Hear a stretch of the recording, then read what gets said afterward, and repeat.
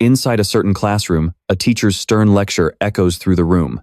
Look at me, everyone, look at me. If you don't look at me, how will you ever know what a monster looks like? Right at that moment, Meng Chao bolted upright from his daze, staring blankly at his surroundings. I'm not dead? The college entrance exam? I'm actually alive, and I've traveled back in time to my high school days before the big exam? Wait, so does that mean I still have to take the college entrance exam? Man, I'd rather just die. Even though he had just come back to life, Meng Chao clearly had his priorities all wrong. As he stood there dazed, stressing over the exam, the teacher glared at him with pure, murderous intent and roared, "Meng Chao, if you want to sleep in class, fine, but don't you dare disrupt your classmates." Seeing his teacher, Meng Chao's jaw dropped in absolute shock. "Mr. Yan, aren't you supposed to be dead?" "No, wait, he is still alive." The entire classroom instantly fell dead silent, and his classmates froze in complete disbelief. Only Meng Chao's best friend let out a quiet, heavy sigh. "You really are the ultimate madman of Class 6. Don't worry, buddy. I'll make sure to throw you a grand funeral." By now, Mr. Yan was absolutely fuming, trying his best to keep his hands to himself. "Meng Chao, care to explain yourself?" Feeling the overwhelming murderous intent radiating from his teacher, Meng Chao snapped out of it, immediately standing at attention and bowing 90 degrees. "Mr. Yan, I just had a terrible nightmare. I dreamed that hordes of bizarre monsters swarmed and attacked Dragon City, and our century-old home was destroyed in the blink of an eye. I was so panicked that I jolted awake, and, well, Mr. Yan, in my dream, you were actually a highly respected martyr. I swear, it's the absolute truth." Hearing this ridiculous excuse, Mr. Yan's eyes flared with rage, and he unconsciously crushed the monster skull in his hand until it cracked. He growled, "So, in your dream, Dragon City fell, and I died too?" Meng Chao thought about it carefully before replying, "Well, actually, you died without any pain at all, sir. It was very peaceful." In his head, the gruesome image of Mr. Yan's death was still vividly clear. He was torn to shreds in a split second, so it probably didn't hurt much, right? Hearing this answer, Mr. Yan gritted his teeth, completely crushing the monster skull to pieces. Dragon City destroyed? Ridiculous. Go stand against the wall right now. Head up, chest out, and stick your butt out. Still holding his bow, Meng Chao only looked up and asked, "Mr. Yan, how am I supposed to stick my butt out if I'm standing flat against the wall?" The moment he saw his teacher glare at him, Meng Chao quickly shut his mouth. He knew damn well that if he uttered another word, his punishment would be a whole lot worse. Then, Mr. Yan paced toward him and demanded in a booming voice, "Meng Chao, speak up and tell me. 50 years ago, when Dragon City transmigrated to this alien world, plagues ran rampant and zombies overran the streets. Did Dragon City fall back then? After the zombie plague, toxic fog covered the land and monstrous beasts attacked, wiping out 1/3 of our population. Countless brave martyrs fought to their last breath, carving out a path to survival from the very jaws of those beasts. Tell me, did they ever surrender? Did Dragon City perish?" Mr. Yan roared right in Meng Chao's face. Instantly, Meng Chao stood at attention and shouted back, "Sir, no, we never surrendered. Dragon City has not fallen." Mr. Yan then turned his gaze to the rest of the class, raising his voice to fire them up. "Listen to me carefully, all of you. Once the fog clears, our arsenal will sweep through this world like a devastating storm. We will make the glorious civilization of Earth illuminate the skies of this entire alien world. How could a dragon city like this ever be destroyed by a bunch of pathetic alien creatures? In this world, we Earthlings are the absolute fiercest creatures alive." Hearing this, a passionate fire instantly ignited within the students. That's right, we Earthlings are the fiercest, and sooner or later, we'll conquer this entire alien world. One of the students stood up and proudly declared, "Mr. Yan is absolutely right. We must cultivate as hard as we can, become the strongest, and dedicate our power to Dragon City. How could anyone be so terrified of the enemy and spend all day worrying about our downfall? I'm sure that, aside from a few pathetic cowards, the rest of us are all on the same page here. Victory to Dragon City! Victory to Earth!" The entire class cheered in agreement, chanting the slogans over and over. On top of that, a few students even mocked Meng Chao, whispering, "How did Meng Chao end up so pathetic anyway? He always sleeps in class and ranks dead last." Well, you can't really blame him. His cultivation went wrong and he got severely injured. If that happened to you, wouldn't you end up the same way? Hearing this, Meng Chao frowned in annoyance. What the hell? Are you trying to pick a fight with me? Do we even have beef? Wait, actually, we do. In my past life, I missed the college entrance exam because this guy beat me to a pulp and severely injured me. Plus, I'm pretty sure this traitor even turned his back on Dragon City and sided with the alien races when they invaded us. The moment he remembered this, Meng Chao couldn't hold back anymore. Without a shred of hesitation, he walked straight up to the class monitor. Seeing him approach, the class monitor was a bit taken aback. This guy's eyes looked completely different, unlike his usual clueless self. But to everyone's surprise, instead of getting angry, Meng Chao clasped his hands and bowed. Class monitor, that was incredibly well said. You've completely opened my eyes. I'm so deeply moved. Thank you, Mr. Yan and class monitor, for pointing out my mistakes. From this day on, I promise to stand firm, train as hard as I can for the rise of Dragon City in this alien world, and give it everything I've got. Giving it everything he had. Seeing how sincere Meng Chao was, Mr. Yan finally lowered the sword in his hand. At least you have some self-awareness. You need to learn more from Xiao Cao. Now go, get to the back of the room and hold the hibernating dragon stance until the end of class. Seeing Meng Chao agree without hesitation, Chu Feixiong broke into a cold sweat. That kid Meng Chao has been slacking off on his 9 great stances lately. This 10th stance, if he tries to hold it for half the period, he is going to end up in the infirmary. Meanwhile, Meng Chao walked to the back of the class, scratching his head in confusion. The hibernating dragon stance. It seemed so simple. It has been a long time since I got out of that nightmare though. How do I actually do it again? Seeing him struggle, his classmates started mocking him. Stop trying to act tough. Just beg the teacher for mercy. Who is he trying to fool with that simple act? You will be crying your way home soon, loser. And here I thought Mr. Yan was being brutal. Honestly, he got off easy. Xiao Cao kept up his gentlemanly facade, but he was laughing on the inside. A rotten apple spoils the bunch. He brought this on himself.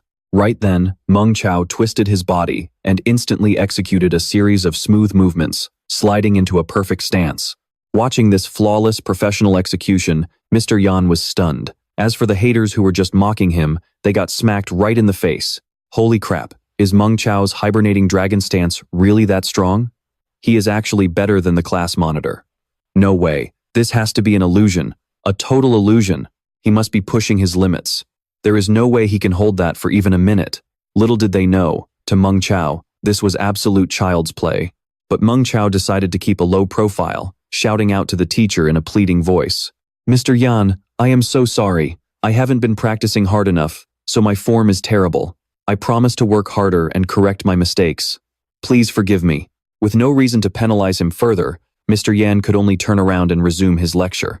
At this point, Xiao Cao was absolutely fuming, though he tried his best to look calm. Meng Chao, since you want to ruin my mood, I will make sure you regret this. As the top student in the class, losing to the guy at the very bottom was a bitter pill he just couldn't swallow. Right at that moment, a notification window suddenly popped up in front of Meng Chao. Kindling synchronization complete. Host identity confirmed as the kindling bearer. Looking at this, Meng Chao suddenly recalled the terrifying scene right before his death. Wasn't this flame the exact same fire from his nightmare when Dragon City was destroyed? The one that erupted from the city center and merged into his body? While Meng Chao was still in a daze, more notifications flashed in succession. Congratulations, you have become the kindling bearer of civilization. May the hosts do their best to spread the fire of civilization. Initial bonus, 10,000 contribution points. Scanning. Host's body has chronic internal injuries and lacks mastery of any basic skills. Would you like to automatically allocate your initial contribution points to upgrade your body to its peak state? Even though he had no clue what was going on, Meng Chao boldly agreed. Instantly, he felt a dramatic shift in his body. The internal injuries from last year's training mistake, which had baffled even the best doctors, were actually healing on their own. I can feel my shattered meridians slowly reconnecting. Oh, this feels so good, don't stop. And it didn't stop there. The Kindling System consumed 3,500 contribution points to upgrade his basic Reckless Bull Force, all the way to expert level. Memories of the Reckless Bull Force from his past life flooded into Meng Chao's mind. Just as he was basking in this incredibly euphoric feeling, everything suddenly stopped, leaving Meng Chao completely dumbfounded. Why did it stop? Keep going, Kindling. Keep upgrading, don't stop. I have a whole mountain of contribution points. but that was just wishful thinking. A system notification immediately slapped him in the face. Remaining contribution points. 3. Points insufficient. Unable to continue upgrading. Please accumulate more points. 10,000 points? Gone just like that? Meng Chao's whole body trembled as he began to beg. Come on, just upgrade my reckless bull force to master level first. I'll write you a promissory note. But of course, the Kindling System wasn't having any of it. Access denied. The flame of civilization must grow. The stronger the civilization, the stronger the kindling bearer. Increase your civilization's strength and make contributions to unlock more power and missions. Even after reading that, Meng Chao still had no idea how to earn contribution points. He stood there, lost in thought, pondering this puzzle until the final bell rang. The moment class was dismissed, his classmates stared at him, their jaws dropping in utter disbelief. Holy crap, he actually held it the entire time. If your form is perfect, it does wonders for your vitality and focus. It looks like the genius Meng Chao is finally making a comeback. But in reality, Meng Chao was right on the verge of collapsing. He was starving, so hungry his stomach was practically eating itself.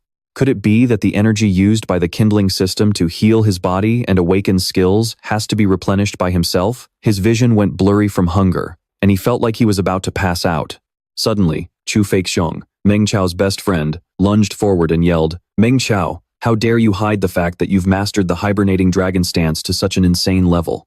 With just one look, Meng Chao instantly recognized his best friend. Seizing the opportunity, he leaned in and whispered, "Quick, fat bear. I forgot my wallet today. Buy me a meal, and I promise to treat you to 2 meals tomorrow and the day after." Hearing this, Chu Feixiong immediately sensed something fishy. He quickly pushed Meng Chao's hand away and asked, "Are you for real? Since when did you become so generous? And we'll get points." Meng Chao pointed at himself and said confidently, "Look, we're literally brothers from different parents. Why would I ever lie to you?" Chu Feixiong was suspicious at first, but he quickly grinned and locked his arm around Meng Chao's neck. "True. Besides, the whole class heard you. There's no way you dare to back out now." And just like that, Meng Chao's plan succeeded. As soon as they reached the convenience store, he immediately dove into the food, stuffing his face to fill his starving stomach. Watching this, Chu Feixiong was practically in tears from heartbreak. He couldn't take it anymore and stepped in. "Meng Chao, are you even human? You're a total beast. You just ate 2 weeks' worth of my allowance in one sitting. Do you know that? I'm going to kill you." But instinctively, Meng Chao just waved his hand and sent Chu Feixiong flying. It looked like the skills he got from the Spark system were the real deal. Knowing he had been tricked but unable to win a fight, Chu Feixiong could only sulk and run back to class. After finishing his meal, Meng Chao leisurely strolled back to the classroom. On his way back, he gave a helping hand to a cleaning lady nearby. Right then, the Spark system popped up once again. Helping others, promoting justice for Dragon City, contribution points plus 0.001. Meng Chao was a bit surprised by this way of earning contribution points. He didn't expect it to be this simple. Back at school, Meng Chao froze, staring blankly at a group of female students playing around together. Seeing this, Chu Feixiong tapped him on the head and warned him, "Are you trying to get killed? Why are you staring at them like a total pervert?" With a thoughtful gaze, Meng Chao stared ahead and said, "Fat bear, you just don't get it. I finally realized that this peaceful daily life is truly worth fighting to protect." Chu Feixiong completely misunderstood him, blushing as he looked in the same direction. "I seriously can't with you. You always act so shameless yet so incredibly calm about it. Stop staring. Did you really dream about killing old Demon Yan and destroying Dragon City earlier? What about me? Did I get to be a great general in your dream?" Hearing that, Meng Chao shouted back angrily, "When did I say I destroyed it? I just saw some shattered fragments. As for you," looking at Chu Feixiong's innocent eyes, Meng Chao couldn't bring himself to say any more. How could he tell Fat Bear that in the end, he would only be a low-level soldier on the front lines? Or that, as the monsters evolved, even more ferocious beasts would appear? Or that we're already doomed to destruction before we can even clear the tutorial stage? Along with my dad and mom, Meng Chao clenched his fists, not knowing what to say. Finally, he looked straight at his best friend. "Fat Bear, remember? I used to dream of passing the college entrance exam and becoming a superhuman, while you wanted to join the military and become a general. We're definitely going to make our dreams come true. Let's push our limits together during these last 50 days. But in reality, it would be Meng Chao carrying him. After all, Fat Bear had met a tragic end in his past life. And just like that, the two resolved to move forward together. Right after break was the literature class that the entire class had been looking forward to. While the class sat quietly waiting for Mr. Huang, Zhuo Haoran suddenly made an announcement. Mr. Huang is sick. Everyone line up and follow me to the self-study room to review. Hearing this, everyone was deeply disappointed. What is this? That same old excuse again? Give us back, Mr. Huang. Give us back our literature teacher. I heard back on our home planet Earth, kids our age had over 20 literature classes a week.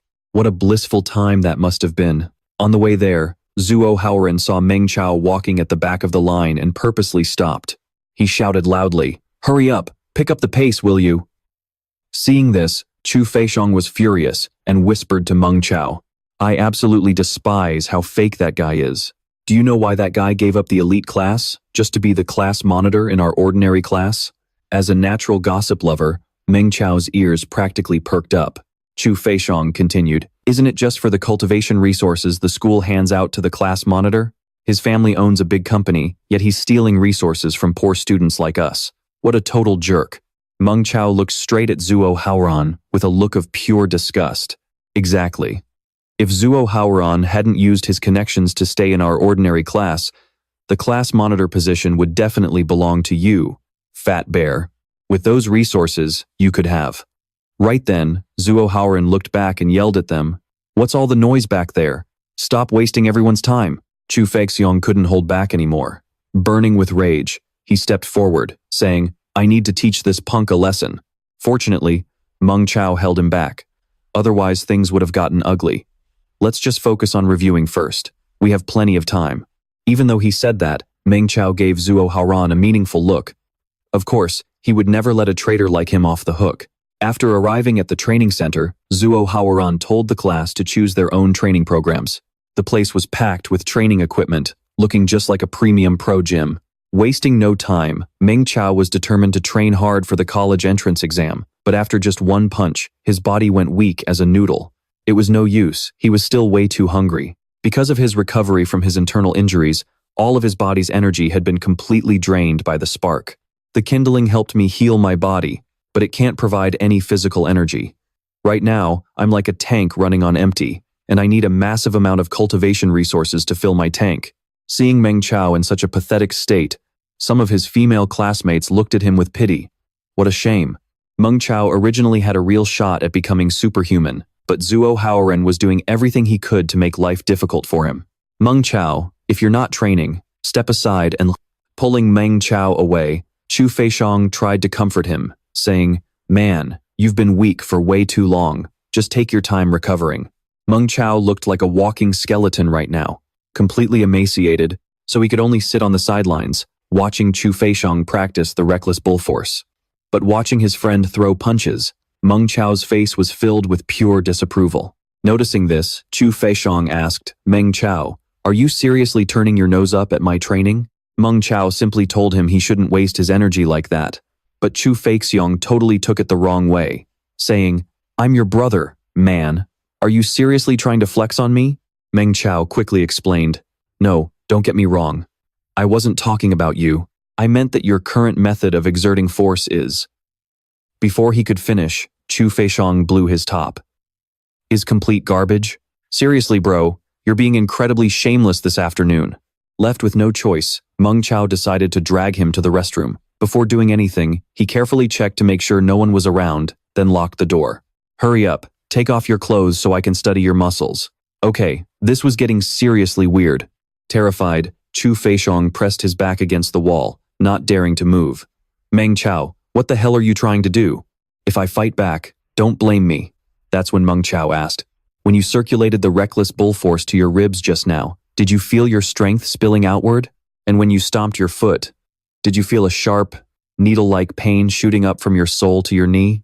Having all his symptoms accurately pointed out, Chu Feixiong stared at him with his mouth wide open in shock.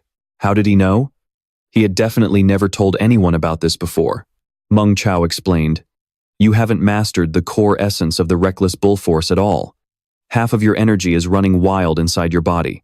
If you keep training like this, getting osteoporosis will be the least of your worries." Hearing that, Chu Feixiong threw himself at Meng Chao's legs, crying and begging, Meng Chao, you have to save me.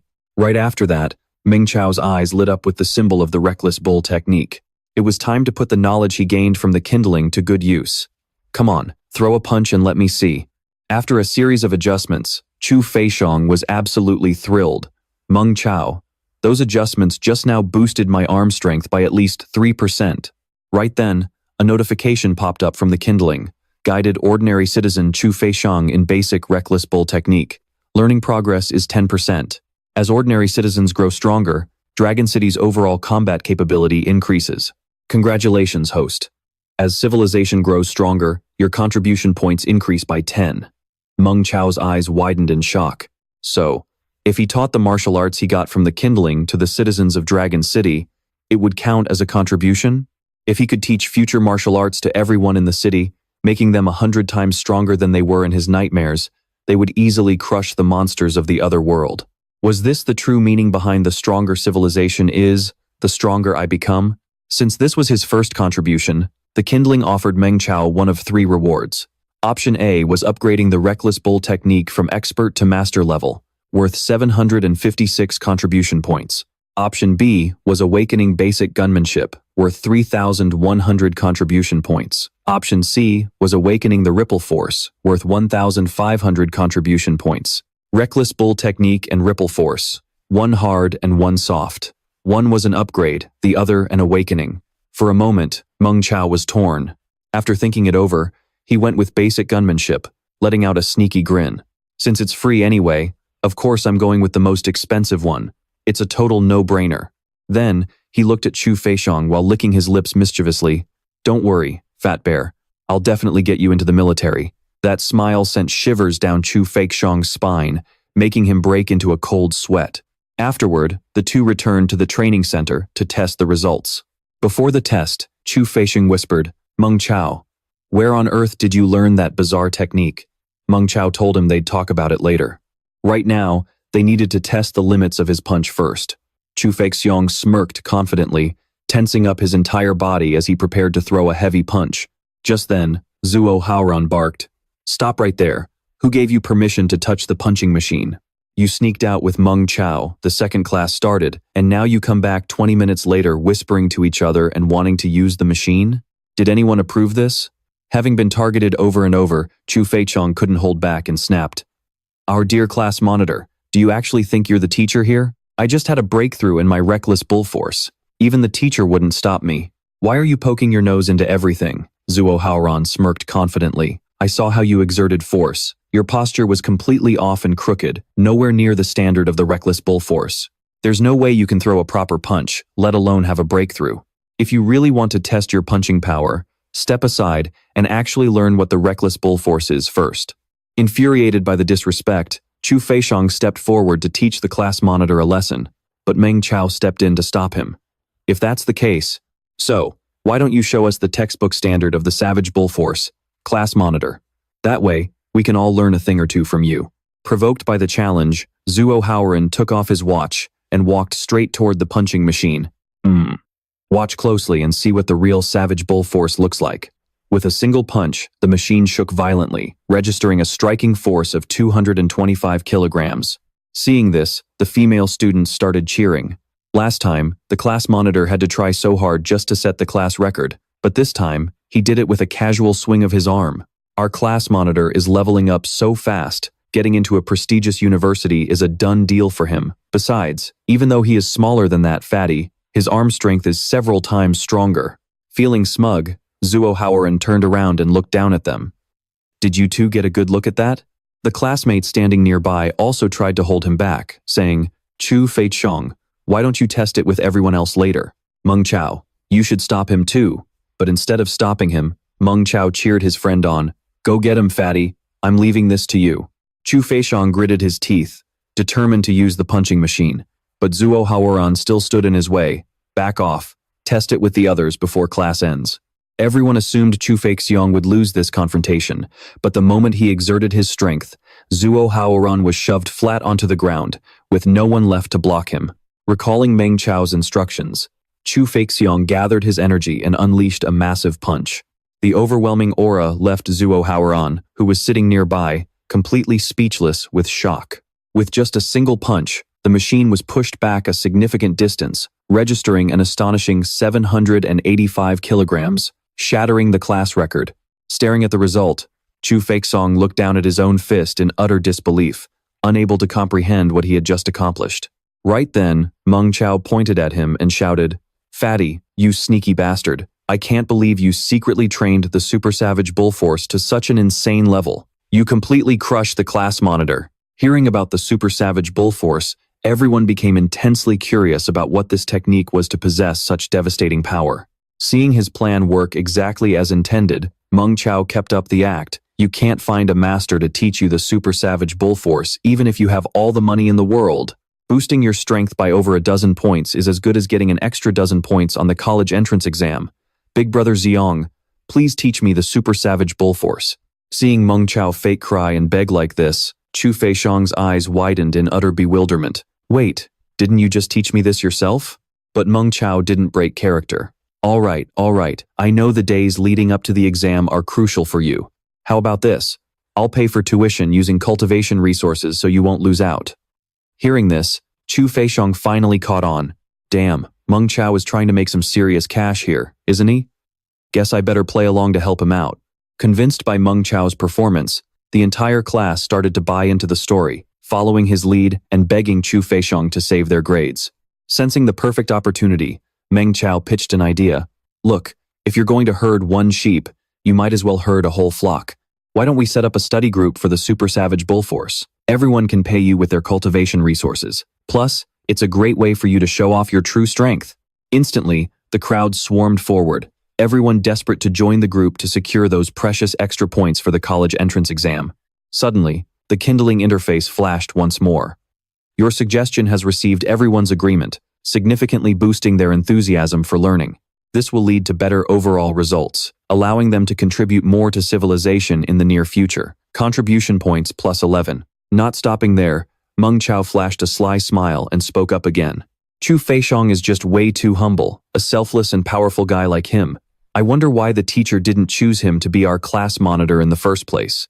Instantly, all eyes turned toward Zuo Haoren, who was still sitting awkwardly on the floor. As Zuo Haoren glared back with pure resentment, Meng Chao suddenly extended a hand to him, saying, "Hey, class monitor, I was just talking nonsense. Please don't take it to heart." Zuo Haoren pulled his hand back, stood up on his own, and forced a friendly smile. "Of course not. As the class monitor, my only goal is to support everyone." But deep down, he was absolutely burning with rage. "The college entrance exam is just around the corner, and I will make absolutely sure you never get into a university for the rest of your life." Later that evening after school, Meng Chao and Chu Feixiong sat down to divide the cultivation resources they had collected from their classmates. "Meng Chao, you should take all of this. You've missed out on a whole year, so you need it way more than I do." But no matter what, Meng Chao insisted on a 70-30 split. With no other choice, Chu Feixiong accepted his friend's generosity and couldn't help but ask about this mysterious technique. Naturally, Meng Chao couldn't tell him the truth, so he quickly made up an excuse, saying he had found it on the Omnipotent Science Forum. "But don't worry, I've thoroughly researched this Super Savage Bull Force, so there won't be any issues. If you're still worried about something going wrong, you can just tell everyone that it's still a trial version. Either they accept the risks or they don't participate. We're just offering a little help. It's not like it's mandatory." Hearing this, Chu Feixiong knew exactly what to do, said his goodbyes, and took off, leaving Meng Chao standing all by himself, staring blankly at the scenery before him. Dragon City. I used to hate the dense fog because it felt like a cage sealing this entire city. The buildings in Dragon City are packed way too closely together, the streets are too narrow, and the pressure of cultivation is just too overwhelming. Just like any other teenager, I used to sneakily read books and watch movies about Earth. Back there, students only had 2 gym classes a week, but dozens of literature and math classes, and adults only had to work 8 hours a day to earn plenty of money, buy huge houses, and live in absolute luxury. But Earth, it's a home we can never go back to. With tomorrow's nightmare looming, the city right in front of him is his only home now, and he has to protect it at all costs. Before he knew it, tears were streaming down Meng Chao's face. He swore right then and there that he would never let the apocalypse from his nightmare become a reality. Checking the spark, he saw his contribution points climbing rapidly. It seemed the reckless bull technique was working wonders for the ordinary citizens. The overall combat power of Dragon City was rising fast. Right at that moment, a loud announcement echoed across the sky. Attention all citizens. This is an urgent update from the Municipal Meteorological Bureau. Heavy fog will roll in tonight, and monsters are expected to breach the city limits. The monster activity will be highly concentrated, with the primary target predicted to be the refinery in North City. The Survival Committee has ordered the Dragonsteel Group to immediately enter Level 1 combat readiness, while all other sectors prepare for Level 3 combat. Every citizen must stay alert, prepare for battle, and always remember who we are. We are the expeditionary force of Earth. We are one with our home world. Dragon City will prevail. Hearing this broadcast, Meng Chao's eyes widened in sheer shock. He immediately rushed home. Being from a poor family, he had to squeeze onto a cramped, crowded bus, a far cry from the wealthy Zuo Haoran, who rode in luxury cars. A short while later, the bus reached his stop. Meng Chao looked up at the familiar scenery and smiled with pure relief. He was finally home. As he walked through the rundown, bustling market, warm memories came flooding back. The noisy, lively sounds made everything feel so real, grounding him in the simple warmth of everyday life. Just then, a voice called out from behind him, "Big bro, hurry up and help me out. I'm absolutely exhausted here." Seeing his little sister, Xiao Cao, Meng Chao smiled warmly, but suddenly, an intense pain shot through his head. Flashes of the future flooded his mind, depicting a terrifying figure who brought endless darkness wherever she walked, the Black Darkness Witch. The memory of being stomped under his sister's feet was burned deep into his mind. It took Xiao Cao calling out to him over and over to finally snap him out of it. Cold sweat poured down Meng Chao's face as he recalled the vision. He turned to his sister and asked anxiously, "Xiao Cao, tell me the truth. If you ever got insanely powerful, would you stomp me under your feet?" Xiao Cao gave him a sweet smile and replied, "Oh my gosh, my dearest, most beloved big brother, what on earth is going on inside that head of yours? How could I ever be so cruel to you?" But behind her sweet and innocent facade, she was laughing like a maniac on the inside. "Haha, you guessed it. If I ever get superpower, the very first thing I'm doing is stomping you into the dirt. Take that, you annoying big brother. Stomp, stomp, stomp. Ha ha ha." But despite her playful banter, Meng Chao was still deeply worried. Something's not right. There has to be a reason why Xiao Cao becomes the Black Darkness Witch in my nightmare. But what could trigger it? Just to be safe, he probed further. "Let me ask you this. Do you secretly hate me or have any grudges against me?" Just like before, while she swore up and down that she was completely happy with him, her inner thoughts were screaming with complaints. Sensing her inner mischief, Meng Chao didn't hesitate to tease and mess with her like he always did. "That's for stomping on me as the Black Darkness Witch in my nightmare. I'd better tease her while I still have the upper hand. Since I was given a second chance, I'll never let her walk down that dark path and become a terrifying witch that everyone fears. I'll make sure you get to be the happiest, most beloved little princess in the entire world." Squabbling and laughing, the siblings made their way inside. The second they crossed the threshold, Xiao Cao ran to their mother to tattle on him. Seeing his mother hobbling out on crutches, holding a fresh plate of his favorite spring rolls, tears welled up in Meng Chao's eyes. After witnessing the horrors of the apocalypse, being reunited with his loving family brought him unspeakable joy. Just then, his father opened the door and walked in. "Look at you, being so disrespectful. I could hear you complaining about your brother all the way from the street. Now, go turn on the TV and let's check the battle live stream." Xiao Cao quickly turned on the TV just as she was told. The news anchor reported, "At 8:50 p.m. tonight, our military assault team will finalize the defensive perimeter in the Northern District. This steel cancer is the most advanced, state-of-the-art war machine developed by Dragon City. The beasts of the other world will soon be crushed under Dragon City's unstoppable iron tide." The broadcast then cut to a professor explaining the monster's weak points. Having heard this lecture 1,000 times in school, a bored Xiao Cao quickly flipped the channel. The moment Master Luo Wu appeared on the screen, her eyes lit up with excitement, and she literally started drooling. At least, that's what her parents assumed. In reality, Xiao Cao was just eyeing the luxurious studio behind him. It was easily 200 square meters, and she desperately wanted to live in a place like that. Her priorities were definitely interesting. But right at that moment, the power cut out, and the ground began to shake violently. Meng Chao knew instantly, the monsters were here. Right on cue, the emergency sirens began to blare. "Attention Tianfu Gardens. We are establishing a defense perimeter. All power grid energy is being redirected to support the defensive barriers.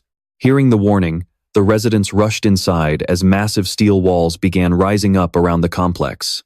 The stronghold was fully secured, standing ready against the oncoming swarm of insect monsters.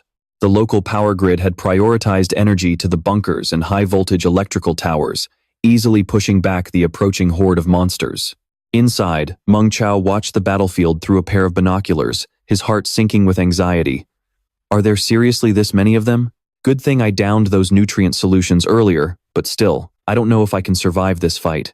Suddenly, his father rushed in, frantically asking about the combat situation. Meng Chao quickly reassured him that everything was fine for now, and still under control. Just then, Grandma Wang walked in with a massive dog, telling them, "You two just keep an eye on things outside. Leave Su Xin and her mother to Daya and me, so don't you worry." But when Meng Chao tried to give her some safety tips, Grandma Wang immediately shut him down with a good scolding. Right then, a massive explosion outside caught everyone's attention. A brand new breed of beast had just joined the monster army. They tore through the high-voltage electrical towers and bunkers like they were made of paper. Seeing this, Meng Chao's father panicked. Those are flying fire beetles, a mutated version of the black armored fire beetles. Chao, these mutants are tough. Wait until they get closer before you shoot. Tonight is not going to be an easy night. With that, the father and son raised their weapons, joining the residents of Tianfu Gardens in the fight. But the monsters were incredibly agile and covered in rock-hard shells, making hitting them a complete guessing game. If things didn't change fast, tonight would be a bloodbath. But right at that critical moment, the fire seed system flared to life. The system chimed, asking if he wanted to initiate his first mutant marksman combat quest. The reward for completing this first combat quest was 1,500 contribution points, plus a free level up for any basic skill. Without a second thought, Meng Chao accepted immediately and put his newly acquired marksmanship skills to work. Seeing Meng Chao frozen in place, Grandma Wang nervously approached him. "Chao, did those bugs scare you stiff? Let Grandma handle this. I used to be a real badass back in my day, you know." But suddenly, Meng Chao fired 3 quick shots, successfully blowing a flying fire beetle right out of the sky. His contribution points instantly went up by 1.1, while his marksmanship proficiency jumped to 25%. Seeing this, Grandma Wang gave his head a playful smack and grinned. "Not bad, kiddo. Those 3 shots were almost as good as your late grandfather's." After that, Meng Chao began picking off the monsters one by one with ease. The longer he fought, the more his muscle memory from his past life flooded back. Seeing his son shooting like an absolute god, his father couldn't help but praise him. Meng Chao just chuckled and replied, "Ever since I got injured last year and couldn't practice martial arts, I've been focusing on my shooting instead." The father and son kept up their relentless assault. As the swarm began to thin out, his dad advised Meng Chao to pace himself and save his energy. But then, a chilling memory from his past life flashed through Meng Chao's mind. Wait, this is wrong. There's still a terrifying, mysterious monster that hasn't shown its face yet. I have to find it before it's too late. After scanning the chaotic battlefield, his eyes locked onto his target. There it is. In his memories, this was the exact beast that had raided their home, ultimately causing his little sister to transform into the dreaded night demoness. Without a second thought, Meng Chao aimed his gun and pulled the trigger. But his bullets couldn't even scratch the beast, let alone take it down. Sure enough, relying on my basic marksmanship, I can't even scratch this thing. To have any hope of killing it, he needed to upgrade his skills to master level, or even perfect level.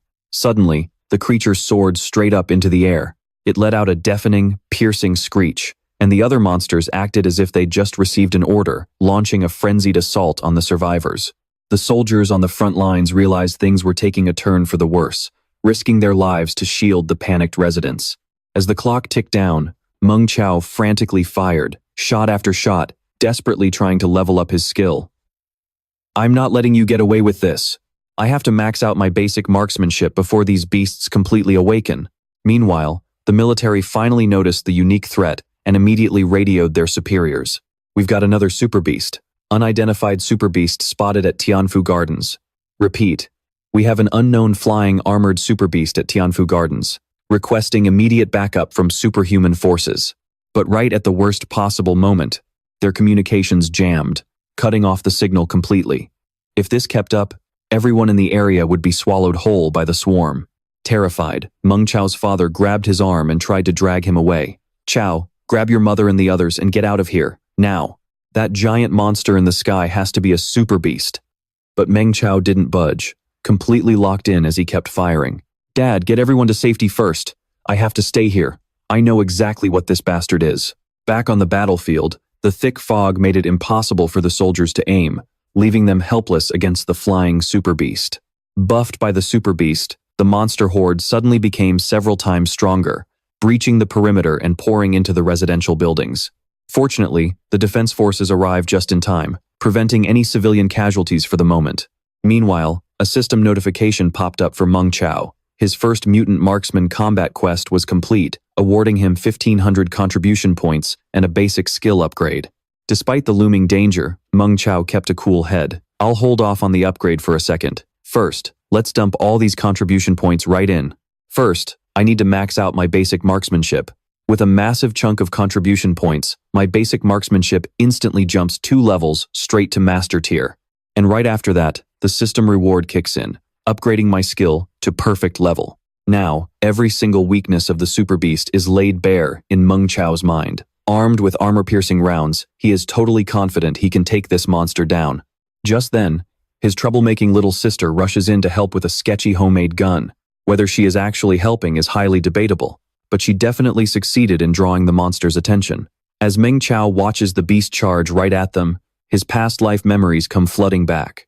In his past life, Xiao Cao tried to help kill the monster too, but the loud gunshots only ended up attracting that terrifying demon. Because of that, Mom was severely injured and had to be hospitalized, which triggered a whole chain of tragedies. Xiao Cao was consumed by guilt, and that was probably when her dark trauma started. This is the very beast that laid waste to his hometown for over 10 years and ruined his family. In this life, I will never let that nightmare happen again. Fuming with rage, Meng Chao puts his life on the line to face it head-on, blasting and injuring one of the super beast's wings. Seeing this, his father panics and yells, "Chao, have you lost your mind?" But Meng Chao refuses to back down. He aims straight at the super beast, waiting for the perfect window. "Dad, trust me." The wounded super beast is absolutely furious now. It opens its massive mouth, gathering a glowing sphere of energy to unleash its ultimate move. And this is the exact moment Meng Chao has been waiting for. He aims straight at the energy sphere and pulls the trigger without hesitation. The sphere takes a direct hit and explodes right in its face, blowing the super beast sky high. The blast sends the super beast crashing into a wall before it slams onto the ground, dead on the spot. Seeing this, the soldiers go wild with joy, their morale instantly skyrocketing. The super beast is down. It's old Meng from room 704. He used to be a sharpshooter in the military. Talk about an old veteran who still has it. Everyone, charge. Let's wipe out the rest of these pests. Now, back to Meng Chao. Because he overused his skills, his energy is completely drained, leaving him with absolutely no strength as he collapses to the ground. I did it. It was absolutely perfect. Right as the monster was about to unleash its ultimate move, I used the spirit energy dispersing bullets inside its body, turning its own power against it. As expected, nightmares can be shattered, the future can be changed, and my destiny is finally in my own hands. Even in that do-or-die situation, Meng Chao still found a way to rewrite his dark future. Just then, Xiao Cao rushes over, clutching a first aid kit. "Brother, please don't die. I haven't even had the chance to ruin your life yet. I mean, repay you yet." Sobbing hysterically, she frantically stuffs medicine down her brother's throat, looking utterly miserable. Meng Chao struggles to open his eyes. Who said I? But before he can even finish his sentence, his sister's rough handling cuts him off. "You're going to be fine. How is it? Do you feel anything? Is your mind clear yet?" She is a true dark witch in the making, absolutely brutal. Worried about her grandson, Grandma Wang also rushes over to check on him. With blood pouring from his nose, Meng Chao still tries to reassure his grandmother before turning to warn his father. "Dad, just tell everyone that you were the one who killed the super beast. Please help me keep this a secret." Only after his father and the others agree to keep the secret does Meng Chao finally let his guard down to rest. It's finally over. He managed to save everyone in this lifetime. But the moment he closes his eyes, a sudden wave of panic hits him as he realizes something is terribly wrong. This isn't right. I haven't received any notification from the Kindling System yet. Could it be? Although his body has reached its absolute limit, Meng Chao forces himself up, dragging his feet step by step toward the super beast. "My body is simply too weak right now. My wounds haven't fully healed, and I can't even harness massive spirit energy yet. Even though I have perfect grade basic marksmanship, along with my past life's memories of the monster's weaknesses and combat instincts, the synchronization between my body and brain is still off. It's going to take a long time to properly train that connection. Because of a tiny error in my timing, that strike failed to completely blow its head off. Could it be that, just like his sister, the beast is already 80 to 90% corrupted? Is destiny truly like a raging, massive river that cannot be diverted by mere human strength? But I'm going to change it anyway. I'll beat it to death with my wild bull power. Fueled by a fierce determination to rewrite his tragic fate, Meng Chao prepares to put his life on the line and finish off this super beast once and for all. Just at that moment, a blinding bolt of lightning pierces through the sky, skewering the super beast's head in the blink of an eye. The one who struck is a superhuman, revered by tens of thousands. The super beast that almost wiped out everything around here is nothing but absolute trash in his eyes. Not wanting to draw any unwanted attention to himself, Meng Chao quickly slips into a corner to check his Kindling System notifications. You have delayed the critical moment for 5 minutes and inflicted severe damage before the superhuman arrived. Played a vital role in the defensive battle against the beast. Contribution points plus 1,978. Due to successfully calming the special citizen, Bai Jiasao, her corruption rate has decreased by 2%. The future chaos level of Dragon City has decreased. Contribution points plus 500. You can now awaken the basic skill, Dragon Snake Power, and the auxiliary skill, Basic Harvesting Skill. This entire ordeal was incredibly close, but the rewards are massive. Finally, Meng Chao can breathe a sigh of relief. Letting out a sigh of relief, they immediately got to work on processing the beast's corpse. If they didn't act fast, the beast's meat and valuable organs would spoil and go to waste. Meanwhile, Meng Chao sat in a corner, slowly recovering his strength. After taking high-energy nutrients and polishing off the food his mom made, he finally managed to stabilize his condition. But redeeming so many things had left him with a lingering, throbbing headache. If the golden-winged raging flame demon eye bug has appeared, it means the monsters are constantly evolving, and this war is about to spiral out of control. I have to get stronger and fast. It seems that relying solely on the muscle memory of a perfect grade skill isn't enough. I need to constantly apply it in real combat to achieve true unity between my body and mind. But I don't have any cultivation resources. I'm starving all day, my legs are like jelly, and I was completely exhausted just killing a single black beetle. How am I supposed to fight in real battles like this? Thinking about his miserable situation, Meng Chao scratched his head in frustration and sobbed. Given his family's tight budget, they literally couldn't even afford enough food. Just then, Xiao Cao suddenly chimed in, "Big bro, they're still collecting those bug corpses outside. Don't you find that smell disgusting?" Hearing this, Meng Chao instantly remembered a crucial piece of information. Right, harvesting. In my past life, Mom was severely injured by a super beast, and I failed my exams too. To raise money for Mom's treatment and my sister's tuition, Dad brought me into the trade. By constantly harvesting countless monsters on the battlefield, I eventually became a highly experienced veteran harvester. And besides, harvesting actually brings in a ton of cash. At the mention of money, Meng Chao's eyes lit up. Without a second thought, he immediately summoned Kindling to check the exchange shop. Ripple Cloud Force, 1,500 contribution points. Dragon Snake Force, 2,100 contribution points. Basic Harvesting Skill, 998 contribution points. His current contribution balance was 2,478 points. The moment he saw the exchange shop, Meng Chao's eyes gleamed with greed, and he was practically drooling. Talk about a godsend. The basic harvesting skill only costs 998 contribution points. I spent 10 years as a harvester in my past life, so unlocking and upgrading it will be incredibly cheap. Instead of trying to learn something I have no talent for, I might as well stick to what I'm already good at. After redeeming the basic harvesting skill, Meng Chao instantly upgraded it all the way to the expert level. An absolute flood of information rushed directly into his brain. The expert level basic harvesting skill paired with the perfect grade basic spear technique could even trigger a special bonus effect. I definitely made the right call. Right now, most of the monsters from my past memories haven't even evolved yet in this era, which means, when they finally show up, I'll be the one who knows them better than anyone else in Dragon City. Ha ha ha ha ha. Just thinking about it made Meng Chao burst into a sinister, villainous laugh. Xiao Cao, who was standing nearby, got a little spooked. With a creepy laugh like that, he was definitely plotting something evil again. The next evening, Meng Chao's father gathered his tools and gently instructed them. Xiao Cao, go to bed early, you two. I'm heading out to the northern front for some harvesting. Hearing this, Meng Chao immediately volunteered. Dad, I want to come with you. I've thought it over. Since I probably didn't do so well on the exams, instead of wasting time looking for a regular job, I might as well become a harvester. Seeing the determination in his son's eyes, his father gave it some serious thought. Chao is pretty decent with a spear, but his body is just too weak. There is an 80% chance he won't get into college. Although being a harvester is dangerous, it's actually one of the few ordinary professions that gives you a shot at awakening supernatural powers. So, he happily agreed and decided to take his son along to show him the ropes. Suddenly, Xiao Cao grabbed Meng Chao's arm, her eyes shining as she asked, "Are you really going to become a harvester, big bro?" Meng Chao was deeply touched to see his sister so worried about him. Hearing that her brother was taking on such a dangerous job, even the future Dark Witch couldn't help but feel a little anxious. Sibling bonds really are unbreakable, or so he thought. Xiao Cao gave him a shy look and added, "If you run into any more of those delicious black beetles, make sure to bring some back for me to eat, okay?"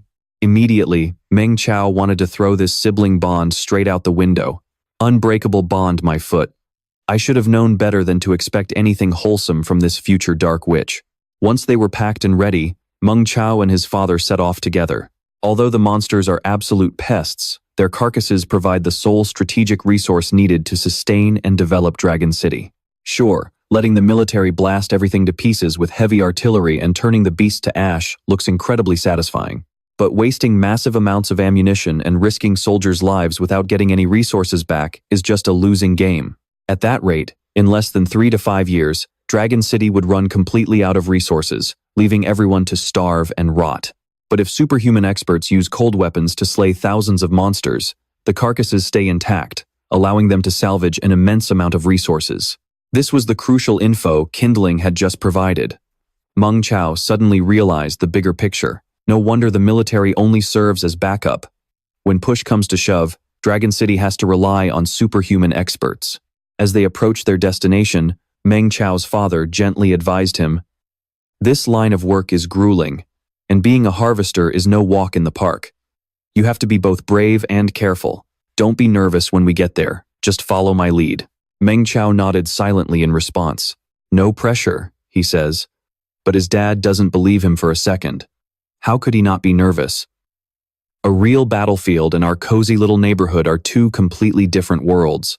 With tens of thousands of monsters and a literal sea of blood and corpses, who wouldn't be shaking in their boots?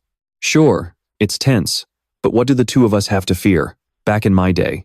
To stop his dad from rambling on, Meng Chao quickly tells a white lie. "I'm really not nervous, Dad." "Okay, fine, I am. I actually really need to pee right now. The scent of high-level beasts must be triggering my nervous system.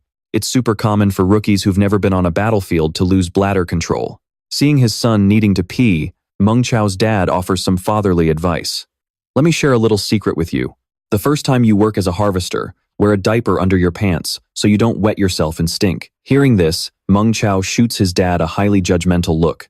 Where on earth is he going to find a diaper in the middle of the night? But to his surprise, his dad pulls one right out. "Look, what do we have here? When we get there, find a corner and put it on. I'll cover for you. There's nothing to be ashamed of." Meng Chao screams internally in utter defeat. "Dad, suddenly I feel super confident about the college entrance exam. I don't want to be a harvester anymore. Just let me go home." But since they've already arrived, there is no turning back. As they step inside, Meng Chao's dad gently reminds him, "Mr. Shen is the head of the company. Whether you get to work as a harvester or not depends entirely on him. So be sharp and on your best behavior." This chubby man is Shen Rongfa, the general manager of the Jusine Resource Recovery Company. Spotting the father and son, he speaks up. "Old Meng, is this your boy?" Meng Chao's dad bows subserviently. "Mr. Shen, we spoke about this before, remember? Please, take a look." Sensing an easy target walking right into his trap, Shen Rongfa starts making things difficult. "How should I put this? You were injured before, old Meng. Given the situation, I really don't know how to explain this to my brother-in-law." Meng Chao's dad gets the hint. He quickly steps forward, grabs the man's hand, and begs, "It was just a minor injury last year. I recovered a long time ago." I'm bringing him in myself. In less than 2 years, he'll definitely be a great asset. Mr. Shen, please, help us out here. Seeing his dad slip a card into Shen Rongfa's hand, Meng Chao's eyes widen in utter shock. Wait, isn't that a Dragon City gold card? There's at least 10,000 yuan on it. How does Dad have so much secret money? Should I find a way to swindle that scumbag Shen Rongfa later and take the card back? The moment the card touches his hand, Shen Rongfa's attitude does a complete 180, and he beams with joy. Alright, fine. Since your harvesting team is just a subcontractor, whoever you bring in to apprentice is your own business. Just one thing. Don't cause any trouble. Annoying me is one thing, but if you bother my brother-in-law, things won't end well for you, got it? Meng Chao's dad feels a chill run down his spine at the threat. Understood. We will absolutely never cause any trouble for you or Boss Tiger, Mr. Shen. Meng Chao, quickly thank Uncle Shen.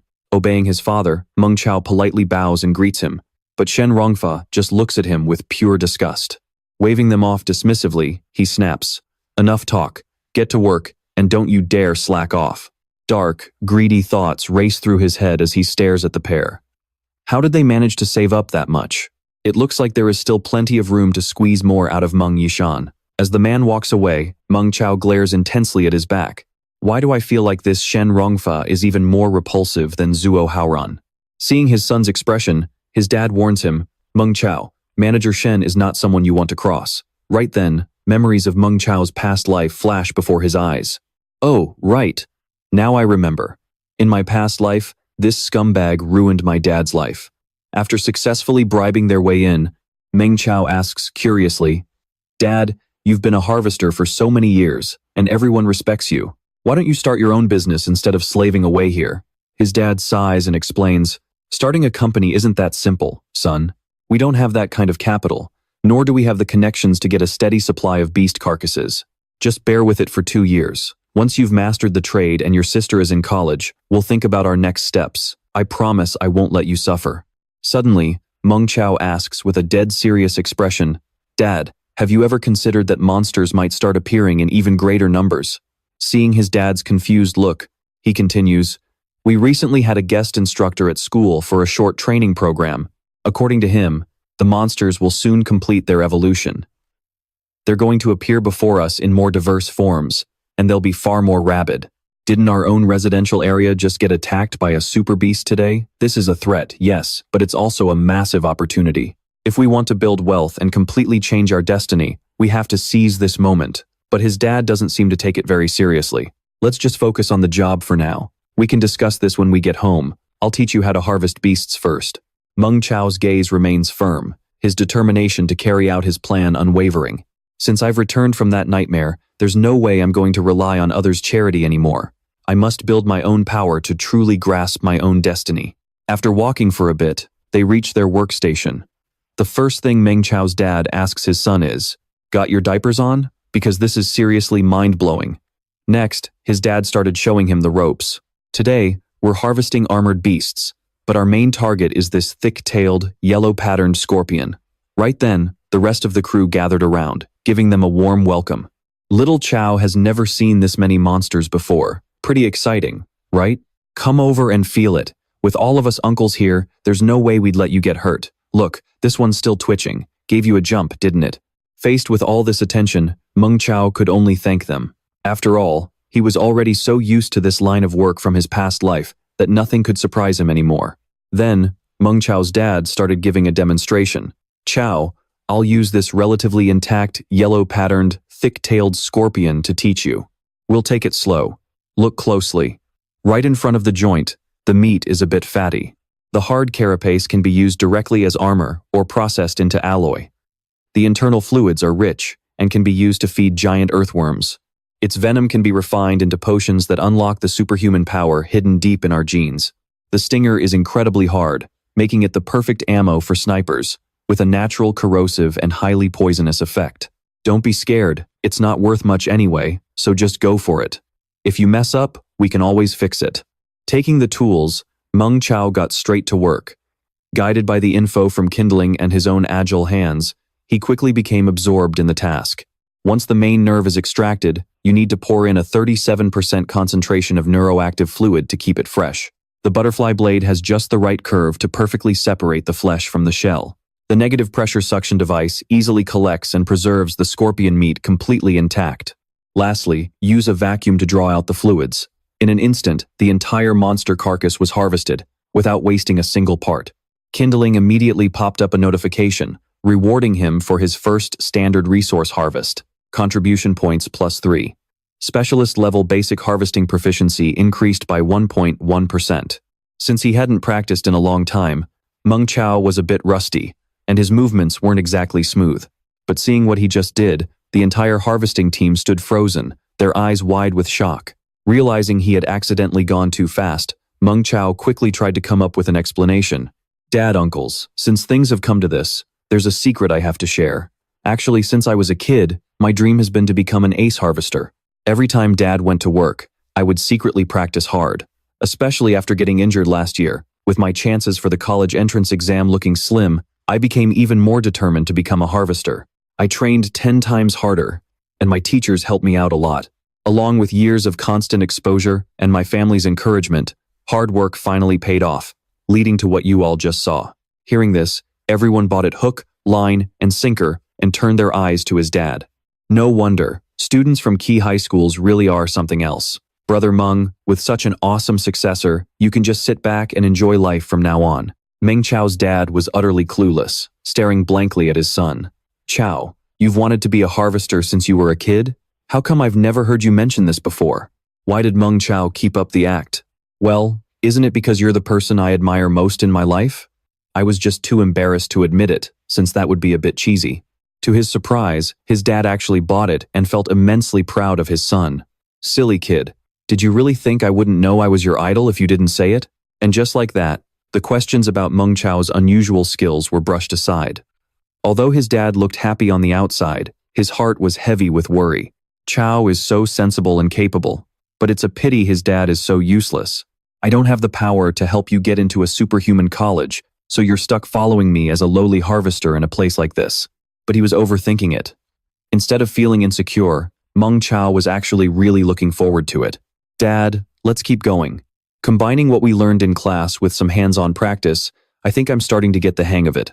As he resumed harvesting, Meng Chao's muscle memory from his past life gradually returned, making his movements smoother and faster.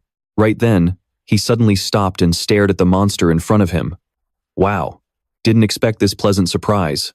Seeing that his son even knew about the golden spirit, Meng Chao's dad was even more shocked. Meng Chao quickly made up an excuse, saying his biology teacher had just covered it in class. He then prepared to harvest the golden spirit, getting scalpel handles number 9, 14, and 22, blades number 5, 8, and 11, along with an armor-breaking dagger and a bone-probing needle. He also prepared a 35% concentration cooling stabilizer, making sure to add 1% mithril to it. There was a high chance of finding high-grade materials inside the golden spirit, so they had to be preserved carefully. Spoken like a true expert. He knew exactly what to prepare at a single glance. But before he could make his move, he was stopped. Meng Chao, leave it there. Superintendent Gu will be here to handle it in a bit. Only then did Meng Chao remember that the complex structure of a golden spirit was only slightly inferior to that of a super beast. Normally, Supervisor Gu or Boss Hu would handle these. But looking at the condition of this golden ghost, he felt a bit uneasy. Checking it again, he suddenly realized something was terribly wrong. The nerves and the neural sphere of this golden ghost had been exposed to the air for way too long. Flesh mutation could happen at any second, or the spirit energy could go wildly out of control. It was basically a ticking time bomb. The others began examining it as well, and they could tell the smell was off. It's not our fault if the materials rot, but if the harvest fails and Boss Hu takes it out on us, nobody wins. Hearing that, Meng Chao got seriously worried. No way, his dad relied on Jushin, and his income was based entirely on performance. This golden ghost is so valuable, there's no way he could just let it go. Glancing at the knife in his hand, Meng Chao decided to take action. Don't worry, you guys take a break and let me help. My teacher actually just taught us how to harvest these golden ghosts. But the moment he started, someone stopped him in his tracks. Meng Chao, stop right there. Just then, Meng Chao's dad stepped in to block the man. I was the one who cut open this golden ghost, so if anything goes wrong, I'll take full responsibility. Hearing that, the guy stopped arguing. There was no point in getting worked up over an old man and a kid. Fine, you guys have fun, but count me out. Afterward, Meng Chao's dad turned to his friends and said, if you guys want to leave, go ahead. Don't stay here and get dragged down by us. But he had completely underestimated his old buddies. Instead of leaving, they all stepped up to help. What are you talking about? Chao is like our own nephew. How could we just stand by and let you two take the fall alone? Sure, we're just a bunch of clumsy old guys, but it's just a golden ghost. We'll manage. Come on, old Meng, don't you dare hog this golden ghost to yourself. If there's money to make, we make it together, and if we get into trouble, we face it together. Not wanting to let everyone down, Meng Chao carefully got to work on harvesting the golden ghost. It didn't take long before he found the crucial material. Dad, pass me the mithril cooling stabilizer fluid. Seeing his masterful technique and how perfectly preserved the material was, even the veteran harvesters stared in absolute shock. No way! This spirit-energized neural sphere is so fresh. Its activity level is at least over 80%. Amazing. Our boy's skills are top-notch. I guess the younger generation really is built different. Seeing his son focus on the material, Meng Chao's dad quickly warned him, Chao, be careful. That spirit-energized neural sphere was just extracted. It's highly active, so any sudden movement could trigger a violent reaction. But on Meng Chao's end, after examining it closely, a mysterious smile crept onto his face. It looked like there was a highly valuable treasure hidden inside this sphere. The others began chiming in as well. Wait, old Meng, when little Chao got injured last year, wasn't the main issue with his spinal cord nerves? And isn't the spirit-energized neural sphere of a golden ghost the absolute best cure for that? Terrified his son might do something reckless, Meng Chao's dad quickly cut in. Chao, don't even think about it. This is loot that hunters had to risk their lives to get. We're just the harvesters here. Before Meng Chao could even explain, his dad cut him off again. I know you really want to get into a top university, and I know how devastating last year's injury was for you. Ultimately, it's my fault for not being successful enough. But no matter how broke we are, we can't just steal other people's things. Seeing his dad so worked up, Meng Chao felt completely helpless. Dad, you're overthinking this. You've got it all wrong. Not wanting to get into a long explanation, Meng Chao just turned around to leave. Dad, let's drop it. I'm heading back to the camp to get some rest. As he walked, he kept thinking of a way to convince his dad and the others to start their own business. He had only walked a short distance when a massive sound echoed. That roar. It's a seven-eyed dragon wolf spider. I've got to check it out. This could be my very first pot of gold. Just thinking about the money, Meng Chao couldn't contain his excitement. But when he reached the spot, he realized someone had already beaten him to it. So he quickly hid in the shadows. Standing next to the beast's carcass, Elder Ning observed and said to his granddaughter, Xueshi, your reverse joint 7 dissections have been coming along nicely lately. This seven-eyed wolf spider is the perfect chance for you to practice. Ning Xueshi nodded and pulled out her harvesting tools. Got it, Grandpa. I'll have this wrapped up in just 8 minutes. Watching her get ready to start, Meng Chao was highly skeptical. Wait, why is she the one doing the harvesting? Unless they have no idea what's actually going on with this seven-eyed dragon wolf spider. Worried for their safety, he decided to reveal himself and yelled out, Hold on, Elder, my name is Meng Chao. My family is setting up a resource recovery company, so excuse the sudden intrusion. Seeing that the kid knew the proper etiquette of a harvester, Elder Ning was surprised. After all, interrupting someone's harvest was a major taboo. If you already know that, young man, then why did you stop my granddaughter from harvesting this seven-eyed wolf spider? Meng Chao quickly explained, Elder, to be completely honest with you, that beast is actually in the middle of evolving. It's a seven-eyed dragon wolf spider, a super beast stuck right between Tier 1 and Tier 2. Right now, its internal structure is extremely fragile. The newly formed venom sac is as thin as a cicada's wing. If it gets damaged, the entire harvest will be completely ruined. If they use this girl's rookie method from earlier, the harvest is guaranteed to be a total failure. Looking at the ID badge in Mansu's hand, Nin Loi Ti sneered. Turns out he was just a low-level harvester. No wonder he didn't even recognize her grandpa's legendary ghost hand technique. But Elder Nin asked warmly, Young man, do you have a master? You just got here and haven't even taken a close look. How can you be so sure it's evolving? Mansu replied confidently. Sir, I've been self-taught for decades. I consider myself a veteran harvester. As for this seven-eyed dragon wolf spider and the regular seven-eyed wolf spider, they belong to the same species, but their death rattles are slightly different. It's actually not that hard to tell them apart. This was a direct slap in the face to a veteran like Elder Nin. Furious, Nin Loithi snapped. Who do you think you're bluffing? A veteran harvester for decades? If my grandpa couldn't even hear the difference, how could a lowly intern like you? Monsieur quickly explained. Sir, I'm telling the truth.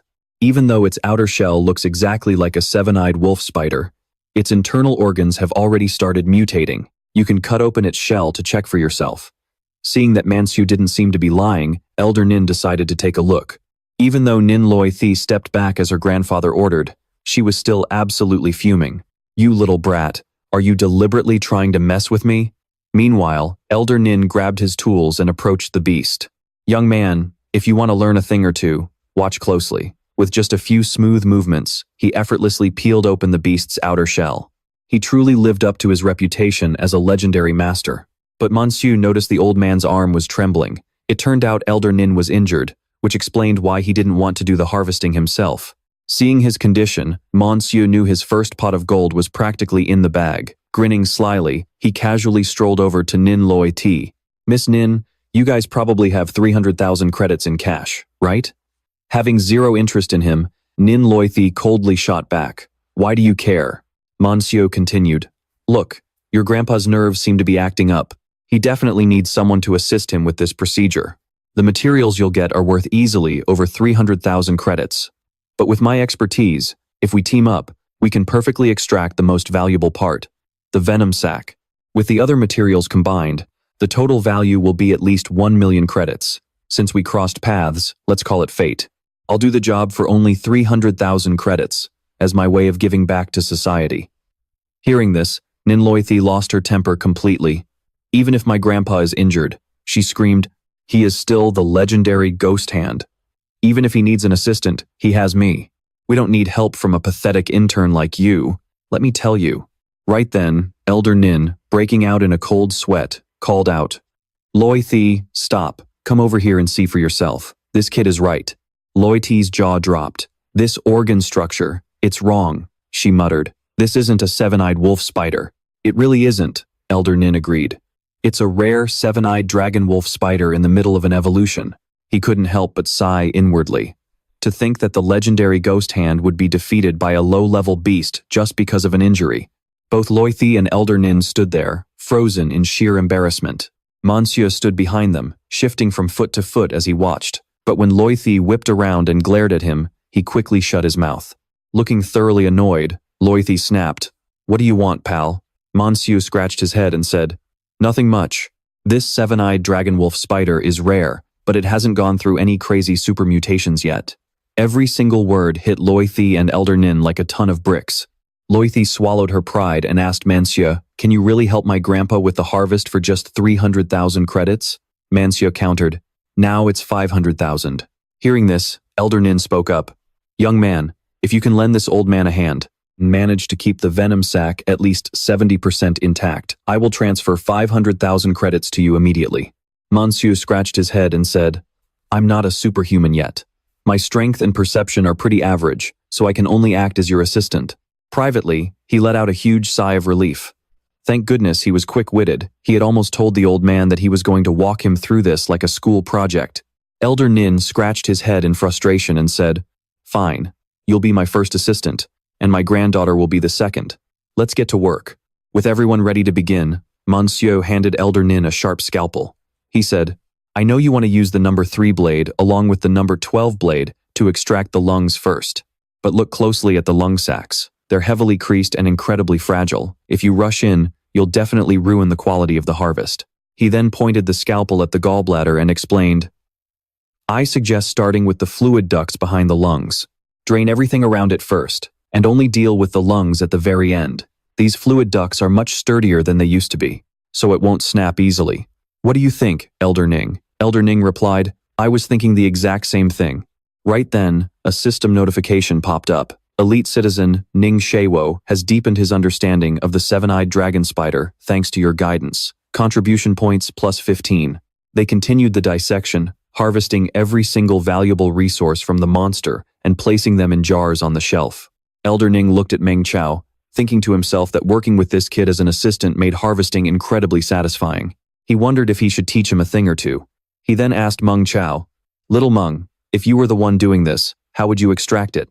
Meng Chao replied, I would go from underneath and strike the center using the fourth style of the 7 anatomical solutions.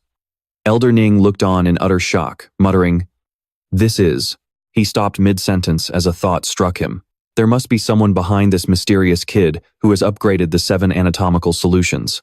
If we use this technique, it would cut the extraction time down to just 5% of what it usually takes. Who on earth is he? Who is his master? What kind of massive research team and powerful faction does he have backing him? The system notified him again. Elite citizen Ning Shaiwo wishes to gain a deeper understanding of the fourth style of the 7 anatomical solutions. Contribution points, plus 55. Meng Chao chuckled to himself. An elite monster's learning ability is truly insane. I only gave a quick example, and he already figured it out.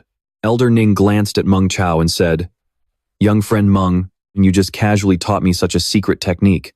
Aren't you afraid your family elders might punish you for this? Meng Chao quickly waved his hands in explanation. I'm sorry. I was just playing around with you two. Please forgive me. I actually have a few unspeakable things when it comes to my master. Before letting me go, my teacher said that skills must be shared. If we want Dragon City to rise, we can never hide our knowledge. Hearing that, Ning Shuethi questioned him. Then why did you ask me for $300,000? Meng Chao explained. Miss Ning, we've only just met, so you might have misunderstood. To me, that $300,000 is my starting capital. Only with that money can I finally build my own team and make even greater contributions to Dragon City. He looked up at the sky and continued, This $300,000 isn't for personal pleasure. It's an investment in a new spark for Earth civilization in this foreign world. Elder Ning looked astonished. As young Meng spoke, he could see a genuine spark in his eyes, a sincere desire to sacrifice for Dragon City. For someone so young to possess such a mindset, it's incredibly rare. Ning Shuethi's face flushed with embarrassment. She thought to herself, I never expected him to have such a strong sense of responsibility. To think I actually doubted him. Our levels of maturity are worlds apart. Meng Chao said, All right, enough talking. Let's get back to work. Elder Ning, I'll help you with the final step of extracting the nerves. But deep down, he was starting to worry. He had no idea if his dad had finished harvesting on his end. He needed to get back as soon as possible. They successfully retrieved the final part of the monster together. Elder Ning then asked Ning Shuethi, Shuethi, how much do we have left in our account? Ning Shuethi replied, We have about $800,000 left. Elder Ning immediately instructed her, transfer all of it to young Meng. Meng Chao looked anxious and said, Elder, that's way too much. We agreed on 500,000.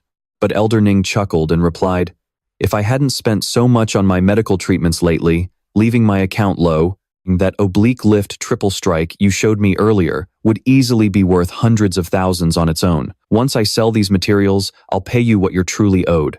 Meng Chao smiled. Well then, it would be rude of me to refuse. Actually, I've also done some research on the other 6 styles of the 7 anatomical solutions. But from what I can see, your injury will take over a year to heal. We can exchange ideas again another day. Elder Ning asked in surprise. Young Meng, you can tell I'm injured? Meng Chao pointed at his hand. I believe it was corroded by the venom of the purple-crowned Viper King, and it's even starting to affect your optic nerves, isn't it? Hearing those words, Ning Shuethi's eyes welled up with tears, and she cried, If you can see my grandfather's injury, why did you say it'll take over a year to heal? This is clearly terminal. Meng Chao looked confused. Terminal? Ning Shuethi looked at him with pleading eyes. Big brother Meng, can you cure my grandfather? Suddenly, a glowing crystal appeared, and a system prompt popped up, unlocking his very first medical quest. It was a 1-month quest with no immediate deadline. The final reward would be determined by Ning Shaiwo's recovery progress, ranging from 200 to 2,000 contribution points. Meng Chao pondered for a moment before replying, I can try, but this unknown snake venom is extremely complex. We might have to try a different approach. But even so, Elder Ning smiled warmly and said, That's already more than enough. Right now, even the doctors have no idea where to start. In his mind, Elder Ning figured that young Meng would surely ask his mysterious teacher for help. If he does that for me, how will I ever repay such a massive debt of gratitude? Suddenly, he spoke up. Young Meng, I remember you saying you wanted to start a resource recovery company. How would you like to sign a monster harvesting contract with the Thunder Squad? Meanwhile, in Meng Chao's head, he was thinking, just a few small jobs from that 5-star superhuman's Lei Ting squad would be more than enough to keep us set for life. He respectfully told Elder Ning, I really appreciate your kindness, Elder Ning. But this Linglong spider's venom sac can't be left with other materials for too long. It needs to be processed immediately. How about you take care of things here first, and then meet me over on Wufu Road later? We can finish our chat then. Elder Ning agreed, saying that worked for him. Right after that, Meng Chao's phone buzzed, alerting him that the payment had gone through. He quickly ran off, waving goodbye to the two of them as he left.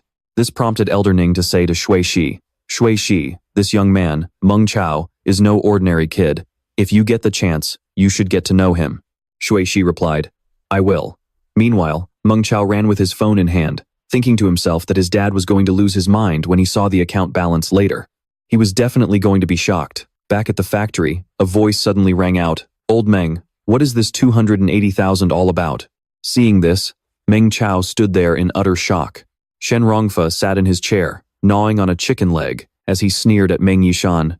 If it's short by even a single penny, Old Meng, do you even want to keep your job? Meng Yishan stood there, looking completely helpless. He stared blankly at the shattered object on the ground. Meng Chao anxiously asked a worker next to him, Uncle Zhou, what happened here? The man replied, Ah Chao, thank goodness you're here. He then explained that Meng Chao's dad had gone to Shen Rongfa to buy a crystallized neurosphere.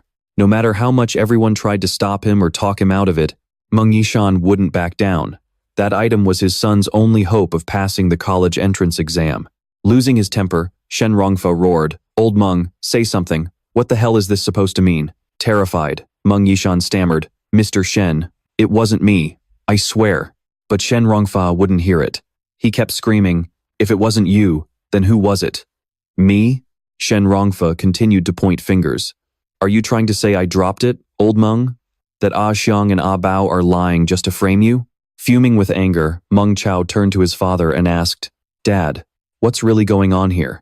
Did we actually break this thing? Meng Yishan replied with a sigh, It's a complete mess, son. It's all my fault. I just wasn't careful. But when Meng Chao squatted down to inspect it, he realized the truth. Shen Rongfa's hands were covered in grease, which is why he dropped it. Meng Chao stood up and said coldly, Manager Shen, since we can't prove who actually dropped it, we're willing to split the cost 50-50, according to the rules. Shen Rongfa sneered, smelling blood. 50-50?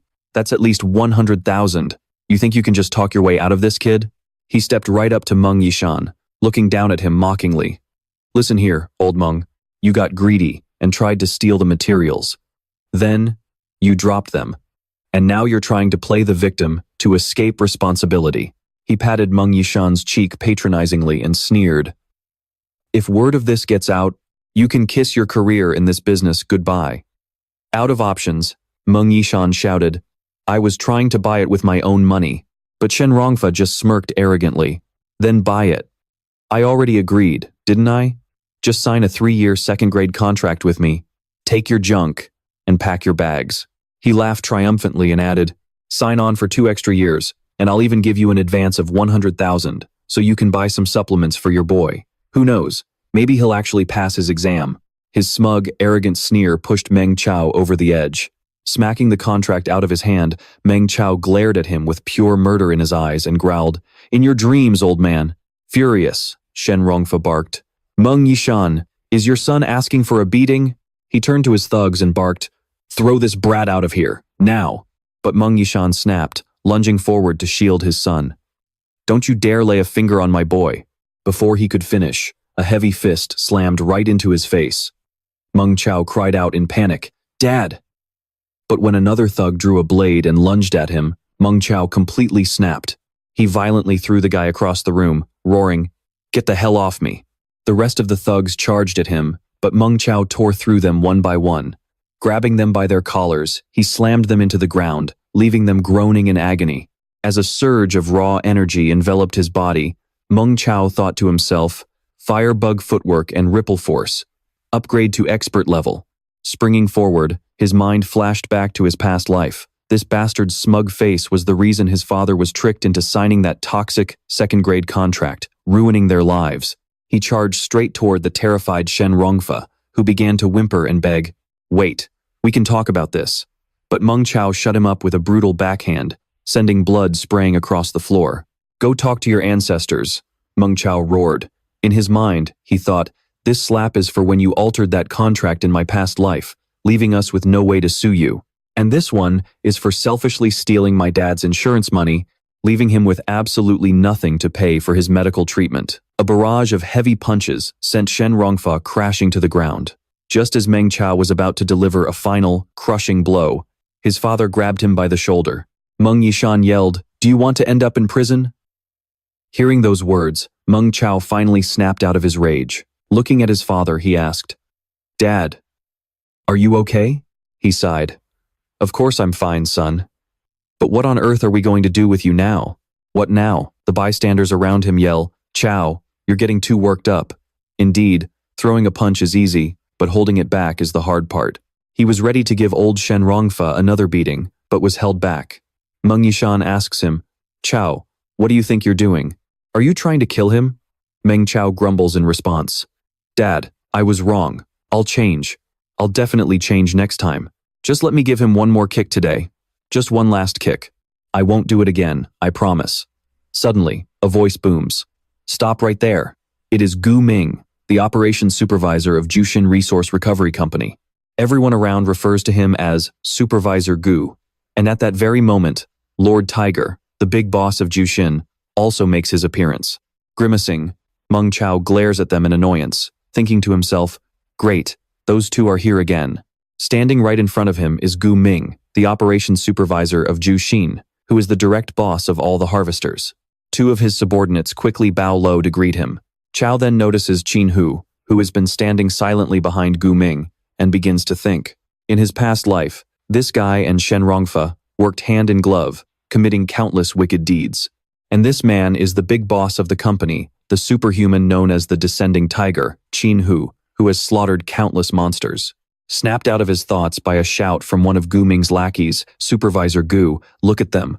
Following the voice, Gu Ming looks over. On the floor is a shattered vial of some unknown fluid, followed by his furious roar, "What? You ruined rare materials, smashed company computers, and had the nerve to assault someone." As he argues with Meng Yishan, the older man can only look away under the barrage of accusations.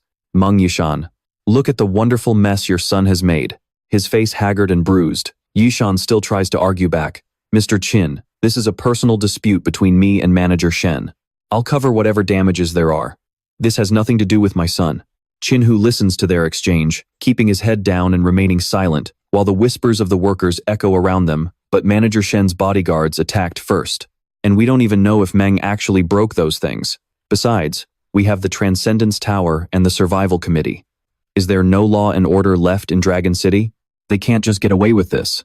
Gu Ming's blood is boiling as he curses inwardly. Damn that Shen Rongfa. Bastard only knows how to cause trouble. If he weren't Lord Tiger's brother-in-law, I wouldn't be catering to his useless ass. He steps toward Chao, leaning in with a sarcastic sneer, setting everything else aside. Manager Shen was indeed beaten by Meng Yishan's son, wasn't he? A kid beating someone this brutally. Once the cops are involved, you're going to face charges. A few years behind bars, and your entire life is ruined. Seeing his son being threatened, Meng Yishan desperately begs, "Please, don't do this." Pointing a finger at him, Gu Ming demands, "Old Meng, look at Manager Shen's injuries yourself. Your son committed a crime. Who are you to say they shouldn't arrest him?" Meng Chao, however, shows no sign of fear. Instead, he challenges them, "If you want to call the cops, you'd better hurry up and get that Shen guy to a hospital first. Let's see what level of injury the medical evaluation actually shows." Gu Ming raises an eyebrow. Is this kid seriously trying to be a tough guy? Just then, heavy, rushed footsteps and ragged breathing sound from behind. Right there stands Qin Hu, dragging the bloated, badly beaten man whose eyes are tightly shut as he gasps for air. Qin Hu's eyes narrow as he says, "A very beautiful ripple force." On the outside, he looks absolutely thrashed, but on the inside, it hurts like hell without damaging a single bone or organ. If you get it checked, it won't even qualify as a minor injury. Ripple force. The man groans, his eyes slowly fluttering open, though his face is so swollen and mangled he's barely recognizable. In a fit of annoyance, Qin Hu throws the fat man aside.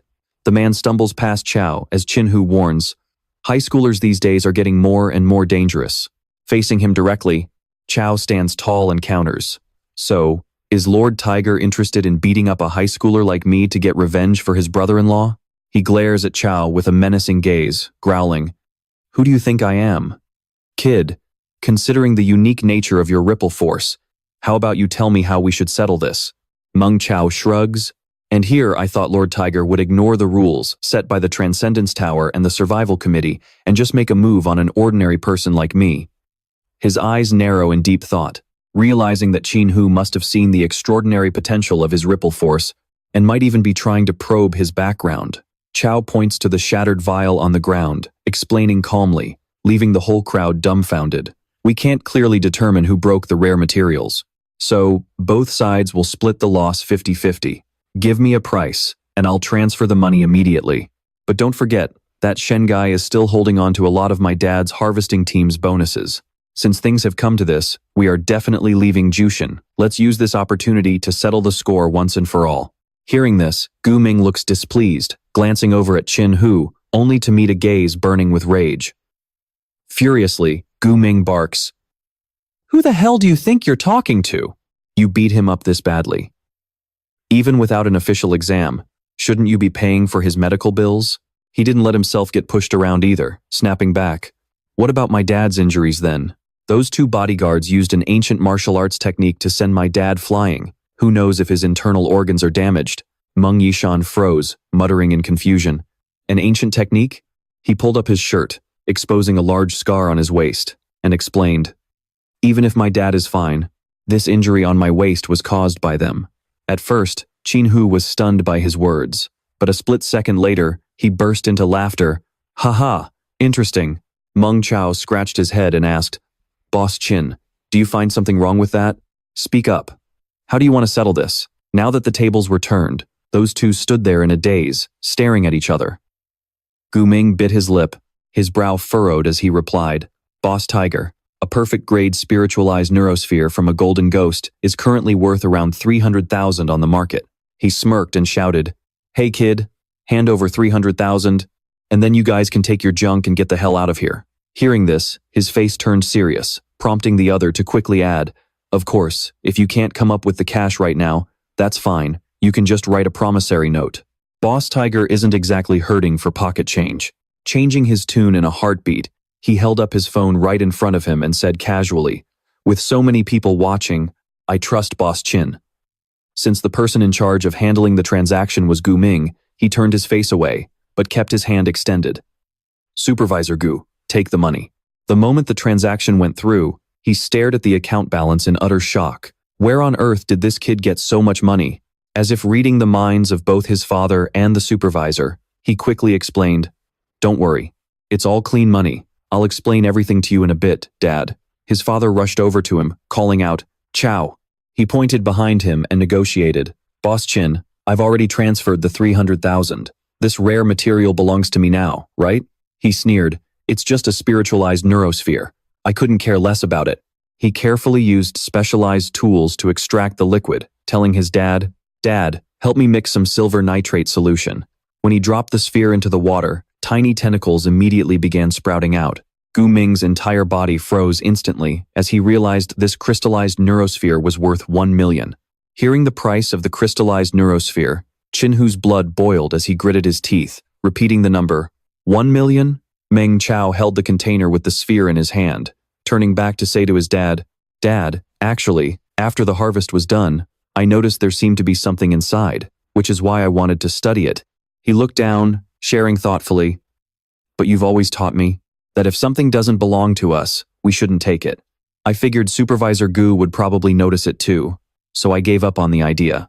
Hearing Meng Chao say that, Qin Hu whipped his head around, glaring at Gu Ming with eyes burning with pure rage, while Shen Rongfa stood nearby, also looking over. Meanwhile, Meng Chao kept talking away. "That includes our conflict with Manager Shen earlier. I listened to you, Dad, and offered to split it 50-50. If there really was a crystallized neurosphere inside, everyone could have made several 100,000. This time, Qin Hu turned his deadly glare toward Shen Rongfa, and Gu Ming did the same.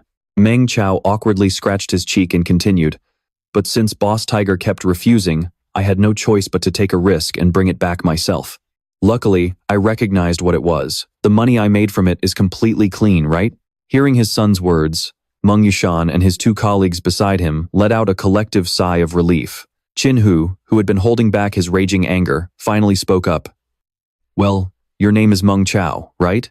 You're an interesting high schooler. I'll remember you. Take your crystallized neurosphere and get lost.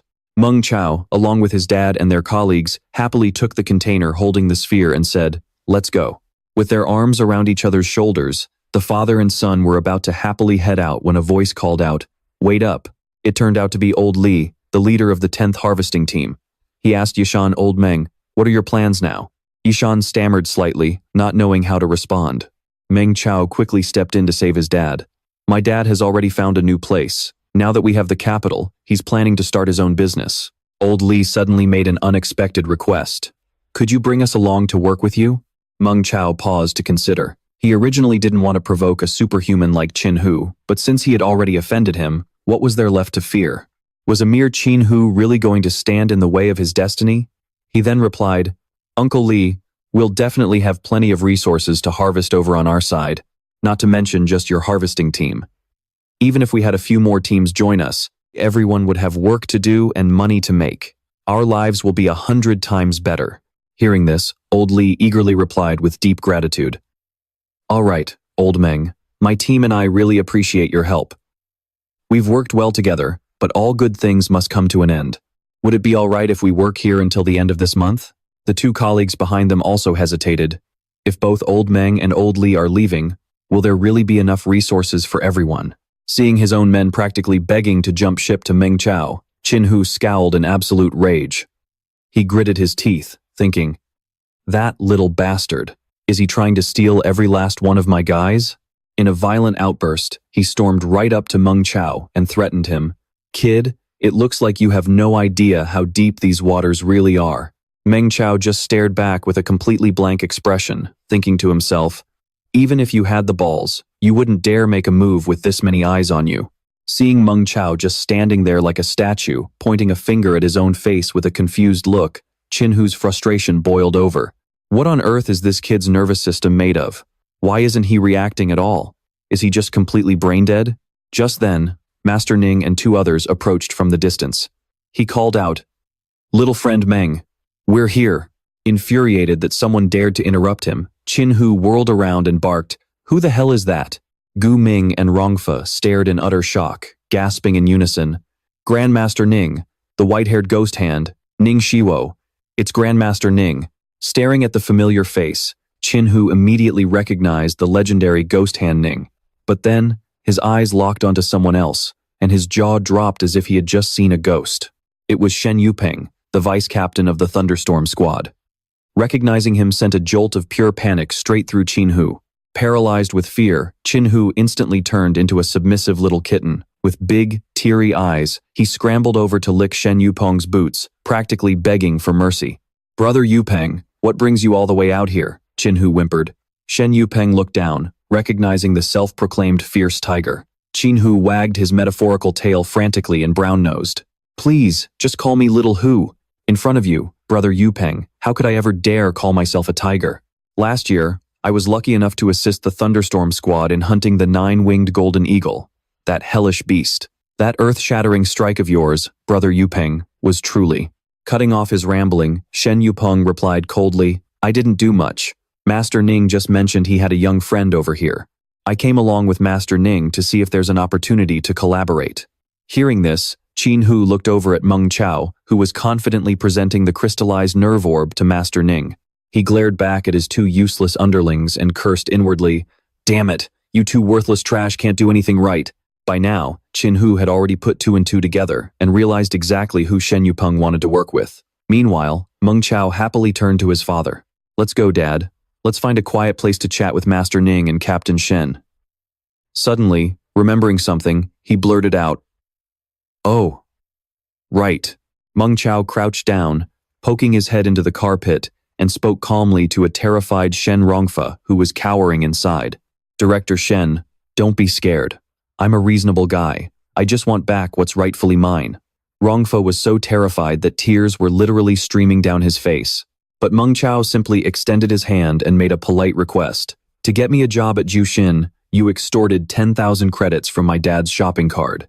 But since I'm not planning to work at Jushin anymore, please return the card. Hearing this, Rongfa's jaw dropped in absolute disbelief. Ning Shuishi giggled, covering her mouth. Qinhu, now back in his human form, bellowed in fury. Shen Rongfa. Shaking like a leaf, Shen Rongfa slowly crawled out and handed over Meng Chao's father's card. Seeing him cooperate, Meng Chao quickly snatched it back. He didn't stop there, giving the man a stern warning. And one more thing. The company has been pocketing everyone's insurance money for a long time. Tomorrow, my dad and the other workers will head over to the company to settle the accounts. I suggest you have all the paperwork ready. They'll be double-checking everything line by line, so we don't have to argue about this in the future. Those words turned Rongfa's face completely pale. Yet, Meng Chao just casually turned around and said politely, "Sorry for the trouble, Director Shen. And thank you, President Qin." Qinhu was absolutely livid over Shen Rongfa's shady schemes, but he could only stand there, seething and grinding his teeth in frustration. It wasn't until Meng Chao's group happily walked away that Qinhu finally unleashed his pent-up rage. He marched over, grabbed Rongfa by the collar, and roared, "You piece of garbage! Did you seriously embezzle their insurance money too?" Trembling under the terrifying pressure, Shen Rongfa stammered, "Brother-in-law, please let me explain." But Qinhu was completely done with this pathetic loser. He silenced him with a brutal, resounding slap across the face. Meanwhile, under the bright moonlight, Master Ning asked curiously, unable to hide his intrigue. Little friend Meng, the Thunderstorm Squad is currently running a youth training camp, which produces a massive amount of beast carcasses. They're in desperate need of an experienced harvester. What do you think about taking up the job? Hearing this, Meng Chao quickly caught on to his intentions. He got straight to the point. "Master Ning, I do have the crystallized nerve orb, but I'm still not sure how to sell it. Could you help me with that?" This request caught Master Ning by surprise, causing him to gasp. Well, talk about perfect timing. In 3 days, there's a rare materials trade fair. The scale of the event is going to be massive. A crystallized nerve orb like yours might just fetch an astronomical price. If you're interested, little friend Meng, why don't you come check it out? This was exactly what Meng Chao had hoped for, so he readily agreed with a smile. "I'll definitely be there." With everything settled, Master Ning saw Meng Chao and his father off as they got into a car and drove away. As the car moved, Meng Chao stared out the window, deep in thought. His mind drifted to his chubby, bear-like best friend. When an ordinary citizen learns 10% of the Reckless Bull technique, it provides 10 contribution points. Logically speaking, when an elite citizen like Ning Shewo learns it, or with the higher-level slanted 3-star strike, shouldn't it yield way more than just a measly 70 points? That's it. It must be because Chu Feixiang is younger and has way more potential. Looks like I need to do my best to find more young kids and teenagers with bright futures to guide. As this thought crossed his mind, a sly grin spread across his face. Why not anonymously post the Reckless Bull technique online? His eyes flickered with determination, mixed with a hint of surprise. Meng Chao had always believed that using insect corpse brains to assassinate key figures in Dragon City was a common tactic used by monsters in the later stages of the war. What's more, these special monster insect brains that appeared late in the war could parasitize human brains, taking full control of the nervous system and muscle responses. But what worried him the most was that many of these monsters also possessed powerful mind control abilities. And now, another terrifying thought crossed Meng Chao's mind. If they ever find out about me, they'll stop at nothing to capture me and strip every single memory from my brain. If my secret gets exposed, not only will I be doomed, but my family will be in extreme danger too. Until I have the power to suppress the entire other world and find a safe way to explain it, I absolutely cannot say a word. Squeezing his eyes shut, he reminded himself that he needed a perfect cover story to explain all his future freakish talents. Just then, his father walked over to drape a thin blanket over him. Meng Chao snapped out of his thoughts and softly called out, "Dad?" Seeing his son call him so seriously, his dad paused and asked what was wrong. Meng Chao quickly reassured him, "Dad, don't worry about what happened today. I actually found a master online who's been teaching me a lot of skills. My injuries are already more than half healed, and I'll definitely get into a regular university. When that happens, you and Mom can finally sit back and enjoy life." Hearing this, Meng Yishan's eyes widened in shock. He questioned, Are you still wasting your time on those useless websites? Knowing how stubborn his dad could be, Meng Chao scratched his head in frustration and tried to explain. Dad, how many times do I have to tell you? Online tech forums are full of both risks and opportunities. Don't worry, I learned my lesson 2 years ago. I know exactly what I'm doing this time. Even so, his dad had to admit that his performance today was indeed incredibly impressive. With another sigh, his dad said, "But right now, I just hope that Qin Hu guy doesn't come looking for revenge." Sensing his father's anxiety, Meng Chao gave a confident smile and comforted him. "Don't worry, Dad. Once I pass the exams and get into university, and have the university backing me." Would Qin Hu even dare to touch a regular university student? His dad stepped forward, ruffling his hair affectionately. "You kid, just get some sleep. You still have school tomorrow." Sometime later, the system popped up a notification. Special Citizen by Xiao Cao, the Dark Witch. Blackening rate decreased by 2%. Contribution points plus 200. Frustrated, he slammed the table and yelled angrily. Mom getting seriously injured, Dad getting scammed. Both of these landmines have been cleared, yet her blackening rate only dropped by 5%. Xiao Cao, you really are a born witch, aren't you? It wasn't until the next morning at school that Meng Chao finally trudged in, scratching his head and yawning sleepily. One of his classmates ran up to gossip. "Meng Chao, you rushed home yesterday and missed the study group. You seriously missed out on $5 million. Yesterday, Chu Feixiong taught us the super reckless bull technique. I only practiced it twice and already feel my strength surging. I could kill a monster with a single punch." The others started excitedly reenacting the awesome scene they had witnessed. You should have seen it. Everyone went totally wild, absolutely feral, chasing each other around the yard, shouting, "Wang Tao, you're the crazy one, get back here."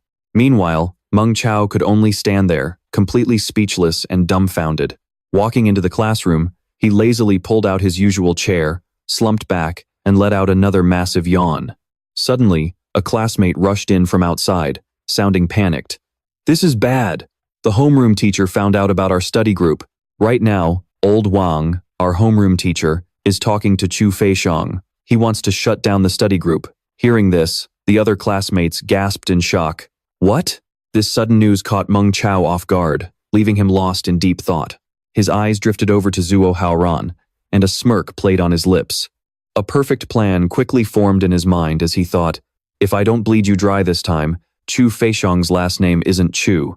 Meng Chao slammed his hands on his desk and stood up abruptly, shouting in fake outrage. Who the hell would do something so scummy? Are they out of their mind? Seeing him react so angrily, the other classmates immediately joined in. Yeah, what kind of lowlife would ruin a good thing for everyone? Meng Chao lowered his voice, asserting with absolute conviction, "Almost our entire class is in this study group. There's no way one of us would snitch." Then, acting lost in thought, he added, "And Chu Feixiong is such an honest guy. He probably won't pick fights with anyone else after this. I mean, getting knocked flat on his back like a flipped turtle is as humiliating as it gets." Hearing this, several classmates could no longer keep their cool and stepped up to confront Zuo Haoran. "Class rep, this is not cool of you. Just because you and Feixiong have beef doesn't mean you should ruin a good thing for the rest of us." "Exactly. Class rep, who even does something like that? Class rep, are you just bitter because he scored higher than you?" His face immediately darkened at that remark. Hearing those words, Zuo Haoran froze.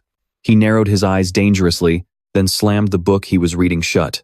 Zuo Haoran glared daggers at him and warned, "Meng Chao, don't you dare make up wild lies to slander me." But with his God-given talent for being annoying, Meng Chao just smirked playfully and replied, "I didn't even say your name. Class rep, don't go pleading guilty before you're even accused." This retort made him shake with rage, clenching his fists as he hissed, "You!" Realizing his reaction was a bit too extreme, Zuo Haoran quickly put on his usual calm front to reassure everyone, "Guys, don't listen to his nonsense.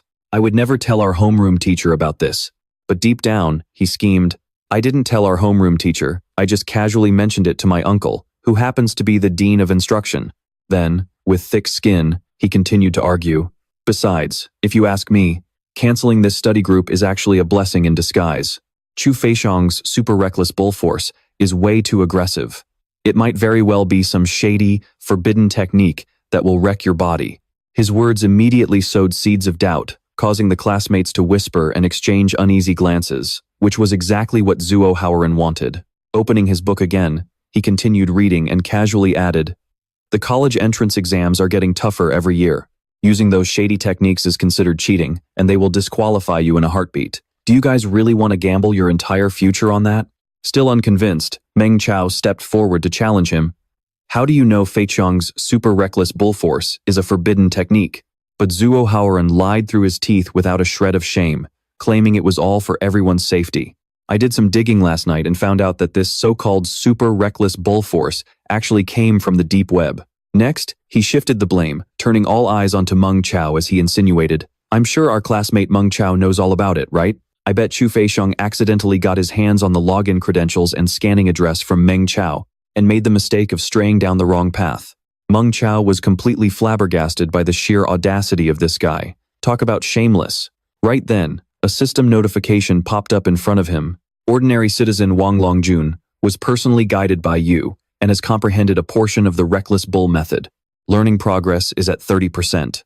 Combat power and teaching skills have both been upgraded. In the future, he will train powerful students. The overall combat power of Dragon City will be upgraded. Congratulations on contributing to civilization. Contribution points plus 50. Just that bit of information was enough to make him narrow his eyes and start planning. Even Teacher Wang learned it. "Zhuo Haoran, you're so dead and you don't even know it." With that thought, Meng Chao went back to his lazy self, stretching his arms as he sighed in mock defeat. "Fine, it's all my fault. If Fat Bear gets mad later and cancels the study group, you guys can just blame me." But knowing his reputation as a master troll, the others couldn't believe it. They started whispering in shock. Did Meng Chao just throw in the towel? No way.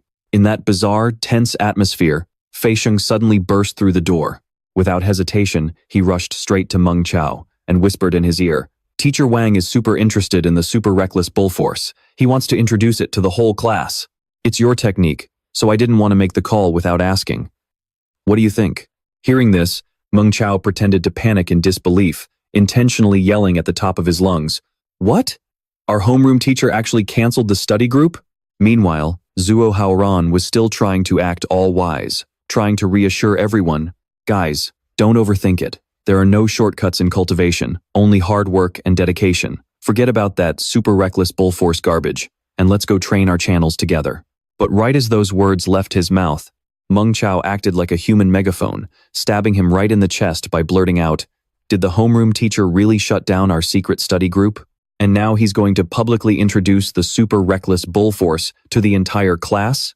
Just as Zhuo Haoran froze like a statue, completely lost on what to do, Teacher Wang suddenly pushed the door open with a confused look and asked, "Class rep, what's going on here?" Leaving Zhuo Haoran utterly flustered. Before he could even stammer out an explanation, Meng Chao beat him to the punch, raising his hand apologetically to take all the blame. "Teacher, I'm sorry. I messed up." This sudden stunt left not only Teacher Wang utterly baffled, asking, "What did you do this time?" but also left Zhuo Haoran jaw-dropped in pure panic. Meng Chao quickly slipped into character to explain everything. Yesterday, Fat Bear agreed to form a small study group with everyone. But afterward, he started having second thoughts. He said the super reckless bull force is way too advanced and that he hasn't fully mastered it yet. I was afraid everyone would end up doing it wrong. So, after some thought, and because I felt Feixiong's advice was absolutely spot on, I came up with a plan to pretend this super bull force came from Meng Chao. While old Wang was listening intently, Zhuo Haoran, terrified that Meng Chao would pull some crazy stunt, kept his brow furrowed in suspicion. At this point, he let out a soft, thoughtful sigh. He got so into character that tears began to well up in his eyes, and he choked out in a cracking voice. "Didn't I lose right at the start last year? I've actually been thinking about this since then. Feixiong is just so honest that he completely believed my story. It's just like what our classmates were saying, we don't even know who it was." But Meng Chao was just getting started. Right in front of everyone, he practically cursed Zhuo Haoran out, calling him a spineless coward who deserved to be chopped into a million pieces, a parasite who doesn't even act human, someone with rotting, pus-filled sores on his head, getting skinned alive by a bunch of angry widows, and a cursed, sterile freak who leaks secrets to the outside. Even old Wang's head was spinning from his incredibly profound tirade, so he gently cleared his throat and warned, "Meng Chao, watch your language." Hearing this, Meng Chao quickly and obediently took full responsibility, saying, "I'm so sorry, teacher. That was totally out of line. I shouldn't have used such vulgar language. Everyone knows I'm usually extremely polite and well-mannered. Seeing how apologetic Meng Chao was, old Wang didn't feel like pressing the matter any further and nodded. All right, that's enough. He then formally announced, I have personally reviewed the Super Bull force, and it is absolutely a legitimate, top-tier foundational technique. As long as you train under my guidance, you can practice with peace of mind. Go all out. His words instantly sent a wave of excitement through the class. In the midst of all the excitement, Meng Chao let his mouth run faster than his brain once again, piping up with a suggestion. Teacher, every class monitor is allocated extra cultivation resources by the school, right? It's meant to compensate for the time and effort they spend managing the class. Well, if Fei Xiong is going to be guiding everyone's training, then he's basically taking over some of the monitor's duties. Surely our class monitor would be more than happy to split half of his cultivation resources with Fei Xiong, right? Caught off guard by this sudden proposal, old Wang couldn't help but look a bit put on the spot as he replied. So Meng Chao turned to Wang Tao and asked, Don't you agree, Wang Tao? But the boy just stayed quiet, lost in thought. Seeing that, Meng Chao immediately turned to someone else. Gu Fang, what do you think? Blush creeping onto her cheeks, she softly admitted. Our class monitor isn't a stingy person. Getting exactly the answer he wanted, Meng Chao immediately raised his voice and cheered. See? Everyone holds our class monitor in such high regard. This blatant flattery backed Zhuo Haoran right into a corner, leaving him with absolutely no choice but to agree. Furious, he slammed his hand on the desk, stood straight up, and declared loudly, Teacher Wang, as long as it benefits the entire class, I have absolutely no complaints. Having successfully baited him, Meng Chao nudged Fei Xiong and whispered, Fei Xiong, quick, thank our awesome class monitor, leaving Fei Xiong completely dazed and sputtering in confusion. Meanwhile, Zhuo Haoran forced a calm, warm smile and said, Classmate Chu, you earned this, so please don't mention it. There's no need to be polite. But inside, he was absolutely seething, screaming in his head. Meng Chao, you absolute demon. My uncle went through hell to get me those cultivation resources, and you just snatched half of them away, just like that. Taking this opportunity, old Wang turned his attention to the rest of the class to give them a serious reminder. For those of you aiming to get into the legendary regular universities, listen up very carefully. There are 3 hurdles you must clear. First off, he explained, the first hurdle is the preliminary round.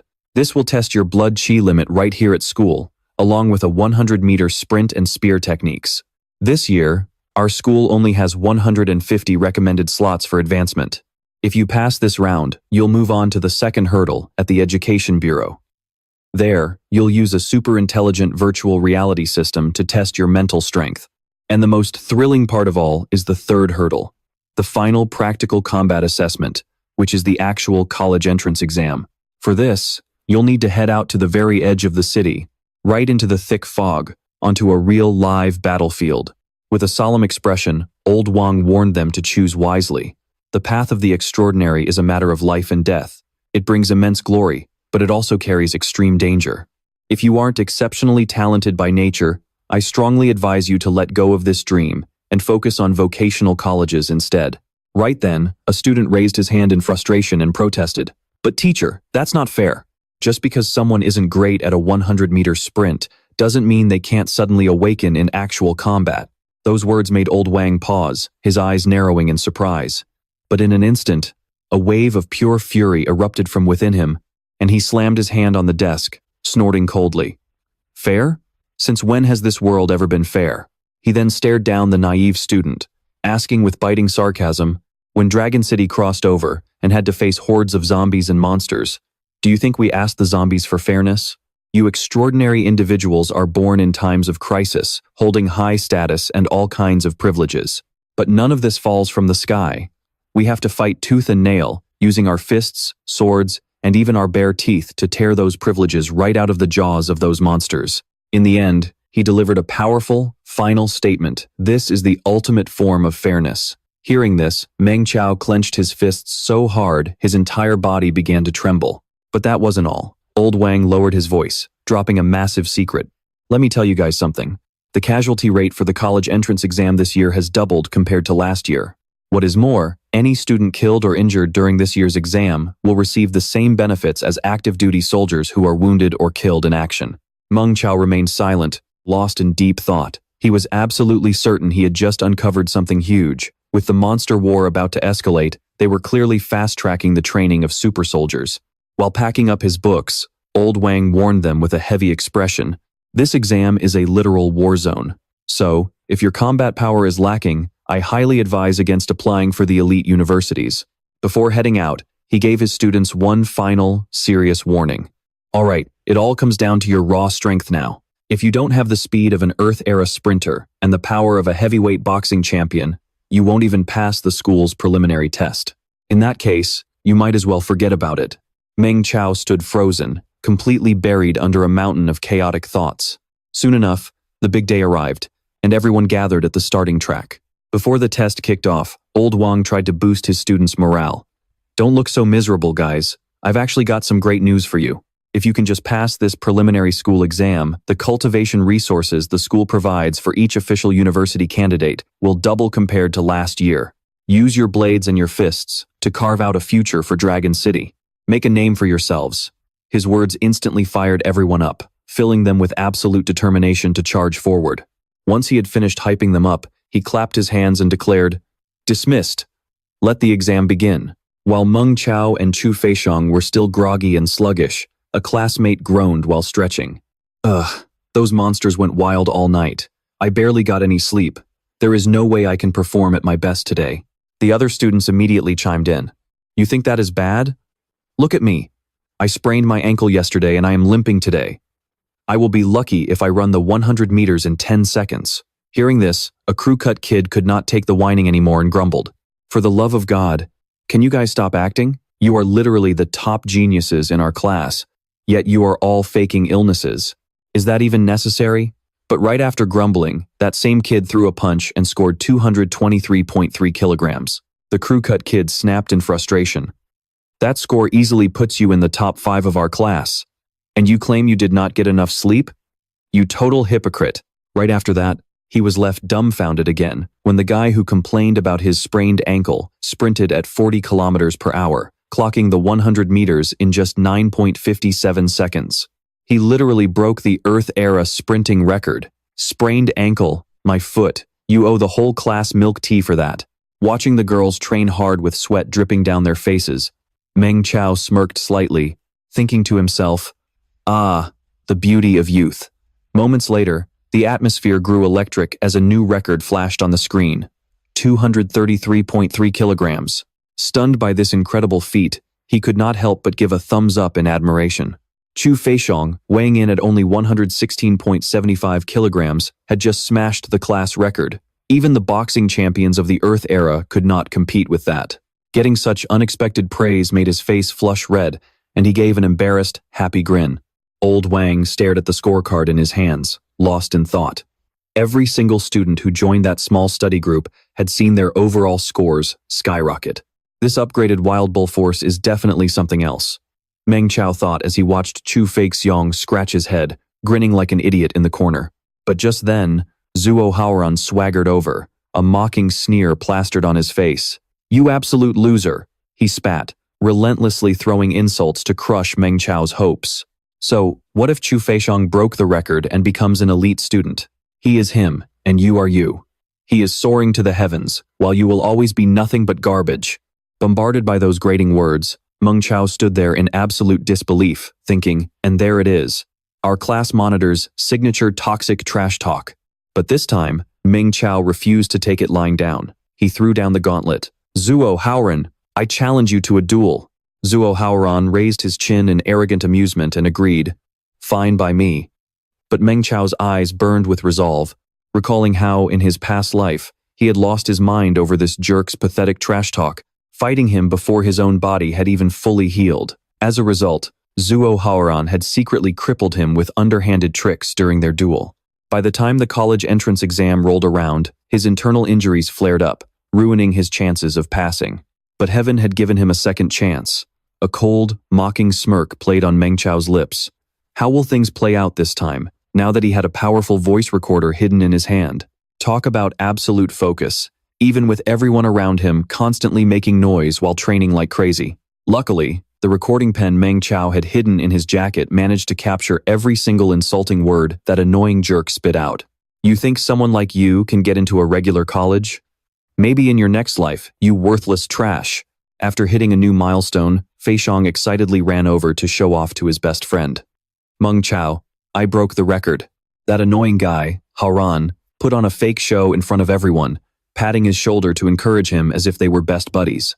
Meng Chao, you're up. You've got this. We're all rooting for you. His fake attitude was completely nauseating. Meng Chao stood up, did some quick stretches, and casually asked, "Oh, is it my turn?" Haoran then started clapping, trying to rally the crowd. Come on, everyone. Meng Chao is about to take the 100-meter sprint test. Let's give him a big round of applause. Hearing this, the surrounding classmates enthusiastically joined in, clapping to cheer him on. Go, Meng Chao. Work hard, and you will definitely get into college. We are all behind you. Don't let our class down. Hearing his passive-aggressive remarks, he couldn't help but narrow his eyes, thinking sarcastically, Zuo Haoran, you really are like a parasite that just won't go away. Well, two can play that game. Meng Chao decided to play along with his little narrative, so he put on a gloomy face and sighed. Guys, please, quiet down. I was out fighting monsters in the residential area last night, and I'm still feeling exhausted. I can barely use 50% of my strength. My condition is terrible right now. Wang Tao took him seriously and shouted back encouragingly. Meng Chao, it's not too late. During self-study this afternoon, I'll teach you the ultimate reckless bull technique. Haoran was secretly thrilled, but he kept a gentle, comforting smile on his face. Don't worry, Meng Chao, we all know what you're going through. The most important thing in life is to defeat your own limits. Don't worry about competing with others. Just beating your past self is a huge win. As soon as those words left his mouth, he kept up his sad act and replied, My body is just too weak. I really don't have a knack for the reckless bull technique. After a brief pause, Meng Chao continued, But I've been using ripple force to heal my injuries over the past year, so let me give that a shot. Then, he lowered himself into a starting stance and quickly unleashed his ultimate technique, his ripple force. This sight made Haoran, who had always looked down on him, widen his eyes in utter shock. What on earth is this? Meng Chao chuckled at his dumbfounded expression and called out, Move aside, class monitor. I'm starting. With that, he tapped into his incredible speed, blurs of movement rushing forward like a hurricane. He leaped and darted so fast that Haoran's face turned incredibly ugly. But he didn't care about him at all, focusing entirely on sprinting toward the finish line. This time, Meng Chao blew everyone's minds, clocking in at an incredible 8.57 seconds with a speed of 90 kilometers per hour. Yet, looking at the results displayed on the system board, he immediately went back into character, clutching his head in mock frustration. Damn it. I'm still way too weak. I only cut down my time by a single second, and I didn't even make it into our class's top 3. How am I supposed to qualify for a regular college like this? The real reason Meng Chao did this was because he knew he shouldn't show off too much, and a small display of skill was more than enough. However, his complaining left Haoran and the others completely speechless, wondering why on earth he was crying about such a godly score. When Feixiong walked up, he still pretended to be clueless, asking, What's wrong? His friend replied in a low, stunned voice, Your speed. Taking the hint, Meng Chao continued his depressed act, letting out a heavy sigh. I know, it's pretty slow. It's been really stressing me out, too. His humble bragging was so over the top that even his best friend Feixiong couldn't take it anymore, bursting out, Are you serious right now? This is pure torture. I swear I'm going to beat you to death for playing dumb like this. Upon seeing the results, Lao Wang also hurried over to ask, Meng Chao, have your injuries fully healed? Hearing this, he instinctively massaged his arm and replied honestly, Not entirely. But I've been training hard with ripple force over the past year and found a few unique approaches. I guess you could call it a blessing in disguise. With a merchant's instinct kickstarting his brain, Meng Chao suddenly got an idea and started pitching eagerly. If any of our classmates are interested, I'd be happy to share my tips. Just hook me up with some gene medicine at a discount, and we're good. I'm very easygoing. Faced with his sheer talent and unexpected offer, Wang Tao was lost in thought. Is he trying to carry the entire class to a whole new level? Feixiong suddenly asked with a skeptical look. Don't tell me your punching power limit is going to be as ridiculously high as your 100-meter sprint? Meng Chao, humble as always, replied, Come on, do you think I'm some kind of monster? My punching power is actually pretty average, trust me. Worried he wasn't being convincing enough, Meng Chao added. Besides, I spent all of last night helping my dad deal with monsters, so my arm is so sore I can barely even lift it. For this test, I can only give it my all and see what happens. Meanwhile, the surrounding classmates began whispering excitedly, saying that with Meng Chao's insane speed, even if his punching power was only 90 kilograms, he still had a real shot at passing the college entrance exam. Cut the chatter. If I remember correctly, during his last punch strength test, his limit was only 78 kilograms. Ripple force is a great fit for him, let alone spear technique. After warming up, he decisively stepped forward and threw a punch. The moment his fist slammed into the strength testing machine, and even as he slowly pulled his hand back and stepped back, the final number displayed on the screen was 218 kilograms. The surrounding classmates were so shocked by his score that they literally started shaking, and a massive buzz broke out.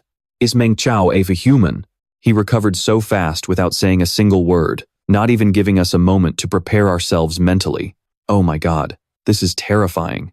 I used to think Wu, the nerd, and Zhao, the study god, were the ones hiding their true power. Today, I realize there is always a bigger fish. Our top student from last year has officially made his comeback. As for Meng Chao himself, looking at the results on the screen, he fell deep into thought. His maximum punching power only matched that of Tyson, the boxing king from the Earth era. That was seriously weak. But what was even more shocking was how he put on a helpless, totally innocent face and asked, "Fatty Xiang, I didn't lie to you, right? I'm really no good with the reckless bull force." Using ripple force made his punch so incredibly weak and powerless, leaving Fatty Xiang completely speechless and at a loss for words. Fei Xiang looked like he was about to explode with rage. He raised his hand and asked, "Mr. Wang, can I ask you to step outside for 5 minutes? I want to beat up Meng Chao." The other classmates chimed in, completely agreeing with him. "We want to beat him up too. Let's beat this humble-bragging jerk to death." Meanwhile, Meng Chao could only stand there, completely dazed and confused as they all ganged up on him. Fei Xiang led a crowd of classmates, all grinning like they were about to tear Meng Chao to pieces. Shivering in fear, Meng Chao begged, "Wait, don't come any closer. How about I buy everyone boba tea, okay?" Hearing his promise, they finally stopped, their eyes lighting up with excitement. Boba tea? Lao Wang helplessly massaged his temples, stepping in to bail Meng Chao out. "All right, after class, the boba tea is on me. You all know Meng Chao's family situation, so stop bothering him." Meng Chao was touched by this gesture, but he politely declined. "It's okay, Mr. Wang. Let me treat everyone. My dad and I harvested some monsters yesterday and made a bit of cash, so boba tea is no problem at all." He paused for a moment, then narrowed his eyes and spoke in a cold, serious tone. But next, showing absolutely no mercy, he pointed his finger straight at the class monitor's face and called him out. "Hey, Zuo, you've insulted me over and over again. Today, I've finally reached my limit. Let's settle this once and for all." Putting on a deeply wronged act, Meng Chao clasped his hands together, his eyes welling up with tears like a kindergartner tattletaling to a teacher. "Mr. Wang, you have to get me justice." The class monitor. He called me names. His tearful, pathetic pleading left everyone utterly bewildered. The second Meng Chao said that, Lao Wang's face darkened. He thought to himself, "You're crying to me just because the class monitor called you names? Do you think this is preschool?" Still, he tried to keep his composure and gently asked if there was some kind of misunderstanding, assuring him it couldn't be that bad. Seeing Meng Chao accuse him, Hao Ran remained perfectly calm. He casually pushed up his glasses and explained, "Meng Chao, I was only trying to motivate you to do better. My tone might have been a bit harsh, but I only did it for your own good." Hearing this, Meng Chao took out his recording pen with a hurt expression and pressed play, acting as if he had been pushed to his absolute limit. Suddenly, the familiar voice of the class monitor echoed through the room. "You'll always be a piece of trash. A loser like you actually thinks they can get into a regular college? Maybe in your next life, you worthless trash." Hearing those words, Lao Wang and the rest of the class turned pale with shock. They couldn't believe their gentle, well-behaved class monitor could say something so nasty. Even Gu Fang, who had a slight crush on him, looked disappointed and confused. She whispered, "Monitor, how could you say something like that?" While the evidence was rock solid, Lao Wang couldn't help but feel suspicious, so he asked Meng Chao where he got the recording pen. But before Meng Chao could even answer, Hao ran through a tantrum and pointed an accusing finger. "You set me up. Who carries a voice recorder around with them? You had this planned all along just to frame me." As Hao Ran lost his cool, A smirk briefly flashed across Meng Chao's lips before he quickly returned to his pitiful act. Sniffling weakly, he cried, "He's yelled at me dozens of times. How could I not remember? Ever since I beat him in the 10th grade, he's held a grudge against me. When I got injured in the 11th grade, he would constantly trash-talk me behind everyone's back." Meng Chao sobbed loudly, exaggerating that the things Haoran had said to him in the past were 10 times worse than what was on the recording. Haoran was absolutely flabbergasted by his wild lies, thinking to himself, over the last 2 years, the worst I did was throw a few sarcastic remarks his way. When did I ever curse at him like that, let alone 10 times worse? Even though Haoran knew Meng Chao was completely full of it, there was nothing he could do but sputter and panic. That's a lie. Everyone. He's lying through his teeth. But there was no way he could have ever expected Meng Chao to get so carried away with his acting. Playing the victim, Meng Chao cried out, "I found an extremely risky cultivation method online, a modified version of the ripple force. Because I'm a passionate guy, I refused to stay down, even if it killed me. I wanted to stand tall and face the class rep with dignity." As if that wasn't enough, he dealt another critical blow, saying, "I didn't dare tell the teachers, nor did I dare tell anyone else, because I was afraid of being useless. I was terrified that a mistake in my training would drag me down into the abyss." But the ultimate punchline was when he said he feared Zuo Haoran would mock him as trash forever. This completely shut Zuo Haoran up. Both Chu Feixiong and Wang Tao glared at Zuo Haoran with daggers in their eyes. He really had gone too far. Then, out of nowhere, Meng Chao suddenly crushed the voice recorder in his hand, boldly declaring, "I know the class rep didn't state his name in this recording, but his uncle is our instructor. A simple recording isn't enough to get me justice, and honestly, I don't need a cheap trick like this to get even." Chu Feixiong was completely baffled by this decisive move, wondering, that was crucial evidence. How could he just destroy it like that? Meng Chao aggressively threw the shattered pieces of the recorder right at Zuo Haoran's feet and demanded, "Zuo Haoran, do you have the guts to accept my challenge?" Startled by Meng Chao's sudden outburst of anger, Zuo Haoran quickly dodged the flying debris. Once he regained his composure, Zuo Haoran's eyes widened in disbelief. He asked, "You want to be class rep?" In response, Meng Chao calmly looked him dead in the eye and said, "Whether I become the class rep doesn't matter, but whether you remain the class rep matters a lot to me." Fearing Meng Chao would do something reckless, Old Wang quickly tried to stop him, calling out, "Meng Chao, wait." But he just gave a reassuring smile, saying, "Don't worry, Teacher Wang. Next week is the first round of the undergraduate entrance exams. Zuo Haoran and I will settle this based on our overall results. That doesn't violate any school rules, does it? If Zuo Haoran refused now, he would lose all his dignity and respect in front of everyone, so he had no choice but to agree. "Fine, I accept your challenge." Hearing this, Old Wang decided not to interfere in their personal grudge any further and softly announced, "Everyone, continue with your self-study. Class rep, come with me for a moment." As Zuo Haoran brushed past Meng Chao, he gave a cold sneer and warned, "Meng Chao, don't say I'm bullying you. You have 1 week. Better spend it practicing your marksmanship." Having delivered his warning, Zuo Haoran finally walked out with Old Wang, satisfied. Once they left, the classmates immediately voiced their outrage on Meng Chao's behalf. One of them said, "Meng Chao, I had no idea you went through so much unfair treatment. Our class rep is seriously devious. But Meng Chao, have you lost your mind? You're challenging the class rep? Even if you somehow beat him in the first 2 subjects, what are you going to do about the shooting test?" Gu Fang also looked worried for his future and frantically warned, "Zuo Haoran is a member of the Falcon Shooting Club. He goes shooting every single weekend. Meng Chao, you've really been too reckless this time." Yet, completely unfazed by everyone's panic, Meng Chao just scratched his head and smiled reassuringly. "Don't worry, guys. My marksmanship is actually pretty killer, if I had to describe it in one word." As he spoke, a confident smirk slowly crept onto his face. Yeah, the more he talked, the wider his smug grin became.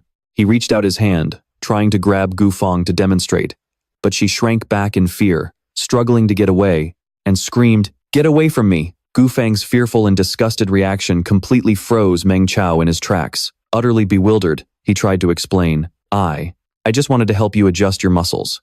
Talk about a total misunderstanding of good intentions. To make things worse, Chu Feixiong eagerly ran over and begged, "Meng Chao, adjust mine too." But Meng Chao didn't even pay him any attention, and Wu Fan snapped, "Get lost." That afternoon's self-study session was all about sharing their failed attempts at cultivating ripple force. Meng Chao stared at the notebook in his hand, lost in thought. He sighed. They're really judging a noble man by their own petty standards. Adjusting muscles is like guiding ocean waves, of course. I have to touch each muscle group. Thinking about how it turned out, he sighed in disappointment, but then quickly shook it off to pump himself up. No, I have to find a new path to make bigger contributions. Otherwise, when the exams hit next week, I won't even be able to heal the old injuries in my body. And so, he spent the rest of class deep in thought. After a while, Chu Feixiong walked over and asked, "Chao, what are you doing?" Meng Chao patted him on the shoulder and said, "Come with me after class. We need to talk." Though confused, Chu Feixiong simply nodded. Once school was over, Meng Chao pulled him aside and proposed, "Fatty Xiong, go find Demon Yan later and ask him to guide you on the super reckless bull force." This sudden suggestion left Chu Feixiong completely stunned and speechless.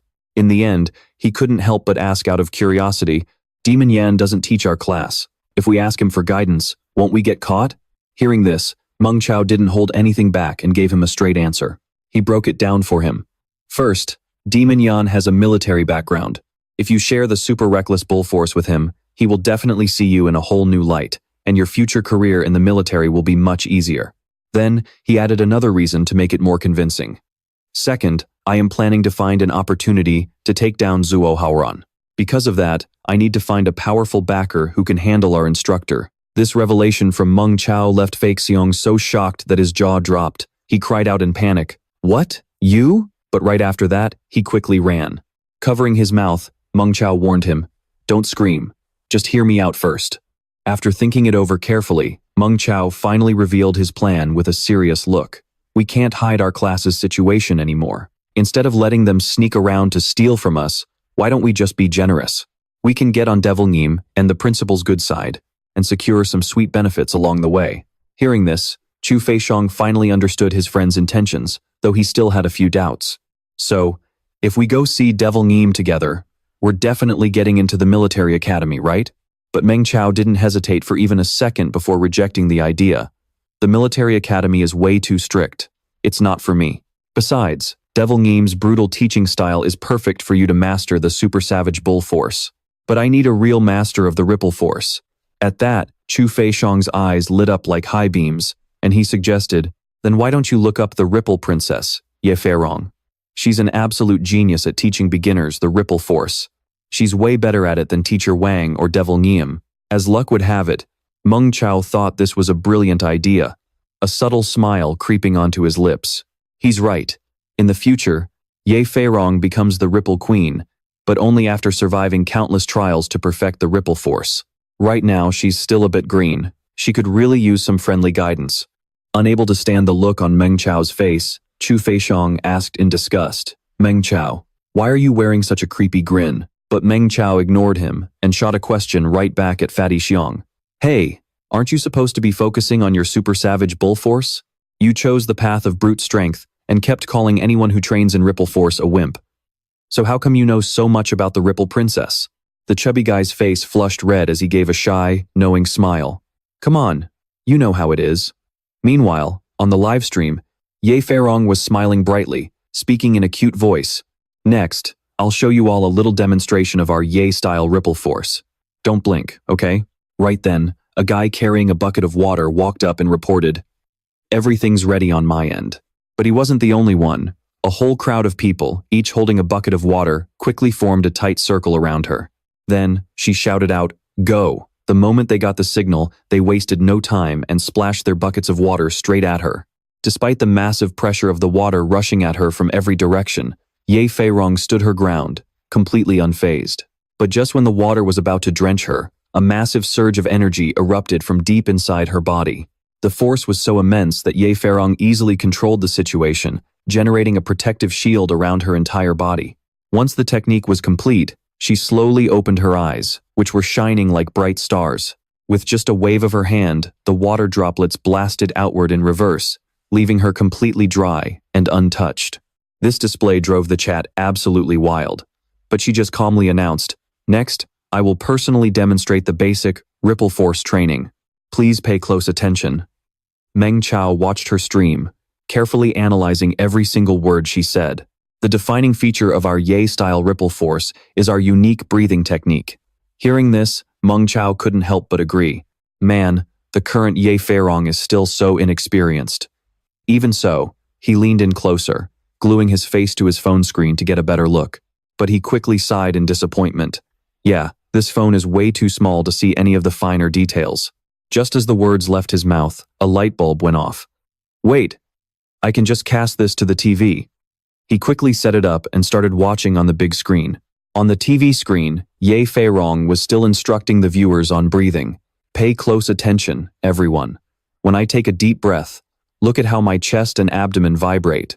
Good thing Dragon City TVs are high definition, Meng Chao muttered. Otherwise, it'd be impossible to see the details. He watched intensely, but the longer he looked, the more flaws he noticed. That part's a bit off, and so is that one. But of all times, his mom chose that exact moment to walk by, catching him with his face practically glued to the screen during some highly suggestive camera angles. Fortunately, his little sister was quick on her feet. She slammed the door shut and urged their mom to come back later, leaving the poor woman standing outside in utter confusion. Clueless about the misunderstanding, Meng Chao walked over to the door and called out, "Mom, Xiao Cao? Why did you open the door just to slam it shut?" Xiao Cao asked in disbelief, her voice filled with panic. Wait, we're actually allowed to come in? Meng Chao snapped back, duh. What's with that ridiculous look on your face? Seeing her bright red face, he thought to himself, what is wrong with Xiao Cao today? She's acting so weird. He then said, you two hang out in the living room. I'm heading back to my room. But before he could leave, Xiao Cao stammered, wait, what about this? Staring at the screen, her jaw dropped as she thought in utter disbelief. Oh my god, am I really allowed to watch stuff like this for free?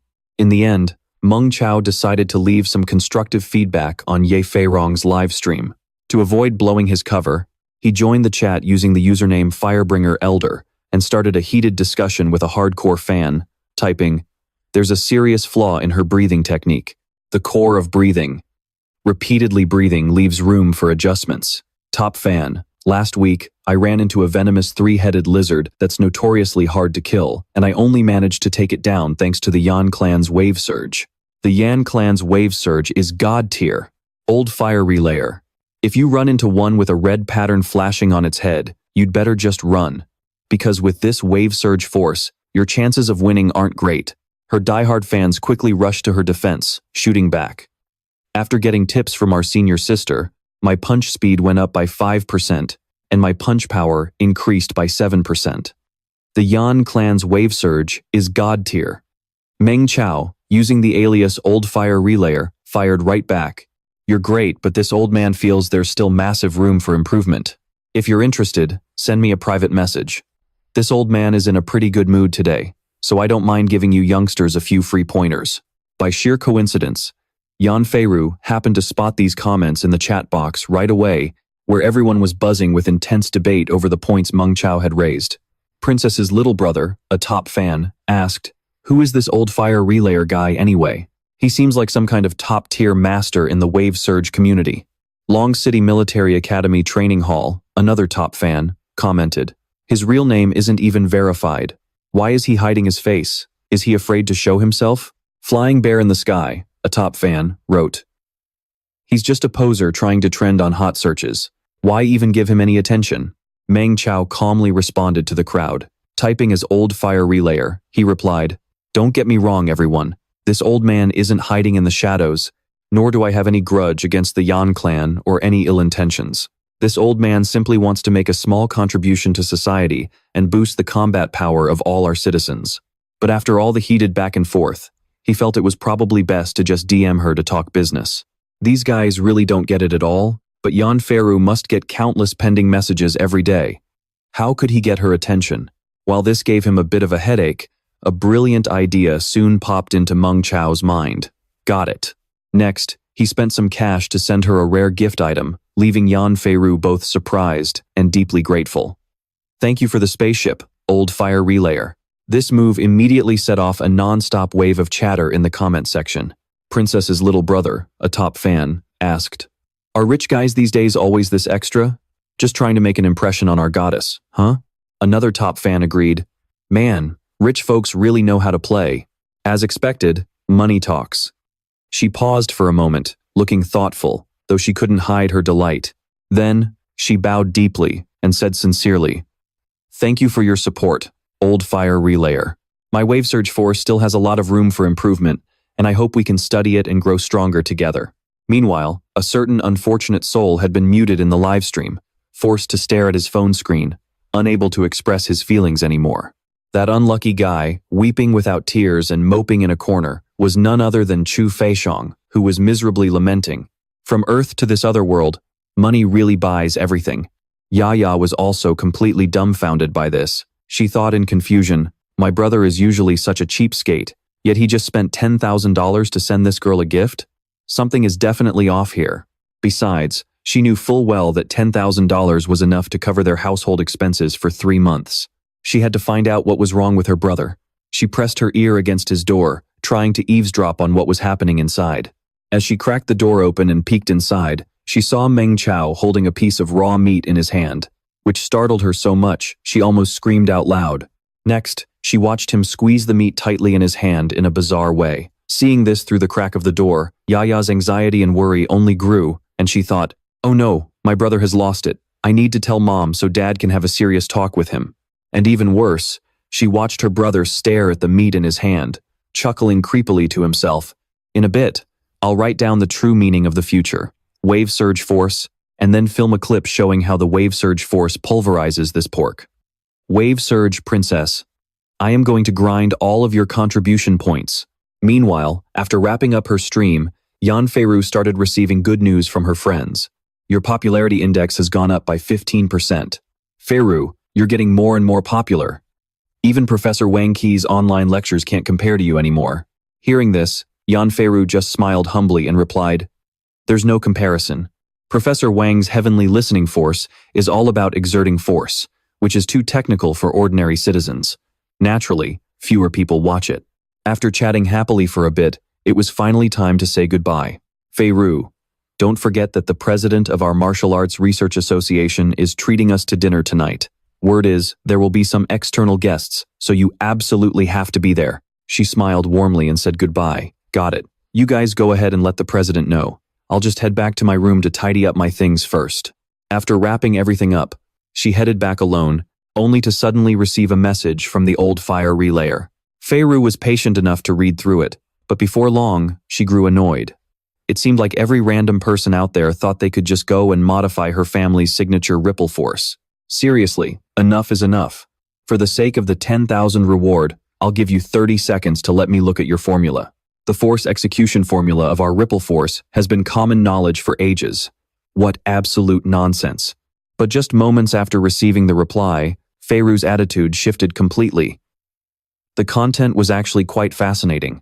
Then, her expression turned into absolute shock. Her jaw practically hit the floor as she whispered, How? How is this even possible?" Lost in thought, she clutched her phone, entirely consumed by her racing mind. Only after a long while did Feiru slowly open her eyes, letting out a deep, emotional sigh. Pulling out her phone, she quickly called for backup. "Senior brother Zhao, could you let the association president know that I might not make it tonight? I have an urgent matter to handle. Actually, you should probably head over here too, senior brother. I have something I need you to see." She waited there until a voice greeted her from behind, junior sister. He looked genuinely confused, wondering what on earth was going on. Without a word of explanation, Feiru handed him her phone. "Take a look at this, senior brother. Look closely." After a thorough inspection, senior brother Zhao gasped in disbelief. The deduction process of this formula is highly classified, and the approach is incredibly unconventional. But he actually pointed out several flaws in our ripple force, and they seem to really exist. He immediately asked who had sent it, but she didn't rush to answer, calmly replying, "There is a video below. Check it out." In the video, Meng Chao could be seen wearing a cat hat on his head, holding a piece of raw meat in one hand and a block of tofu in the other. In just an instant, the meat was pulverized, leaving senior brother Zhao in complete awe. The control of this master is terrifying. He ground the pork to mush in just half a minute. Yet in stark contrast, the tofu in his other hand remained completely intact, virtually untouched. It's as if he has mastered our ripple force to a professional level. This only added to Fei Ru's anxiety as she realized something even more shocking. The most terrifying part is that his technique integrates the essence of at least 7 to 8 different schools of ripple force, which is absolutely unprecedented. Senior brother Zhao asked with deep suspicion, "Junior sister, why would he share such a legendary, masterful technique with you? What is his motive? What does he want in exchange?" Hearing this, Fei Ru shook her head in sheer bewilderment. "I don't know," he said. "His only request is for the Yan family to absolutely not hide it. He wants us to promote this new version of Ripple Force to help Dragon City rise and contribute to our strength. But even so, regardless of the sender's intentions, Senior brother Zhao warned her in a serious tone, "Junior sister, this is huge. We have to report this to Master." Fei Ru quickly agreed. Yeah. Once they were on the same page, a lingering doubt rose in her mind. Just what kind of extraordinary person is this old fire relayer? That evening, Meng Chao and his dad stood on the balcony, chatting for a long time. Dad Meng gazed at him with immense pride, exclaiming, "Ah, Chao, you have truly grown up. You can be the pillar of our family now." The reason he said this was because his wife had just whispered to him earlier. Xiao Cao told me about it. I feel like as his father, you really need to sit down and make things clear to Ah Chao. You're the only one who can handle this task. So now, he relayed it to his son. "Ah Chao, before dinner, your sister spoke to your mom. And then your mom filled me in on some things." Dad Meng then carefully added, "Look, I'll keep it brief. If you don't like what I have to say, please don't get mad." But Meng Chao simply smiled and replied, "Sure, Dad. Go ahead." Yet, even after he agreed, his dad just stared at him in complete silence. This made Meng Chao even more anxious, his face turning pale with worry. Because of this, the atmosphere suddenly became incredibly awkward and bizarre. Constantly avoiding his son's gaze, he eventually pulled out a cigarette, lit it, and sighed. "Forget it. I'll just get straight to the point." He let out a soft sigh and cut to the chase. First off, the college entrance exam is right around the corner, so you need to focus all your energy on your cultivation. Once the exams are over, if you like a girl, you can invite her over to hang out, and I'll fully support you. He didn't stop there, either. He added, with an extra warning. And one more thing. The environment in our Dragon City is extremely harsh, so you must pay close attention to safety precautions and personal hygiene. Hearing this made Meng Chao's skin crawl. Just as he turned to explain, his dad had already slipped away like the wind, as if terrified that he would throw a fit in protest. The more he thought about it, the more his face darkened in sheer confusion. What on earth did that dark witch Xiao Cao tell Mom? Just a moment later, the system notification chimed again. "Thanks to your guidance, elite citizen Yan Feiru has achieved the aforementioned enlightenment. Ripple Force, contribution points plus 99. Elite citizen Yan Feiru has been deeply shocked by your Ripple Force. The new version of Ripple Force is spreading, and more ordinary citizens are starting to learn it. They achieved varying levels of comprehension with this brand new Ripple Force." It was only then that he could shed tears of joy and exclaim, "Finally, I've found the correct way to unlock the kindling." He just stood there in a daze, deep in thought. Right now, there's no way I can explain the origin of this high technology and future martial arts, though I only understand about half of it myself. I must find a way to create an identity of a mysterious, unfathomable master. Blaming everything on this mysterious expert is the only way to make it sound reasonable. I need to hurry up and establish the persona of the old fire relayer, or else I won't be taken seriously. If he just said it outright, no one would believe him. Meanwhile, his parents were standing right behind him, and he didn't even notice. After that, completely oblivious, he walked straight into his room, slamming the door shut. This only made his parents more convinced that he was acting like a lovesick teenager. Our son locked the door. Ah, that's youth for you. Meanwhile, Meng Chao was still completely unaware, busy brainstorming. He wondered, how should I build the persona for the old fire relayer? Before long, a brilliant and amusing idea popped into his head. Got it, an eccentric personality, but trains like a maniac and possesses insane strength. Next, he began typing furiously on his keyboard, replying, "This 7th stage 100 battles saber technique of yours is decent, but it still has 3 errors, 4 flaws, and 5 weaknesses.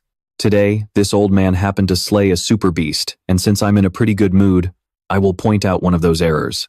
It's been years since I've met a junior who dared to argue with me like this. You must have a death wish. Consider yourself lucky that this old man has been in retirement for the past 10 years, and my bloodlust has faded. Otherwise, you wouldn't live to see tomorrow's sun. Haha, this gun technique is absolute garbage. Don't get me wrong, kid, this old man isn't targeting you. I mean, all 17 shooting schools on the market right now are complete garbage. Through actual combat in the thick fog, this old man has constantly accumulated experience and modified a version of Ripple Force. Now, I need to test it out. I'm recruiting test subjects. Finally, Meng Chao lazily flopped onto his bed, feeling refreshed. He thought to himself that everything from here on out would be a huge hassle, so he could just dump it all on the old fire relayer. Playing dumb like this made him more and more excited, and he let out a mischievous laugh, pleased with his scheme. As for the online hate, I'll just play dumb and run. Man, this is so thrilling. He then lay there, daydreaming about the future, completely ignoring the numbers that kept ticking up. Meng Chao even boldly guessed that by tonight, it might reach 3,000. Whatever, I'm not going to stress over it. Time to sleep. Just like that, the next morning arrived. At a certain headquarters, Yan Feiru was still feeling conflicted and asked, "Is this altered ripple force really that amazing?" Drenched in sweat from his training, he calmly threw on his coat and said in a deep, firm voice, "Of course it is. Otherwise, how could it fool the Ripple Force princess?" Hearing this, she gasped in shock and quickly asked, "Tricked me? Unless this cultivation method is a fake." Seeing Feiru so panicked, he gently reassured her. "It's not exactly fake, but it is extremely radical and absolutely insane." The reason he came to this conclusion was the old saying, "A person who is half a step ahead is a genius, but those who are a whole step ahead are madmen."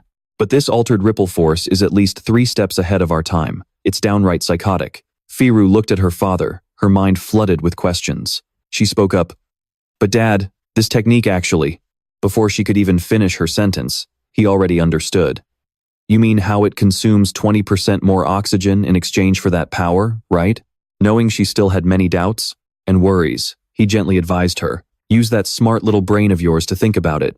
Xiao Cao tapped her head lightly and explained, "What does consuming 20% more oxygen actually mean?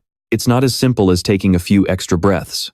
However, with his sharp, experienced eyes, he could easily foresee that cultivation resources, and even the entire cultivation system, were on the verge of a massive overhaul. This realization made him chuckle in frustration, despite his long years of training.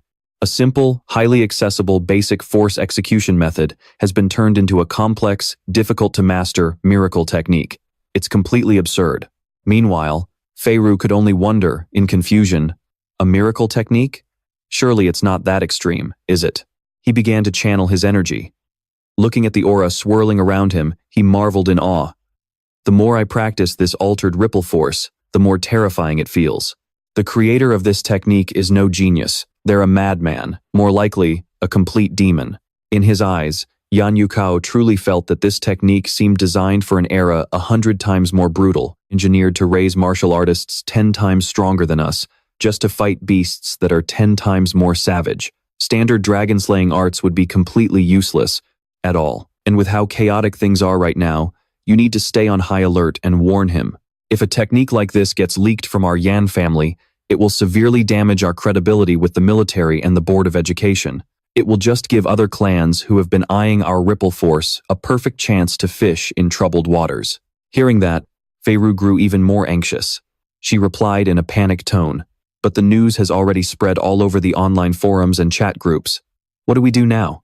Faced with this messy situation, he calmly instructed her to immediately release a stern statement, completely cutting all ties between this crazed ripple force and the Yan family.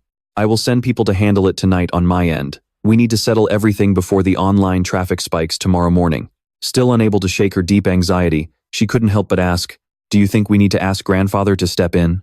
But Lord Yan gently declined, saying, "The old master is still in secluded cultivation, finalizing the test run for version 2.0. The entire research team has been working 24-hour shifts for the past few days. We will report back to the old master once we have handled these minor issues." Hearing this, Feiru's face darkened, clearly showing her boiling rage. Faced with the mountain of trouble Meng Chao had dropped onto the Yan family out of nowhere, she swore to herself, "Fire relayer. Just wait until I find out who you really are." She clenched her fists tightly. Early the next morning, the alarm went off loudly at exactly 6 o'clock. It was so loud that it forced a groggy Meng Chao to sleepily slide up his sleep mask and quickly shut it off. While brushing his teeth, he took a moment to check his system points, but the results caught him a bit off guard. How did I only get 1,443 points overnight? Something is not right here. Once he was ready, Meng Chao went downstairs to eat breakfast. But since his eyes were glued to his phone, Xiao Cao immediately seized the chance to complain to their mom. "Mom, look at Big Brother. He is staring at his phone while eating." Hearing this, their mom gently chided him. "Ah, Chao, focus on your breakfast." With that, the siblings glared at each other with pure annoyance, sparks flying as they both huffed in unison. To make matters worse, Xiao Cao kept sticking her tongue out and rolling her eyes to mock him, driving him absolutely crazy. Before heading out, Meng Chao said his goodbyes, not forgetting to throw in one last jab at his sister. "Mom, I am off. Make sure to keep an eye on Xiao Cao's stance training. That is the foundation of her cultivation, after all." This made Xiao Cao snap, yelling, "You smelly evil brother," while his mom just smiled warmly and said, "Got it. Stay safe on the road." Taking advantage of his bus ride to school, Meng Chao pulled out his phone to check the latest online news, which left him deep in thought. In this latest live stream, Feiru stood before the camera and flatly declared, "Recently, an extremely radical, even crazed version of the Ripple Force has been circulating in Dragon City. The side effects of practicing it are completely unpredictable." Hearing this, Meng Chao was totally baffled, thinking, "Radical? Crazed? Isn't she describing the future version of the Ripple Force?" She didn't stop there, aggressively adding, "This bootleg Ripple Force is even using our Yan family's name to scam people. I hope whoever is behind this knows when to stop and cleans up their own mess. Otherwise, the Yan family and I will not hesitate to take legal action." Meng Chao couldn't help but chuckle at her fierce declaration. The future Ripple Force was literally developed and upgraded by Yan Feiru herself. Is she out of her mind? She is literally slapping herself in the face. Then, he quickly pumped himself up. "Well, I still have the Dragon Snake Force and the Reckless Bull Force. I am sure I will find other ways to earn contribution points. Just you wait, Yan Feiru. Today you treat my good intentions like trash, but tomorrow you will be begging to cling to my legs." Just the thought of it made him picture a future where Feiru was on her knees, pleading cutely, "Oh, little Xiao Cao, please forgive me." Lost in his daydream, Meng Chao stood there grinning like an idiot, murmuring, "If she begs like that, she must be truly sorry. I guess I can make an exception and forgive her just this once. But enough daydreaming." He snapped back to reality and got serious, carefully planning his next move. "Today is the Rare Materials Trade Fair. I need to level up my basic harvesting skill proficiency a bit and try to unlock more memories to find a cure for Elder Ning." But just a little while later, all that high-spirited energy vanished. Meng Chao sat in the restroom, feeling utterly defeated as he grumbled, "After working my butt off all day, I finally got my contribution points up to 1,758. Hopefully, this is enough to recover more of Elder Ning's memories." As soon as he closed his eyes, the system chimed, "Basic harvesting skill proficiency, plus 436. After a thorough search, Meng Chao suddenly snapped his eyes open, feeling a surge of joy. I found it. What he had been searching so desperately for were the roots of a 100-year-old heart-devouring grass and the wings of the Crimson Queen Bee. With these two crucial clues, I can definitely find a way to save Elder Ning." And just like that, his remaining contribution points instantly dropped to 1,200. But this was exactly what Meng Chao had hoped for. Since he has 1,200 points, it's just enough to unlock basic healing. Then, the system issues a notification. Consume 1,150 contribution points to trade for one cast of basic healing. The healing progress hits 71%, but all he can feel is this overwhelming urge to scream with pure joy in his mind. Oh man, this is the feeling. It feels so damn good. Now that his next target is locked in, Meng Chao doesn't waste another second and heads straight to the location. Peering through the glass doors, he can't help but feel a bit doubtful, wondering to himself, Tenyun Building. Is this really where Elder Ning's material trading fair is? After traveling for a bit, he finally arrives, only to freeze in awe as a figure suddenly streaks across the sky right past him. As he watches a crowd of wealthy, elegantly dressed people stream inside, he stands there utterly bewildered. At the same time, the chaotic, noisy atmosphere outside makes Meng Chao even more skeptical as he thinks to himself, Why does this feel totally different from the material trading fair I had in mind? But at this point, worrying is completely useless. He knows all too well that heading back home to change clothes is out of the question now. So, dressed in his school uniform and clutching his backpack, Meng Chao walks right on in, leaving the high-class guests staring in shock while he mutters a guilty apology in his head. Sorry, Elder Ning. Sure enough, just as he's about to stroll right through the entrance, two massive, intimidating guards packed with weapons are already waiting there, looking ready to take him down the second he takes a step inside. Their eyes flash with a deadly warning glare. Hey, kid, hate to break it to you. This is a high-profile material exchange. No invitation, no entry. Left with no choice, Meng Chao points to himself with an innocent, helpless look and asks, "But Elder Ning invited me here himself." Hearing Elder Ning's name, the guard still doesn't budge an inch, coldly responding, "I don't care who this Elder Ning is. No invite, no entry, period." Frustrated, Meng Chao quickly steps to a corner to make a call, while the two guards sneer behind his back. Is that all he's got, and he actually tried to sneak in here? Who does this kid think he is? Pressing the phone to his ear, Meng Chao scowls and furrows his brow as he speaks. "Elder Ning, could you come grab me at the door? I don't have an invitation, and the guards aren't letting me in." On the other end, Elder Ning replies, "I'm still 10 minutes away. My young friend, hand your phone over to the guard. Let me talk to him." Meng Chao shoves the phone toward the guard and says, "Hey, this is for you." The guard leans in to listen, scoffing to himself. "A phone call? Who do you think you are, the host of this party?" But then, Elder Ning's voice booms from the speaker. "This is Ning Shewo. My invitation number is..." Before he can even finish his sentence, the guard is already breaking out in a cold sweat. He stares at the phone screen, completely panicked. "Yes, sir. I am so sorry. Right away, sir." Bowing and scraping, the guard hastily gestures with both hands, welcoming Meng Chao inside. Elder Ning is still on the line. "Please forgive my ignorance, sir. Come right in. And here is your phone back. Honestly, if you knew it would end like this, why act so high and mighty in the first place?" On the phone, Elder Ning apologizes with regret. "I'm sorry, my young friend. I shouldn't have let you go through that trouble." Meng Chao beams, cheerfully replying, "No worries at all. I just got here way too early. Take your time, Elder Ning. I'll wait inside for you." The moment he steps inside with his backpack, the atmosphere completely flips, 360 degrees. The place is bustling and incredibly lively. "Hey, Zhang, I heard you've got a monster hide valued around 300 million. If you haven't found a buyer yet, why not sell it to me?" Glancing over, he sees two men chatting with wine glasses in hand. "My dear brother Li, I was actually waiting for you to bring it up. A huge haul like that is too much for anyone else to handle. Haha. And besides, 3 million is just pocket change to you anyway." Hearing those numbers is enough to make anyone pale, not to mention that creepy laugh. Meng Chao completely freezes up, his eyes rolling back for 3 seconds, in sheer disbelief at this environment he clearly doesn't belong to.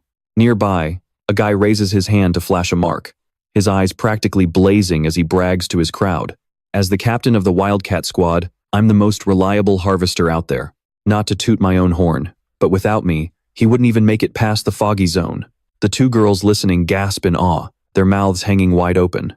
Meng Chao grits his teeth slightly, looking down in deep thought. To think that in the apocalypse, this luxurious 5-star hotel will end up as nothing but a heap of crumbled walls.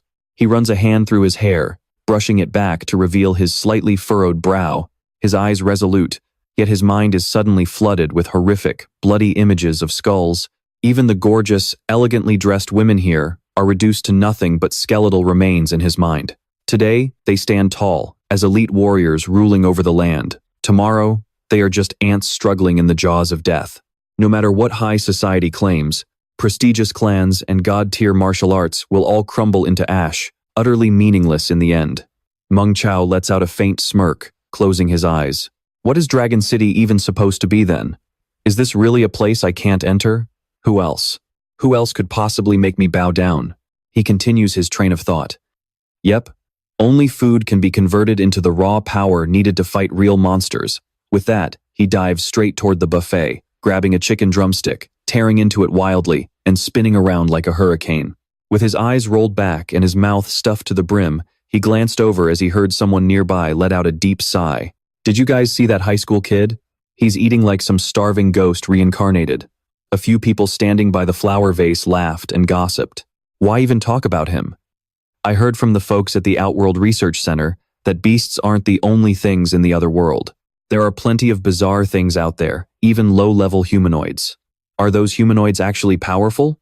Meng Chao rolled his eyes, tilting his ear back to eavesdrop on them. Powerful? Please. They got so terrified by the monsters that they started calling us transmigrators demon gods. As far as I'm concerned, those beasts are the absolute peak combat power of that world. We Earthlings transmigrated here only a few decades ago, and yet we're already wiping the floor with them. Just wait until the fog clears. Won't those other worlders get completely demolished by us too? Hearing this, Meng Chao rolled his eyes, puffed his lips, and let out a snicker, clearly mocking them. Hearing him laugh, the four of them whipped around, instantly furious. Who's that? What's so funny? But Meng Chao just raised his chicken leg casually, waving his hand as he shouted, Elder Ning, I'm over here. Just then, Elder Ning arrived, turning around when he heard his name. The stunning Ning Xuexi also showed up, waving at him with a warm smile. Everyone around was instantly captivated by her charm. Meanwhile, Elder Ning pointed at Meng Chao and burst into laughter. My young friend, are you playing dumb on purpose? Xuexi covered her mouth and giggled next to him, while Meng Chao just stood there looking totally clueless, still chewing on his chicken leg. Xuexi smiled brightly, explaining on her grandfather's behalf. What grandfather means is, did you dress like this on purpose so people would look down on you? And then use that as a chance to slap them in the face? Are you trying to use this to make a name for yourself in the Harvester Circle? Hearing this, Meng Chao was taken aback, waving his hands in a frantic panic. No, I'm not. I didn't. Don't make stuff up. Then he calmed down, rubbing his cheek with an awkward laugh. Elder Ning, please don't get the wrong idea. I didn't mean to show off like that. How about you just pretend you don't know me? Elder Ning replied seriously. My young friend, that's not what this old man meant at all. I just found it strange. Didn't your master teach you any of this? Meng Chao sighed helplessly, lowering his gaze to tell the truth. Actually, I don't have a master. An image of a legendary master appeared as Meng Chao explained. I just met a senior online named Old Fire Relayer, and he occasionally gives me a few pointers. I don't even know if I'm qualified to call him my master. Hearing that name, the grandfather and granddaughter stared at each other in shock. Old Fire Relayer. I've never heard of such a senior in our circle. Meng Chao described him while cupping his hands in deep admiration. In our circle, he is incredibly powerful, but his character is extremely noble. He's transcended low-level desires and is entirely dedicated to contributing to society. He possesses immense wisdom and foresight, able to see right through the future, not to mention having an incredibly magnetic personality. He can conquer and save everyone. Elder Ning and Xuexi listened with their jaws dropped, completely bewildered. Right? Meng Chao boldly waved his hand and said, Be a bit more confident. Drop the question mark. Gu Ming sobbed, tears streaming down his face as he cried out with a scowl. Young Master Jun, you have to get justice for me. Someone used Elder Ning's backing to slap me right across the face. He ranted to Liao Feijun. Everyone knows that I, Gu Ming, am the disciple of Poison Hand Lu Santong. He clearly has absolutely no respect for the Lu family. Liao Feijun spoke up calmly, pointing to the other side. Do you mean that kid chatting with Ning Xuexi over there? He pointed toward Meng Chao. He was laughing and chatting happily with Elder Ning and Xuexi. Meng Chao flashed 2 fingers, chuckled, and said, Elder Ning, I told Senior Old Fire Relayer about your problem. In just 3 seconds, he pointed out 2 things to me. Those are the roots of a 100-year-old heart-eating grass, and the blood from a queen bee's wings. Honestly, I didn't get it at all. But what about you, Elder Ning? Elder Ning froze for a moment, thinking to himself, fighting poison with poison, why didn't I think of that? The wing blood of a queen bee is incredibly toxic on its own. Its toxin can rapidly neutralize the venom of the bag-crowned Cobra King and trigger a unique muscular reaction that doesn't let the toxin spread, causing the bag-crowned Cobra King to die from cardiac arrest. Meanwhile, the toxicity of the roots of the 100-year-old heart-eating grass just happens to exceed the activation threshold of that muscle tissue. By combining these 3 ingredients in the right proportions and sequence, and using other materials to slow down the reaction rate, it can completely achieve a detoxifying effect. Seeing Elder Ning spaced out, Xuexi called out to him softly in worry. Grandfather. Elder Ning immediately smiled warmly, assuring her, I'm fine, sweetheart. I'm saved. The problem that has plagued me for so long. This old fire relayer managed to solve it in just 3 seconds. He truly is a godlike figure. A system notification popped up. Through your guidance, elite citizen, Ning Shiwo's understanding of toxicology has increased. Gained a brand new insight. Contribution value plus 40. Meng Chao let his imagination run wild again, picturing Elder Ning as a fat sheep that he was happily shearing. He smirked to himself. Farming elite monsters really was the best. He turned to Elder Ning with a serious look and said, Elder Ning, the old fire relayer only mentioned these 2 things. I think it might be a case of using poison to fight poison, but he didn't specify exactly how to use them. You must be extremely careful. Elder Ning quickly replied, How could I bother the senior with such details? This old man has done some research of his own when it comes to medicine. The senior pointing out these 2 ingredients has already been a massive help to me. Honestly, I still don't know how I can ever thank the old fire relayer. Hearing Elder Ning speak so respectfully and politely, Meng Chao let it go straight to his head. He closed his eyes, lifted his chin, and acted all high and mighty. Oh. Don't worry about it. The old fire relayer doesn't care about fame or fortune. It's totally fine if you don't give him a single dime. But if you want to gift him the most luxurious mansion in Dragon City, he won't say no. As he kept talking, his nose practically grew longer by the second. Money is absolutely nothing to him. Then he added playfully, Oh, by the way, regarding the reverse 7 cuts. The old fire relayer doesn't mind sharing it either. How about I show you right now?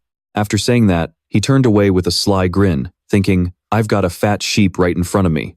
If I don't show off now, when will I ever get another chance?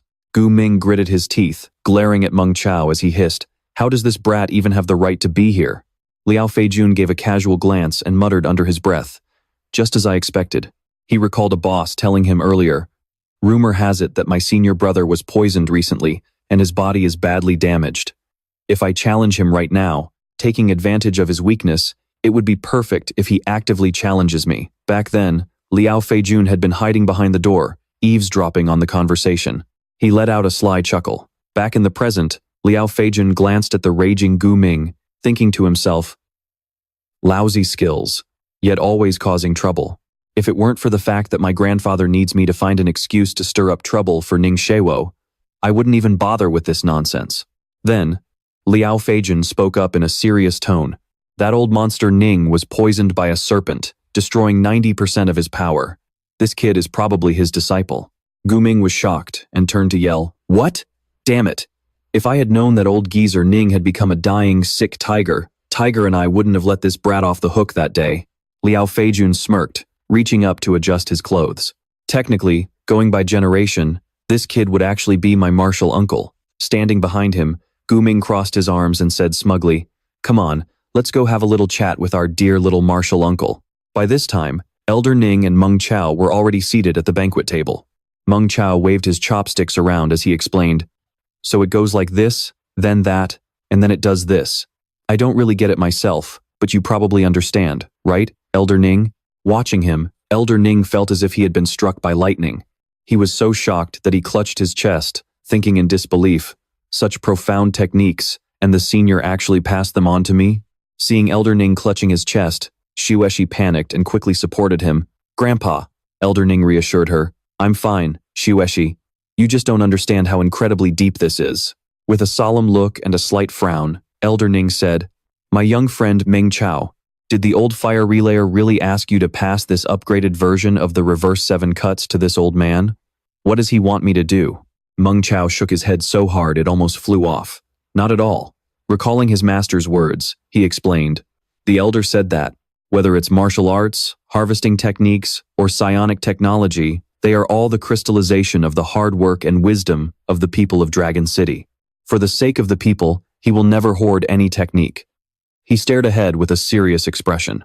He only hopes that your hands and eyes can master the brand new reverse 7 cuts, so you can harvest even more resources and create a brighter future alongside all the citizens of Dragon City. Listening to Meng Chao's words, Elder Ning slowly raised his hand. He stared intensely at it, then murmured softly, The senior's grace is like a towering mountain, and his magnanimity is as vast as the ocean. I am truly humbled. This old man, no, this junior is utterly humbled. Watching all of this from the side, Xiueshi couldn't help but blush as she thought, Only a legendary, hidden master like the old fire relayer could raise such a unique and eccentric boy like Meng Chao. Elder Ning stood up, placing a hand on Xuexi's shoulder as he advised her. Do you believe your grandpa now? Meng Chao is definitely someone worth befriending. At the very least, he is 100 times more reliable than that Liao Feijun. I have to go greet some guests in a moment, so please look after Meng Chao for me. Do not be rude to him, all right? Xuexi replied, Yes, Grandpa. Meanwhile, Meng Chao had already scurried off to find some food. It took Xuexi a moment to fully process what her grandfather had just said. Her face flushed bright red like a ripe tomato, and she suddenly shrieked, But he's still in high school. He's 3 years younger than me. Elder Ning's eyes widened in surprise, while Xuexi blushed with embarrassment, completely frozen in place for 3 whole seconds. Holding 2 plates of food with a lobster stuffed in his mouth, Meng Chao stood right between the grandfather and granddaughter. All 3 of them stared at each other, eyes wide in utter disbelief. Meng Chao looked like a total mess, with food smudged all over his face. He even turned to give Lei Shi a goofy smile, but both of them were completely speechless. Just then, Liao Feijun walked over, casting a dark, gloomy shadow over the room. He glared down at Meng Chao, fuming inside. This brat was just hiding behind that vase laughing at us, and now he dares to get close to my Lei Shi? His eyes narrowed into a murderous glare. He stared at Meng Chao, thinking, You've just made a lifelong enemy, kid. Lei Shi was happily chatting with Meng Chao when Feijun walked up, wedging himself right next to Meng Chao, and spoke up. Lei Shi, what are you doing here? He crossed his arms and cast another condescending look at Meng Chao. Who's this weird guy next to you anyway? Hearing that, Meng Chao looked up. Gu Ming waved his hand dismissively and chimed in. Young Master Feijun, I know this kid. He's just some broke loser from Tianfu Garden. God knows how he managed to sneak in here. Feijun sneered. This boy is laughing and chatting with Lei Shi. Their relationship must be anything but ordinary. Listening to the 2 of them bounce off each other like a comedy duo, Lei Shi and Meng Chao were incredibly annoyed. Feeling even more smug, Feijun added, Who knows? Maybe he's Elder Ning's new disciple, right? Lei Shi had absolutely had enough of his tone. She immediately splashed a glass of red wine right in his face, her voice echoing with pure rage. Liao Feijun, she knitted her brows, her face flushed with anger. Get the hell away from me. Drenched in red wine, Feijun looked utterly pathetic and humiliated. He pointed a trembling finger at Lei Shi and gritted his teeth, growling, Ning Lei Shi, you've got some nerve. Beside him, Gu Ming quickly tried to calm him down in a hushed voice. Calm down, young Master Feijun. There are too many influential people here today. It's not wise to make a scene right now. Powerless to do anything else, Feijun could only swallow his anger and turn away. But he thought to himself, Ning Lei Shi, you brought this on yourself. A sinister smirk crept onto Feijun's face as his eyes darkened. He adjusted his collar and thought, Just you wait. Lei Shi turned to Meng Chao, looking apologetic and a bit embarrassed. I'm so sorry. Liao Feijun is a complete lunatic. Don't pay any attention to him.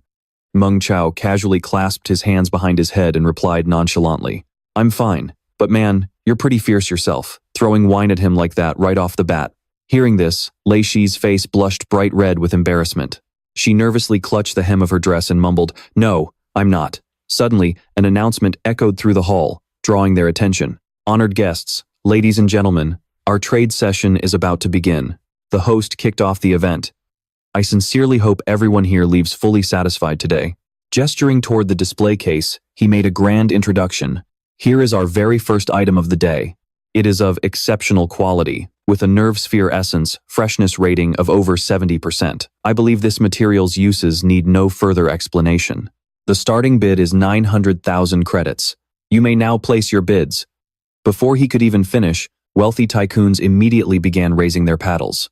Bids flew from 950,000 to 1,050,000, then 1,150,000, and quickly climbed to 1,303,000 credits.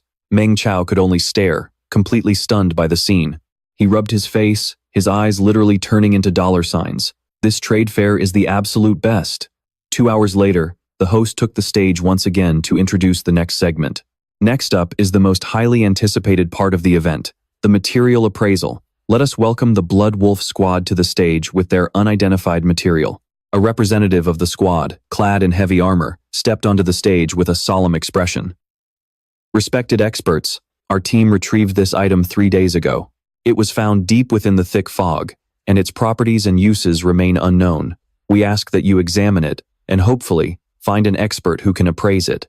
We will, of course, compensate the appraiser handsomely. Feijun crossed his arms and smirked, chiming in with a sneer. I heard the legendary ghost hand, Senior Ning, has recently taken on a new disciple who supposedly inherited his legacy. Since Elder Ning is currently severely injured, why don't we let this disciple show us what he's got and open our eyes? Leishi was absolutely furious and looked ready to pounce on him. Liao Feijun, don't you dare talk rubbish. Meng Chao is an old friend of my grandfather's, and he has absolutely nothing to do with either of our families. Stop running around barking like a rabid dog. Feijun burst into a mocking laugh, continuing his relentless ridicule. Elder Ning was poisoned by a serpent, and his strength has been rapidly deteriorating. I suppose he'll make friends with just about anyone these days, retiring while still at his peak. Truly, this kind of spirit is something we juniors should learn from. Holding his wine glass, Elder Ning kept his eyes closed in silence, though he was desperately holding back his boiling anger. You arrogant brat. If it weren't beneath me to stoop to your level, do you really think I'd let you spout such nonsense? Suddenly, Meng Chao stepped forward, looking incredibly excited. Sure, let me take a look at this material. Seeing a nobody dare to step up, the crowd stared in disbelief. Standing before them, Meng Chao thought with utter confidence. I was just wondering how I could boost my reputation, and yet, here is young Master Feijun giving me this perfect opportunity on a silver platter. If I don't use him as a stepping stone to cool things down, that would just be rude.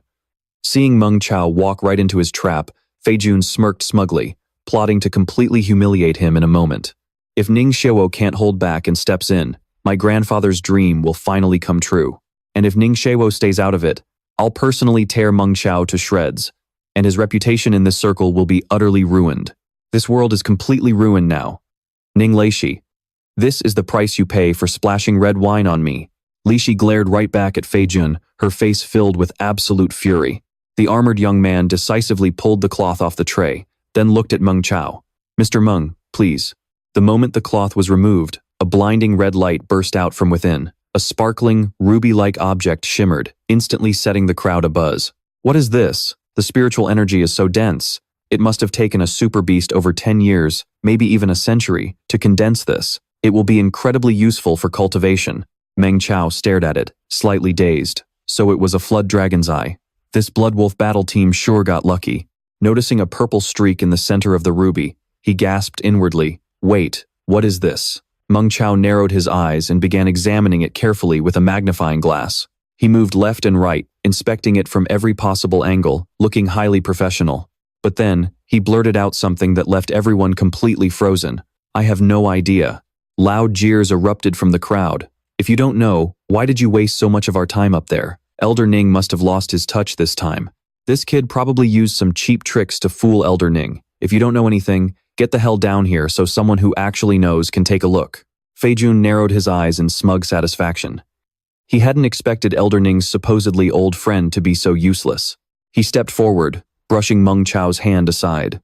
With his hands on his hips, he said smugly, as it happens, I know a thing or two about this material. Hearing Feijun's boast, the host leaned in and asked, would young Master Jun be willing to enlighten us and solve this mystery for everyone? He immediately began explaining. Deep in the southern mist of Dragon City grows a plant called poison wood grass, which bears fruit once every 3 years. In extremely rare cases, it mutates into a ghost eye fruit. When a golden-haired hunting pig eats this ghost eye fruit, it forms a stone inside its body.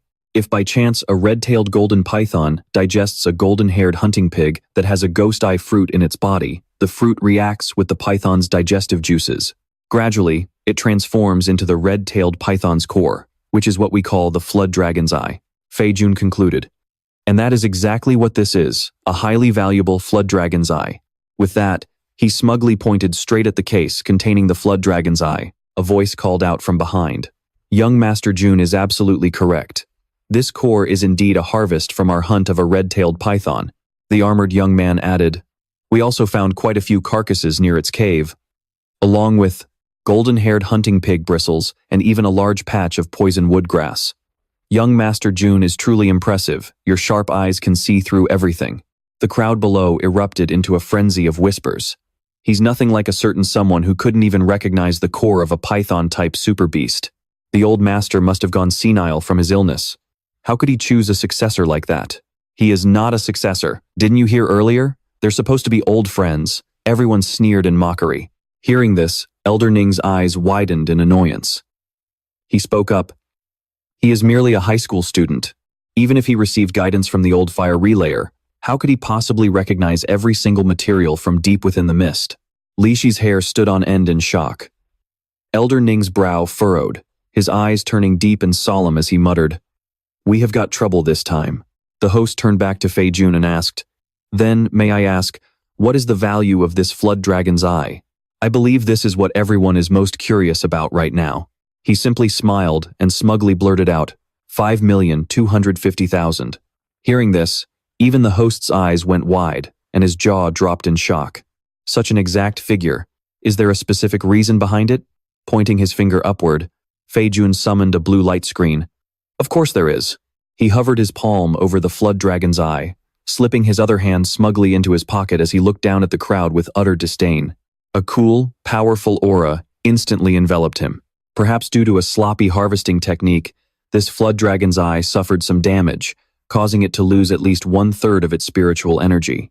Otherwise, a perfect flood dragon's eye like this would be worth at least 10 million. Fei Jun turned to the armored man. Your Blood Wolf battle team has been rising rapidly lately.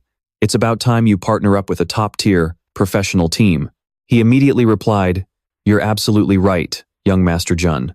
Once I get back, I'll suggest to our leader that we partner with the Liu family." Fei Jun smirked in self-satisfaction, raising his hand, and casually said, "First, young master, aren't you currently pushing to reach the 3-star supergrade? This flood dragon's eye is exactly what you need. Out of respect for me, how about you take it for 5,500,000? Holding his wine glass, Wei Hao grinned, his eyes squinting as he chimed in. "Do you really think I wouldn't trust you? 6 million. Will your Blood Wolf battle team sell it for that?" Hearing this, the armored young man quickly bowed 90 degrees in deep gratitude and shouted, "Of course we'll sell. Thank you, first young master. Thank you, young Master Jun." Still not missing a chance to mock Meng Chao, Fei Jun sneered. "Uncle Meng, let me give you a piece of advice. Harvesting is a job for real professionals. In a highly skilled profession like this, if you want to become an elite harvester, your family background is what matters most." Meng Chao rubbed his chin, his face darkening as he stood there, listening in silence. Smirking cockily, he added, "A mere renter like you could never even dream of touching a rare treasure like this, Flood Dragon's Eye." Faced with Fei Jun's ridicule, Meng Chao lowered his head slightly with a thoughtful look, quietly listening to the rest of his words.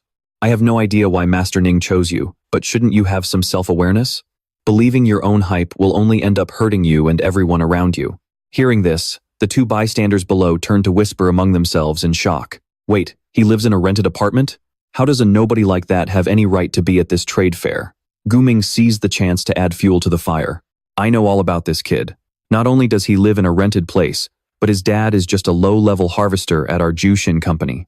And because his hands were dirty, he was just fired." On stage, Fei Jun shoved his hands into his pockets, getting ready to leave. He glanced back, thinking to himself, "Just as I thought.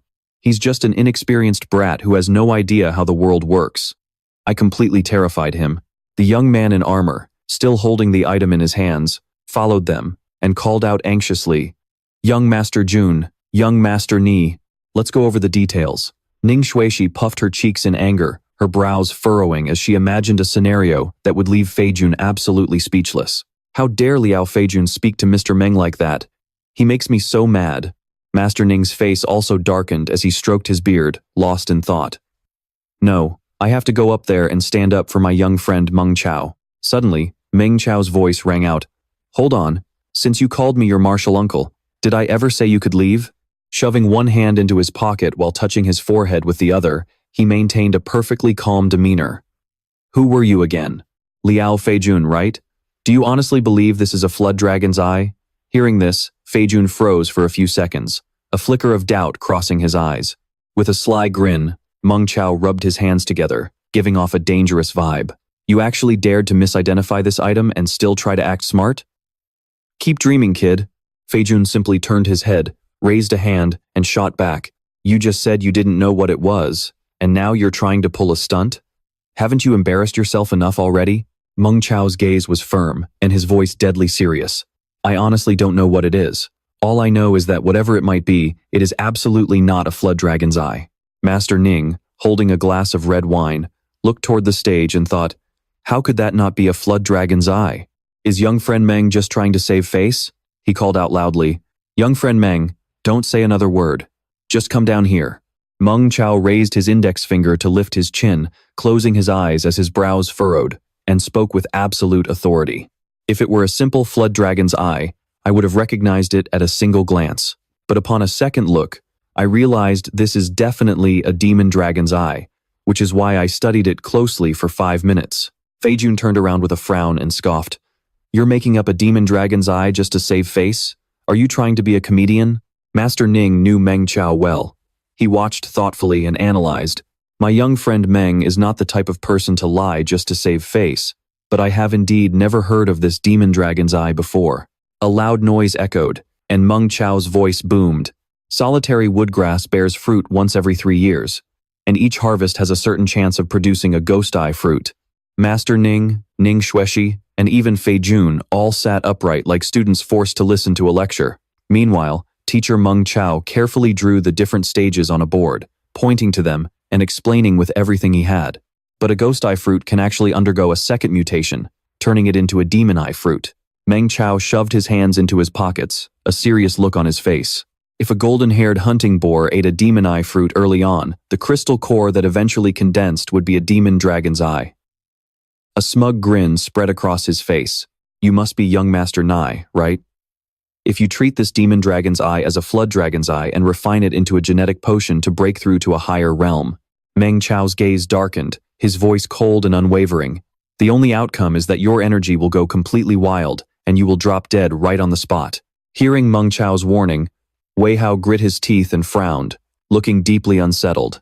Still raising his eyebrows, Feijun turned around arrogantly and snapped, act like you're some kind of expert all you want. Didn't you clearly admit just a moment ago that you had no idea what it was?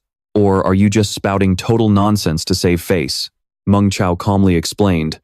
There are 15 different types of demon dragon's eyes.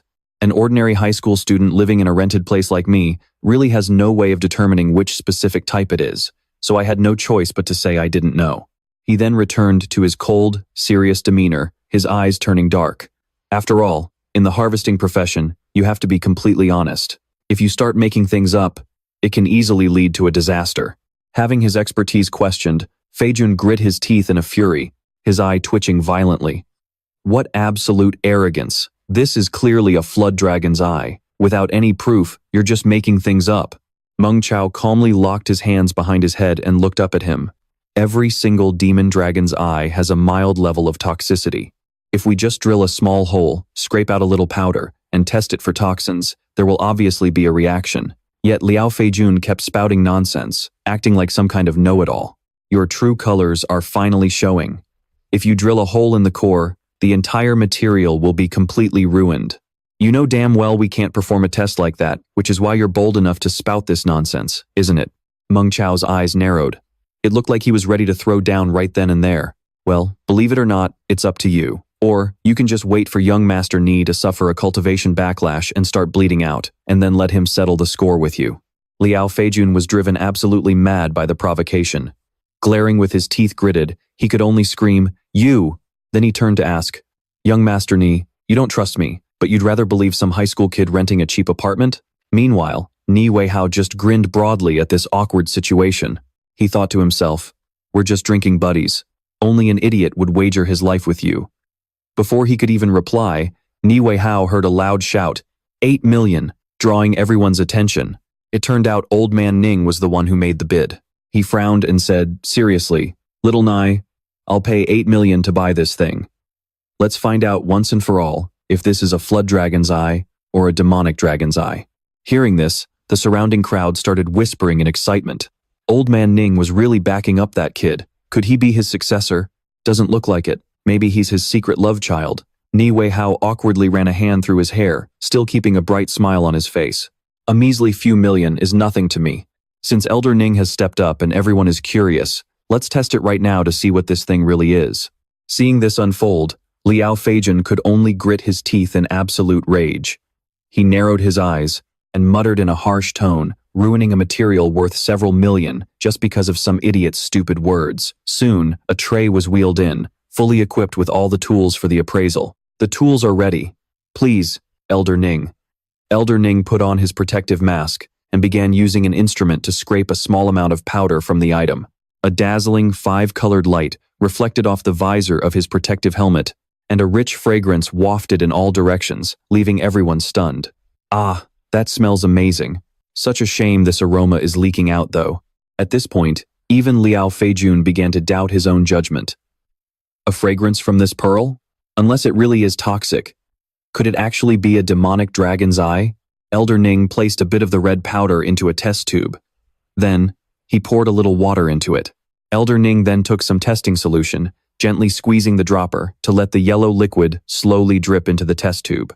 The moment it touched the liquid inside, the pink water turned green, shocking everyone. It's toxic. It's really toxic. That high school kid was right. It really is some kind of demonic dragon's eye. A demonic dragon's eye. And he's Mr. Meng. Why are you calling him a high school kid?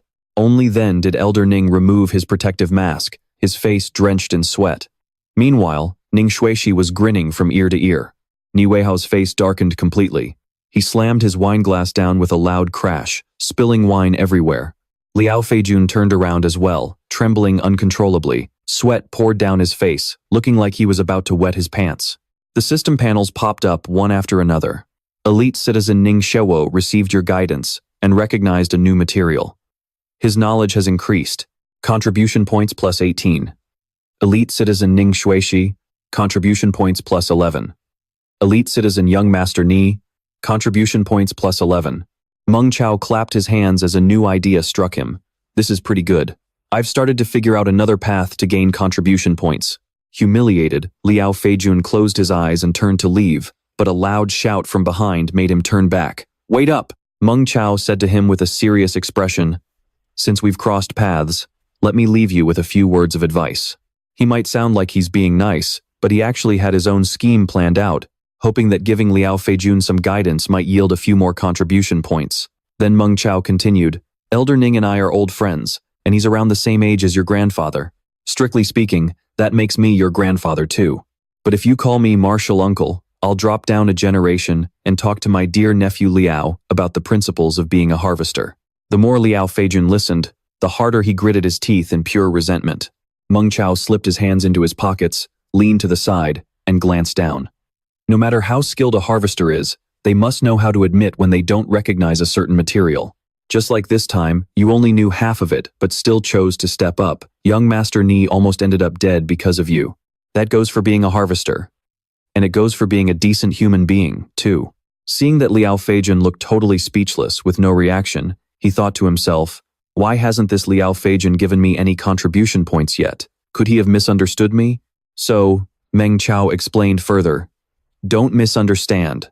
Nephew Liao, my good grandson. I genuinely want to guide you. I have no interest in slapping you in the face. Go home, cool down, and think things over carefully. It might just turn your entire life around. If you keep being this arrogant, watch out, or you'll end up with nowhere to even bury your bones in the future. Hearing this, Liao Feijun's eyes widened, his pupils contracted, and he went completely wild. Liao Feijun's face darkened completely, turning as cold and grim as an assassin's. He snapped, Are you daring to threaten me? Meng Chao's face relaxed, putting on a friendly, innocent look. He spread his hands open and said, This really isn't a threat. It's fine if you don't get it right now. Just remember what your Uncle Meng said, and think it over when you have some free time. One day, you'll thank your Uncle Meng. Before he could even finish, someone suddenly covered his mouth, making his eyes roll back. Ning Shuishi suddenly stepped up, locking her arm with Meng Chao's as if they were close. On the other side, Elder Ning blocked Meng Chao's mouth. The grandfather and granddaughter duo looked like they were taking down a criminal. Elder Ning chimed in, This young friend of mine is just a tech geek. He's got a good heart, but he's terrible with words. Please, forgive his bluntness. As the three of them turned to leave, Liao Feijun pointed right at them and screamed in fury. Ning Shewo, letting your mad dog run wild and bite people. Do you have absolutely no respect for my grandfather? Elder Ning was about to walk away, but hearing that made him freeze. He slowly turned around and glared at him with daggers in his eyes. Liao Feijun, Who gave you the right to say my name? With that, the two immediately went at it like cats and dogs. They were both losing their minds. Is this how your grandfather raised his precious grandson? Are you just trying to push my buttons? Does your grandfather want to cause trouble for me? Is he planning to step on my head just because I'm poisoned? Meng Chao and Ning Shuishi stood to the side, their hair standing on end. Elder Ning bellowed with immense aura. If that's what he wants, I'll gladly give it to him. In 1 month, I, Ghost Hand, will have a public match against him. Poison Hand. Does he have the guts? Hearing this, Liao Feijun burst into a smug, triumphant laugh. Fine. Perfect. Let's see who gets the true legacy of the dissection techniques in 1 month. When the time comes, I hope you won't accuse my grandfather of bullying a cripple with shaking hands like you. Elder Ning glared back and roared. To deal with Liao Santong, even a cripple like me is more than enough. The guests at the banquet witnessed an incredibly thrilling challenge. Everyone was shocked to their core. The poisoned Ghost Hand was actually taking the initiative to challenge Poison Hand. Who on earth is this Meng Chao to have Ghost Hand stand up for him like this? They must have a deep connection. 3 hours later, the deal was finalized. Standing among the crowd, Elder Ning turned to Meng Chao and said, Young friend Meng, I'll have Ning Shuishi send over the materials you need right away. He grinned politely and replied, Then thank you, Elder Ning. As the three of them walked forward, Nie Weihao suddenly appeared. Meng Chao, I've been waiting for you. The moment he saw Meng Chao, he pulled out 2 cards and said, Here is your 300,000 appraisal fee. By rule, that's 5% of the transaction.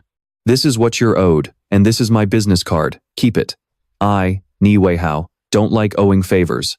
If you ever run into trouble, just come find me. Since it was offered, Meng Chao simply accepted it. With that resolved, Nie Weihao turned and walked away.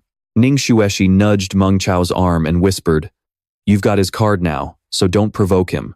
The young master of the Nai family is quite a playboy. His way of helping might not be something you can easily stomach. Fragments of information began to piece together, catching Meng Chao's attention. The system interface flashed a notification.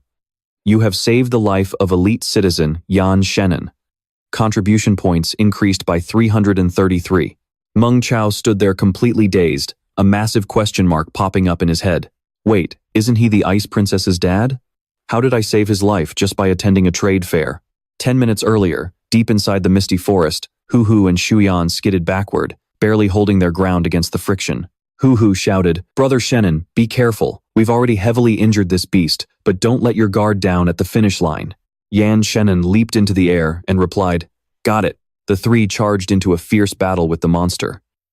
Hu Hu jumped up to slash with his axe, while Yan Shenan and Shui Yan provided cover from below, their weapons flashing continuously with blinding light. Suddenly, the monster's eyes glowed a menacing crimson, brighter than car headlights, looking absolutely hideous. Seeing the imminent danger, Shui Yan screamed in panic. Something is wrong. This monster is about to mutate. As soon as she spoke, the beast began to shed its outer layer. Green slime splattered everywhere, revealing its horrifying new form. Having successfully mutated, the monster grew even more massive, with grotesque carnivorous flowers blooming all over its body, gnashing their jaws. Shui Yan was the first to be blasted back, her weapon exploding. Hu Hu's leg was also tightly wrapped by one of its thick tentacles. The tentacle coiled around him tighter and tighter. Hu Hu raised his axe to chop it off, but the moment he struck, a loud, shattering sound echoed. The axe shattered into pieces upon hitting the dense tentacle. Hu Hu gasped, What? Yan Shenan's eyes widened as he focused entirely on the threat. Seeing the tentacle lashing toward him, Yan Shenan dodged with lightning speed, but even running for his life wasn't enough to shake it off.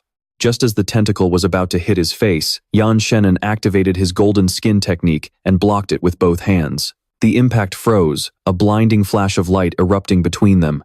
He successfully deflected it, forcing the tentacle to retreat. Yan Shenan slid back a long distance, then lunged forward again, preparing to strike it with a powerful palm thrust. Yan Shenan's entire body was enveloped in. The glowing aura surged, reinforcing his body as he zipped around, landing heavy strikes on the tentacles and sending them spinning out of control. The thunderous impacts echoed across the entire area. Finally, Shen Nan grabbed the tentacles with both hands, holding on tight. Without hesitation, he ripped the tentacles apart, charging straight ahead as his eyes flashed with blinding light. Crackling with lightning, his hands thrust forward, piercing straight into the beast's belly. With lightning speed, a massive explosion erupted. Then, Shen Nan clenched his fists and gathered his strength, channeling the surrounding aura into a swirling vortex. In an instant, the monster blew up, its shattered remains scattering in the wind. Standing frozen in his pose, Shen Nan was utterly stunned by his own power. This demon-modified 8-pattern whale technique is insane. It's terrifying. My combat power has literally doubled. Hu ripped the remaining tentacles in half, roaring, "What the hell is this monster anyway?" Poor Shui Yan had been thrown back, still sitting on the ground trembling. The 8-pattern whale technique was truly powerful. Shen Nan stared at his hands, his face darkening with concern. He frowned and murmured, "I think I've offended a terrifying old monster." He stood amidst the ruins left behind by their intense battle. Seeing Shen Nan lost in thought, Hu walked over and asked, "Brother Shen Nan, what's wrong? The super beast is already dead." Shen Nan frowned, dread written all over his face as sweat poured down. This time, he feared the Yan family was going to face a major catastrophe. The next morning, under a beautiful blue sky, Shen Nan was kicked so hard he coughed up blood, accompanied by a furious roar first thing in the morning. "Why didn't you just die in that misty forest?" The sheer force of the kick sent Shen Nan crashing into the wall.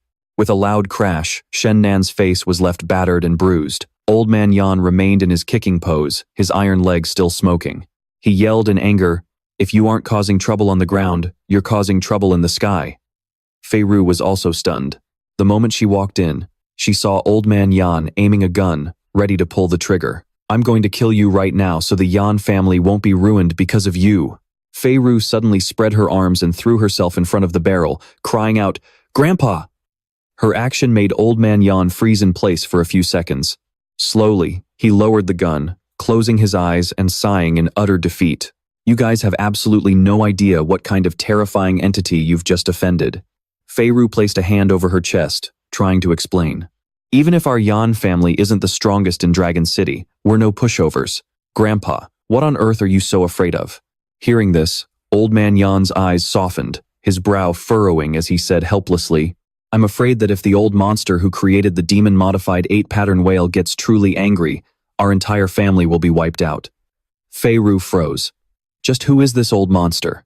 They are the survivors of the initial mindless zombie massacres during the apocalypse, who spared no effort to experiment on superhuman bodies.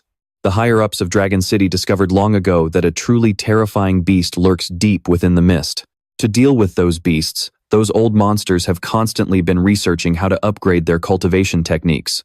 Saying that, Old Man Yan smiled gently and patted Fei Ru's head. The demon-modified 8-pattern whale was highly likely created this way.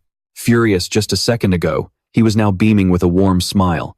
He comforted her. "Perhaps the senior found our family's little princess cute, so he granted us this opportunity."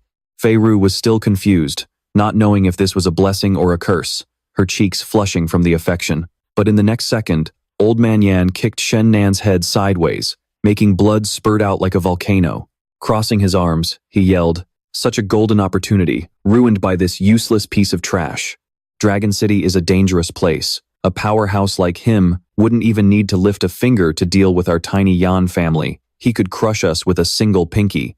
The brutal sight sent a chill down Fei Ru's spine. She quickly hurried over to massage Old Man Yan's shoulders, trying to soothe his anger. "Grandpa, beating my dad to death won't solve anything.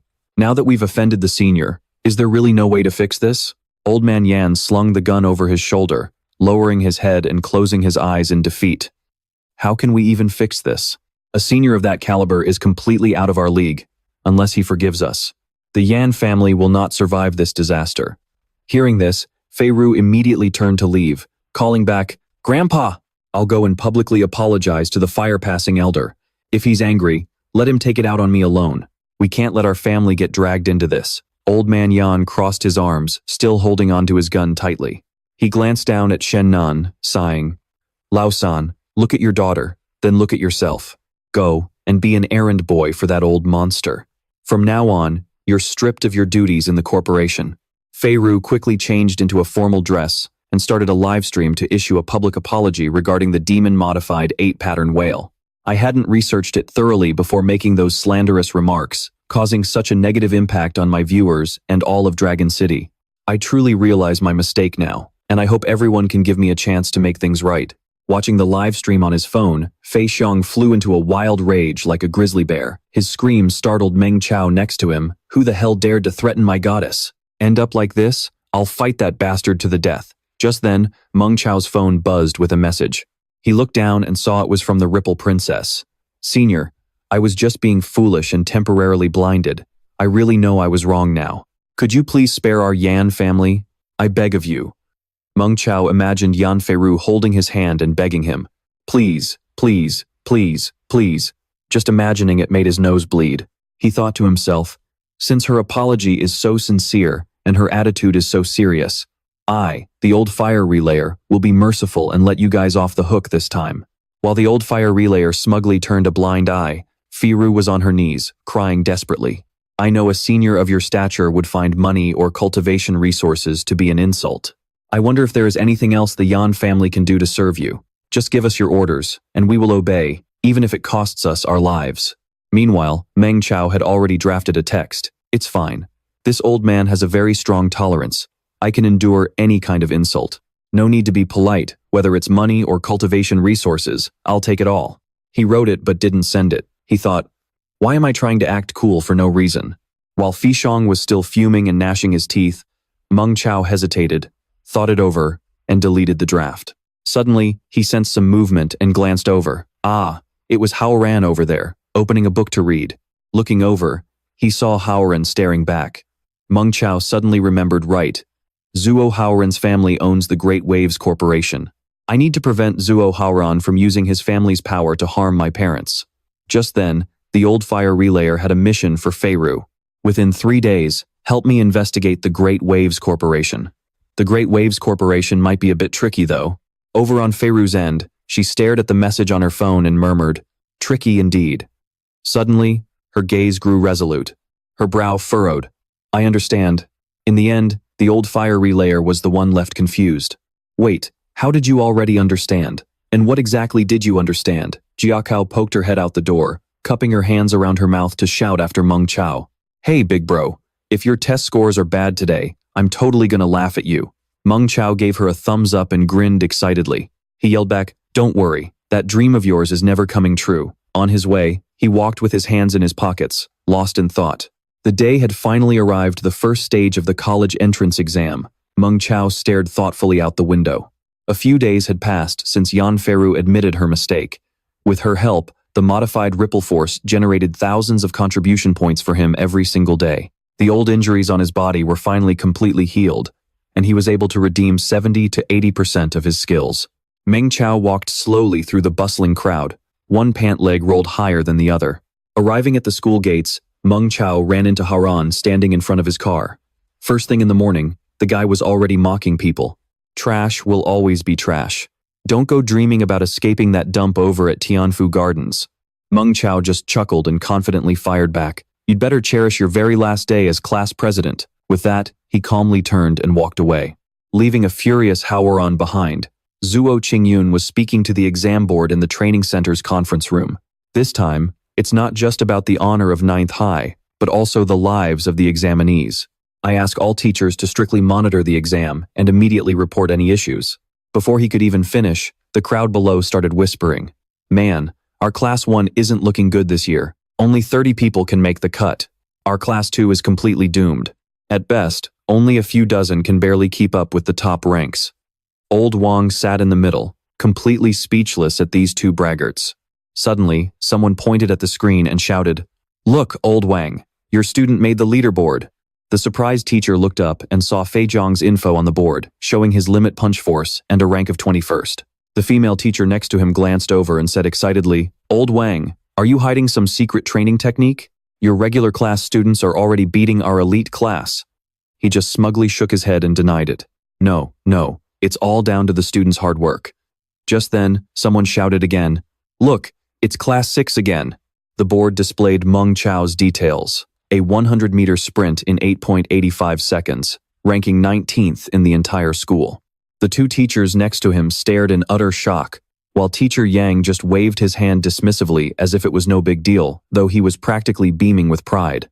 The person next to him snapped, If Meng Chao hadn't been injured in middle school and missed our elite class, how could you have gotten so lucky to have him in your class, old Wang? Zhuo Qingyun stood with his hands in his pockets, grunting in dissatisfaction, thinking that this punk Meng Chao actually dared to compete with his nephew.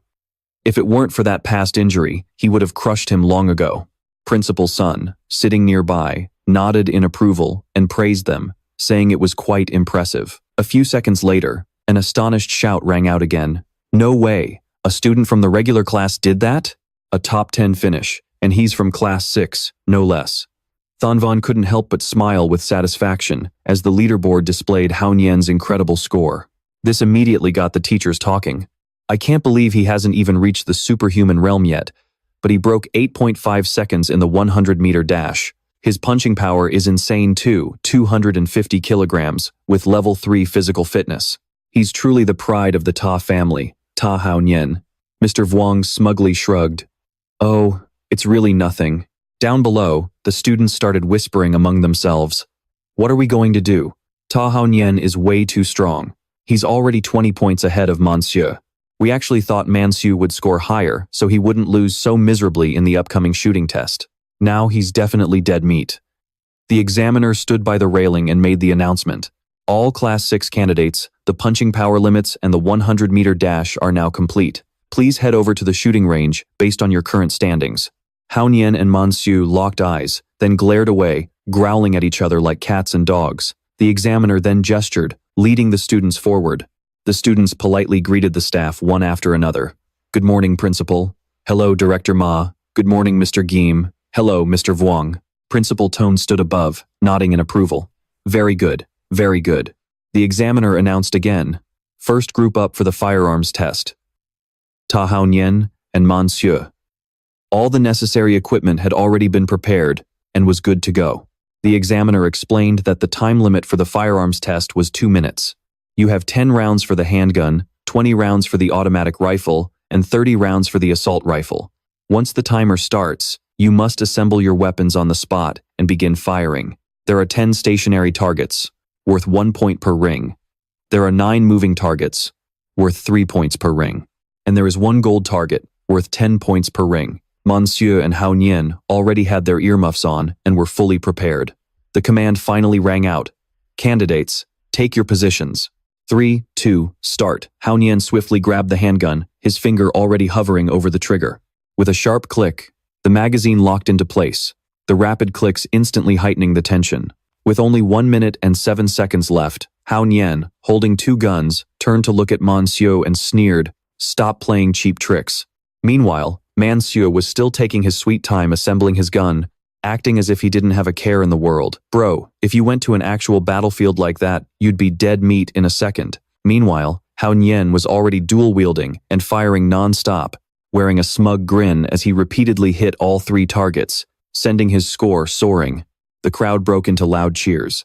Oh my god, all 10 rings. How on earth is Ta Hao Nian's aim this insanely accurate?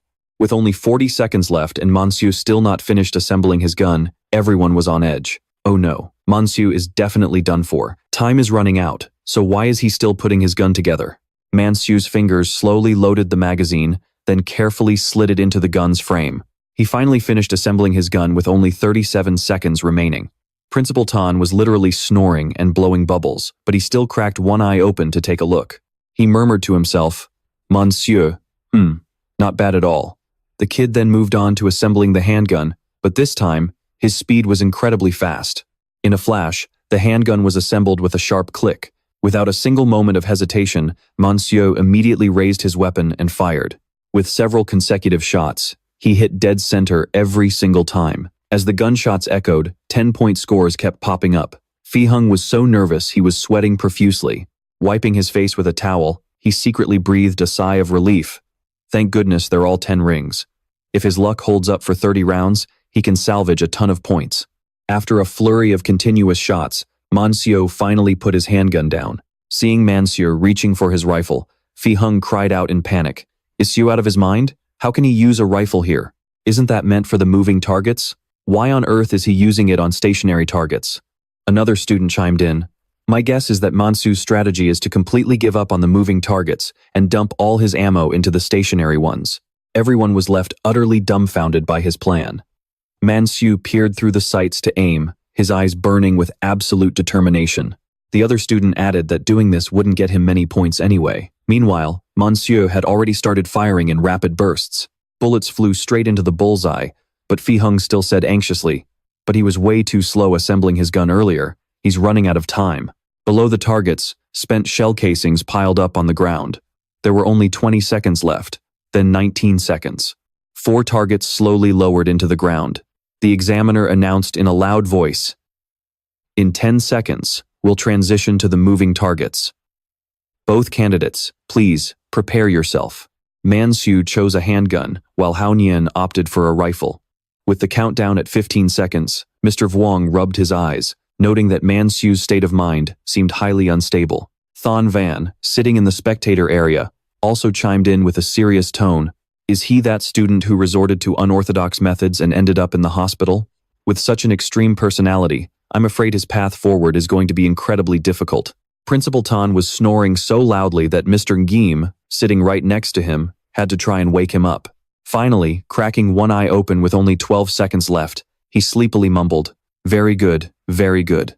The 10-second countdown began as 3 moving targets popped up. Mancio immediately aimed and fired, but his rapid shots only scored low points, with some completely missing the target. Fi Hung cried out in despair, "We're doomed." Using a submachine gun for moving targets? This time, Xu is completely finished.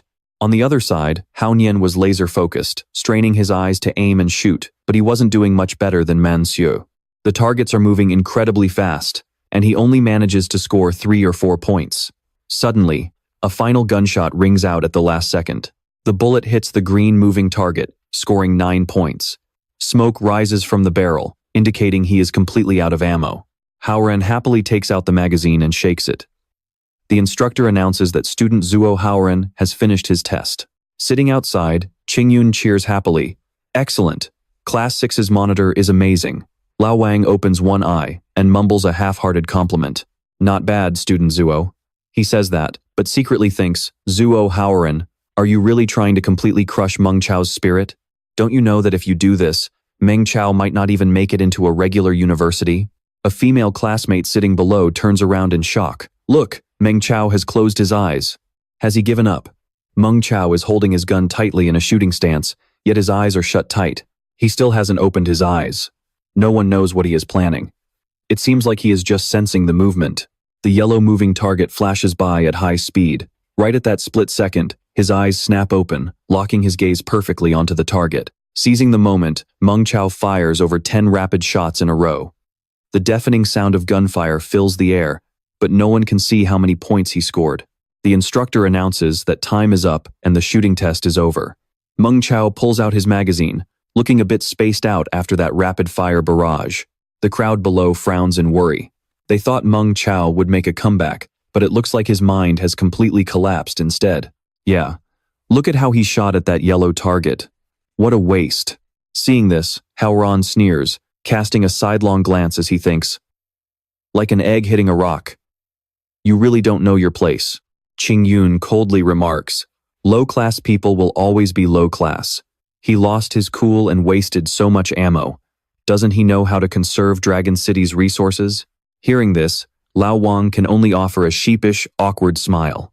Fei Xiong looks completely dazed, his voice dripping with disappointment. "Meng Chao, what about your score?" But Meng Chao simply closes his eyes with a smug smile. "My score should be pretty good. It is well within my capabilities." Hearing this, Fei Xiong turns pale, sweating buckets. "Your mind is already broken, so why are you still acting tough with me?" The instructor announces, Zuo Haoran of Class 6, firearms score, 515 points. Total score, 1,414 points. Currently ranked 11th in the school. Shucking off his gloves, Haoran smiles with pride as the crowd cheers. As expected of someone trained in a club, this score would put him in the top 3 even in the elite class. Meng Chao lost big time. Then, another announcement blares. Meng Chao of Class 6. Firearms score, 588 points. Currently ranked 8th in the school. Fei Xiong and the others get goosebumps, completely shell-shocked. They can only gasp. "What?" Lao Wang is so happy he almost cries. Clenching his fists, he shouts, "Yes, well done." Teacher Yan also beams with joy, wearing a massive grin. Meng Chao stretches his arms and relaxes, his expression completely calm, as if this result was exactly what he expected. The speaker announces, total score, 1,434 points. Hearing this, Qingyun feels like she has been struck by lightning. She stands frozen, mouth agape in disbelief.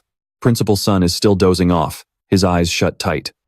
The instructor repeats, currently ranked 8th in the whole school. Haran is the most devastated. He stands there in utter shock, unable to accept reality, gritting his teeth in sheer frustration. His eyes widen as he screams, "No way!" He clearly missed the target so many times. How could he get such a high score? Furious, he continues to yell, "They must have mixed up our scores. This is a mistake." Suddenly, hearing a beep, Haoran turns around. The scoreboard is clearly displayed on the screen, providing undeniable proof. Both candidates look up at the results. Meng Chao scratches his head in regret. If only I hadn't missed those few shots on the moving targets, my score would have been much better. Time was just too tight. Hearing this, Haoran grows even more agitated, his face darkening as he bites his lip. Qingyun walks over, placing a comforting hand on his shoulder. "Haoran, you did wonderfully. Go get some rest and calm down." Lao Wang also smiles, gently nudging Meng Chao away. "That's right, Meng Chao, Zuo Haoran, you both should head back to the classroom and cool off a bit." As they walk away together, one hunched and defeated, the other walking tall and proud. It is blindingly obvious who won and who lost. Suddenly, one of them stops. Just as Meng Chao is stretching while walking, he hears Haoran call out from behind, "Meng Chao, I don't accept this." His eyes are filled with determination as he looks up and challenges, "Do you have the guts to duel me?" Meng Chao turns around, slightly taken aback, but he quickly breaks into a cheerful smile and replies, "Sure, why not?" 20 minutes later, at the small woods behind the cafeteria, a spot where students usually settle their scores, the school turns a blind eye to these private duels. Meng Chao and Haoran stand facing each other in silence. Meng Chao thinks to himself, "In my past life, Zuo Haoran had the upper hand, easily baiting me into his trap with just a few words. In this life, I am going to make you taste what real despair feels like." Meng Chao winks, looking totally pumped and smug. "Class monitor, since we're both about to take the college entrance exams, I hope you know when to stop this time." "Oh, is that so?" Haoran smiles warmly, but it is impossible to tell if he is actually being genuine. "Of course I know when to stop. Win or lose, after this fight, our slate is wiped clean." But as soon as the words leave his mouth, his inner fox shows. He narrows his eyes, his mind already plotting. "After this battle, Meng Chao, you will never show your face in front of me again. So of course, our slate will be clean." Meng Chao takes off his jacket and clenches his fists, thinking to himself, "Zuo Haoran, I gave you a chance. I hope you take it." With a powerful kick off the ground, the earth shatters beneath his feet. Meng Chao clenches his fists and charges forward at breakneck speed, leaving a trail of exploding dirt and debris behind him. Haoran grins widely, looking completely thrilled. He catches Meng Chao's fist with one hand and strikes his arm with the other. "You talk too much, classmate Meng Chao. You've spent the entire past year learning nothing but ripple force. But me? I've mastered both ripple force and reckless bull force." As he speaks, Haoran switches up his stance, throwing a swift elbow right at Meng Chao's face, but luckily, Meng Chao manages to dodge it. "You are simply no match for me." Meng Chao smirks, his gaze turning dark as he dodges and snaps back. "I'm not losing to you this time." Meng Chao plants his feet wide, sliding across the ground in a smooth arc. Both of them are incredibly fast and agile, trading blows left and right as they constantly switch between offense and defense. Meng Chao grits his teeth in deep concentration, while Haoran effortlessly weaves around him, looking completely relaxed. After a tense exchange, Meng Chao's arms are dripping with sweat, his clenched fists trembling slightly.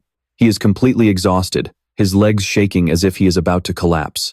Meng Chao takes a deep breath to compose himself, his eyes locked onto his opponent with determination. He launches another strike, throwing a punch at Haoran's face, but Haoran easily slips the blow and teases him. "Classmate Meng Chao, your ripple force is getting sloppy." Haoran mockingly puts his hands to his face with a fake pitiful expression, dodging every single punch with ease. Then he counters, throwing a powerful punch right into Meng Chao's face, sending blood spraying from his nose and mouth. Meng Chao is sent flying back, Right before hitting the dirt, he quickly plants his hand and flips his body. Successfully landing on his feet, Meng Chao holds a low stance, looking just like Spider-Man. Panting heavily, he looks completely battered, but still yells to pump himself up. Haoran puts on a merciful act, saying, "Just give up, classmate Meng Chao. You can't beat me." Inside, he is plotting maliciously, thinking, "Go ahead, get angry. I've been waiting to test out my new martial arts technique. I can't wait to use the heart-shattering all on you." Seeing Meng Chao scream "Zuo Haoran" and charge madly at him, Haoran is thrilled. "Bring it on. Let me crush you with my newly mastered killing technique, the heart-shattering all." Getting exactly what he wanted, Haoran smiles slyly, thinking to himself, "Perfect timing. I can already picture him writhing in agony from the hidden force of my heart-shattering all, the agony of his internal organs rupturing. The hidden force left behind by the heart-shattering all is impossible to detect. By the time Meng Chao realizes his internal organs have been shredded by my hidden force, his dream of getting into college will be long dead."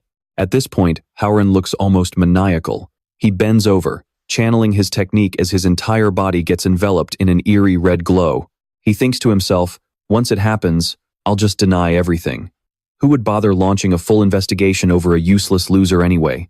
The moment Meng Chao gets back up, Zuo Haoran's body suddenly tenses and compacts, his energy flow shifting as he transforms his reckless bull force into the strength-type dragon snake force. Now, Meng Chao leaps through the air toward Haoran, his expression colder and more serious than ever before.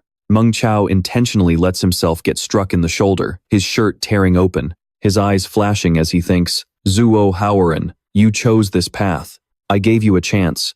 But as expected, you are just as vicious as you have always been."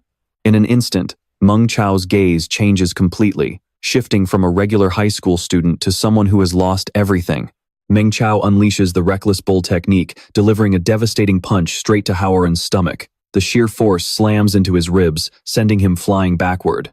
Haoran crashes hard into a massive tree, the violent impact shattering the bark and sending wood chips flying everywhere. His mouth hangs open in shock as he silently realizes he has lost. Staring up at the vast sky, Haoran tries to feel his body. Why does he feel absolutely nothing? Meanwhile, Meng Chao bends down to wipe the blood from his nose, smiling as he hears Haoran's confusion. Holding a tissue to his nose, Meng Chao points at himself and chuckles. "During the physical exam earlier, I was holding back. I was just putting on a show." He grins wide, looking incredibly smug.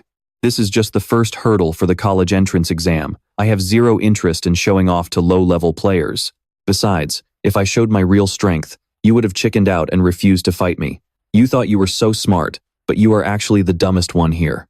Haoran's eyes bulge out as he screams, "You set me up on purpose?"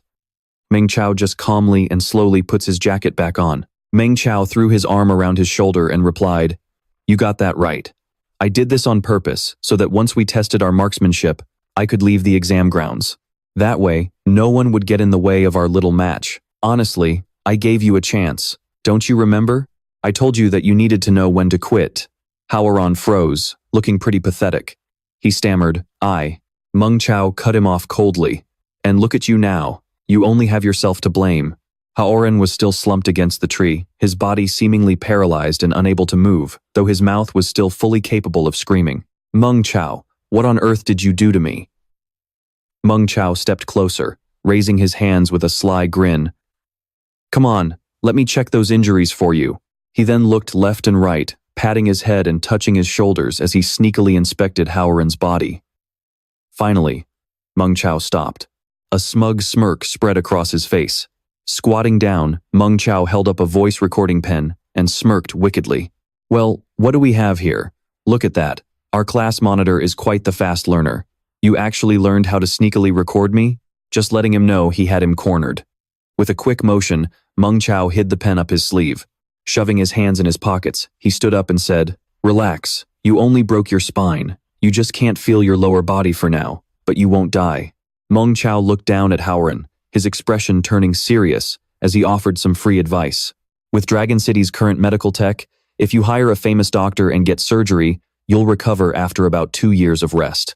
Living like a normal person won't be an issue at all. Just lie still and don't move. I'll go get the teachers and our classmates. Keep quiet and don't wiggle." He didn't make any big movements, just kept talking while his hand in his pocket was at work. Meng Chao had already snapped the voice recording pen.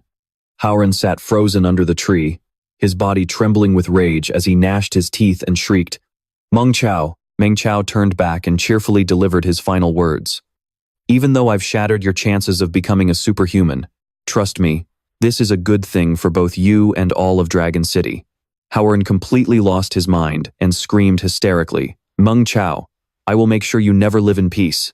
Meng Chao, get back here, do you hear me?" A system notification popped up, saying, "You have severely injured ordinary citizen Zuo Haoran, a person who would have saved a massive number of soldiers in the far future. 999 contribution points added." 10 minutes later, led by Meng Chao, Ma Qingyun, Demon Yan, the school nurse, and other classmates arrived at the scene. The moment Ma Qingyun saw Haoran slumped under the tree, he flew into a raging fury, shouting, "This is lawless, absolutely lawless. How dare anyone beat someone up like this?" Demon Yan and Principal Sun stood frozen, listening to him fume. "Discipline Department, restrain this delinquent immediately. He's not a student, he's a perpetrator, a criminal." Meng Chao casually slid his hands into his pockets, his eyes darkening as he glanced at the two spectacled men beside him. Mr. Wang was also stunned by the scene. "Meng Chao, you acted way too impulsively. If there's a conflict between classmates, wouldn't it have been better to resolve it peacefully?" Meng Chao suddenly took a step forward. Mr. Wang's scolding continued to echo. "Meng Chao, don't make things worse. You are standing right in front of two administrators." Ma Qingyun roared in anger. "Meng Chao, you dare to resist?" Meng Chao simply raised his hands calmly like a surrender, speaking in a flat tone. "Of course not. Going to the discipline department is fine by me. I have no intention of running away from my responsibility. But if I don't present certain evidence in front of everyone now, I'm afraid someone will quietly destroy it. Demon Yan, could you please look around this area?" I set up a total of 8 ultra-clear cameras. Hearing his name, Demon Yan was startled. It turned out to be a big deal, as there were cameras hidden all over the trees. Virtually every angle in all directions was covered perfectly. Ma Qingyun narrowed his eyes, his face darkening. "Why on earth did you install cameras here?" Meng Chao scratched his head, smiling innocently. "The class monitor and I certainly weren't fighting over a personal grudge. We were simply sparring to help each other improve. The monitor is so skilled, and it's rare to get a chance to spar with him. Naturally, I wanted to capture it from a 360-degree angle with 0 blind spots." He played the victim, adopting a soft, pitiful tone. "That way, I can review it closely back home and improve my grades." Meng Chao pushed his advantage, offering a comeback that left everyone speechless. "Just like how Demon Yan always sets up cameras for us to analyze our mistakes. So, is there really a problem with that?" After a brief back and forth, Demon Yan gathered all 8 cameras and brought them back. "Principal Sun, take a look." Demon Yan handed one over to Principal Sunday. Meng Chao suddenly held up his hands and stared at them, his brow furrowed in a sad, troubled expression. "Mr. Wang, I've had a lingering doubt in my mind this entire time. Could you teachers please clarify something for me? I've only just recovered, and my limbs are still weak and lacking strength. How could a single strike of mine have severely injured the class monitor? If possible, please review the camera footage in front of my classmates and explain it to me." Actually, the moment he heard that, Teacher Nagim's eyes flickered, as if he suddenly realized something. Hearing him say that, Thanvan lost his temper and immediately cut him off. "Or else what? Are you suggesting the school would frame an innocent person? We're going to open and check it right now." Sitting down below, Hao Nian's face went completely pale. His lips began to tremble as he called out softly. By now, everyone had picked up a camera to review the entire match. Principal Tan, Teacher Ngim, and Thanvan were all stunned. Teacher Ngim pointed directly with the camera in his hand, his anger instantly flaring up. His glasses gleamed like car headlights, and the veins on his body bulged. Everyone heard him roar at the top of his lungs. Teacher Ngim grabbed Hao Nian by the collar, pulling him close as if he wanted to eat him alive. "What move were you trying to use on Mansu just now?" Hao Nian was scared witless, trembling uncontrollably. Seeing this, Thanvan, who was standing outside, glared and yelled sharply to warn him. "Ta Hao Nian, think very carefully before you speak." Grabbed by his collar, Hao Nian panicked. He turned his face away and stammered weakly. I just wanted to use the dragon snake force." Before he could even finish, Teacher Ngim barked right in his face. "Ta Hao Nian, shut up."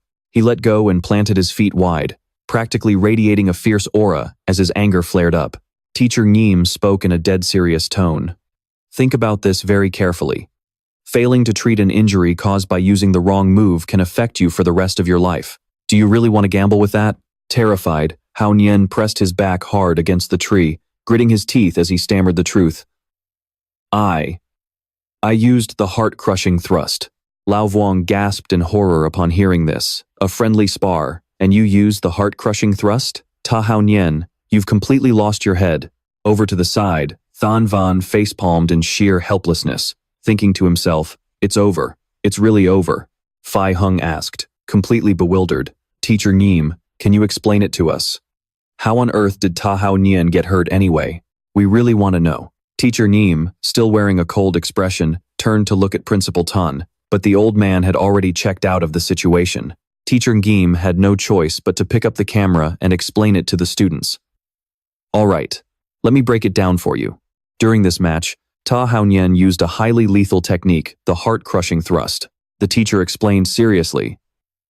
Because he hasn't fully mastered the technique yet, there was a delay in releasing his force.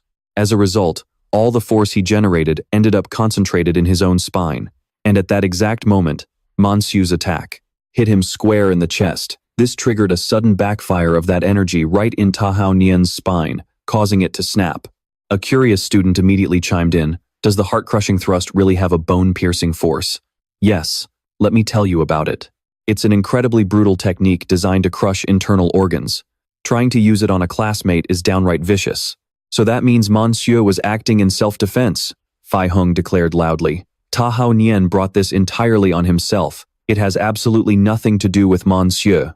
Than Nan suddenly turned around, refusing to back down. Director Ma, do you have any objections to this footage? Than Van crossed his arms, quickly looking away to avoid their gazes as he huffed angrily. It's still an injury caused by them fighting each other. Monsieur must have intentionally provoked him. At this point, Monsieur finally raised his hand to speak. Director Ma, let me emphasize again. It was a friendly spar, not a fight. Even the heart-crushing thrust was something Ta Hao Nian announced beforehand to demonstrate to me. He smirked, looking a bit smug as he continued. Personally, I think it's best we all agree this whole thing was just an unfortunate accident. Hearing this, Than Van was utterly speechless, completely dumbfounded. Monsieur tapped his temple, looking somewhat innocent, yet his words were incredibly sharp. After all, the class monitor and I just had a minor disagreement. There's no way it would escalate to the point of using an extreme move like the heart-crushing thrust. He glanced sideways and lightly flicked his fingers. Making a huge scene out of this won't benefit me, Ta Hao Nian, or the school. Don't you agree, Director? Than Van's eyes widened, his brow furrowing as he thought to himself, is this kid actually threatening me? But if this gets blown out of proportion, what would happen to his own future career? Just as Than Van was feeling utterly helpless, Principal Tan cleared his throat with a few coughs. The old man sure knew how to read the room. Principal Tone smiled warmly and nodded. Director Ma, Ta Hao Nian is still lying there on the ground. Shouldn't we get the boy to the hospital first? Making a fuss about this will only ruin these kids' futures, and that wouldn't be good for anyone. Grateful for the way out, Than Van bowed 90 degrees to the principal. Yes, sir. The old man pointed at Monsieur and instructed, Teacher Niem, since Monsieur is right here, why don't you get the details from him? Find out how this accident happened and write a report for me. Oh, and don't go scaring the boy. Teacher Niem barked out his response. Yes, Principal. With the tasks handed out, Principal Tun turned and walked away, muttering to himself, good, very good. With only their two shadows cast on the ground, Teacher Niem asked gently, Monsieur, during this morning's speed and endurance test, how much of your strength were you holding back? Monsieur turned and replied honestly, only 20 to 30%. Hearing this, Teacher Niem was taken aback. How can you say that so calmly? Looking up, Monsieur replied frankly, it wasn't much of a challenge, so I wasn't really interested. Suddenly, the teacher's expression turned ice cold. Pointing his finger straight at him, Mr. Yan says, you did today's thing on purpose. Meng Chao calmly looks back with a serious expression and replies, yes, I did. Mr. Yan turns to him and demands, I need an explanation. Meng Chao, still acting tough, says, it was just self-defense. Mr. Yan looks Meng Chao dead in the eye, furrowing his brows as he stares straight at him to expose his lie. Self-defense? It looks to me like you just wanted to eliminate a potential threat. Meng Chao looks Mr. Yan right in the eye, speaking with utter seriousness. Are you saying that if I hadn't beaten him at his own game and lured him here, he might not have targeted me? Then, his gaze darkens slightly, as he says firmly, but why should I leave my own fate in someone else's hands? Comparing the situation to a giant monster bearing its fangs and claws right in front of him, Meng Chao continues. When a vicious beast is standing right in front of you, are you really going to stop and analyze whether it's hungry, or if it might spare you, or if it has some kind of sob story? Meng Chao imagines the moment the monster falls into a trap. He continues explaining to Mr. Yan, all I can do is stand behind the trap that's already set, and see if it jumps in. As the monster is skewered and crushed by the sharp spikes of the trap, he stands above it, explaining further. It was the one who chose to kill me first. So when it jumped into the trap, there was no way I was going to kneel down and beg for mercy. Right? Hearing this, Mr. Yan's face darkens, his brows knitting together as he falls silent, deep in thought. Then, he reaches out and pats Meng Chao's head, taking the boy by surprise. Fine, that's an acceptable explanation. Leave the rest of the trouble to me. Just focus on preparing for the exam. Meng Chao smiles widely, his eyes narrowing into crescents. He replies softly, Thank you, Mr. Yan. I always knew you were the fairest teacher in school. A truly great teacher. Despite the sweet talk, Mr. Yan immediately splashes cold water on him. Cut the flattery. If you really want to thank me, shouldn't you consider applying to the military academy? Meng Chao freezes up and quickly raises his hands. Waving his hands in refusal, he says, Count me out.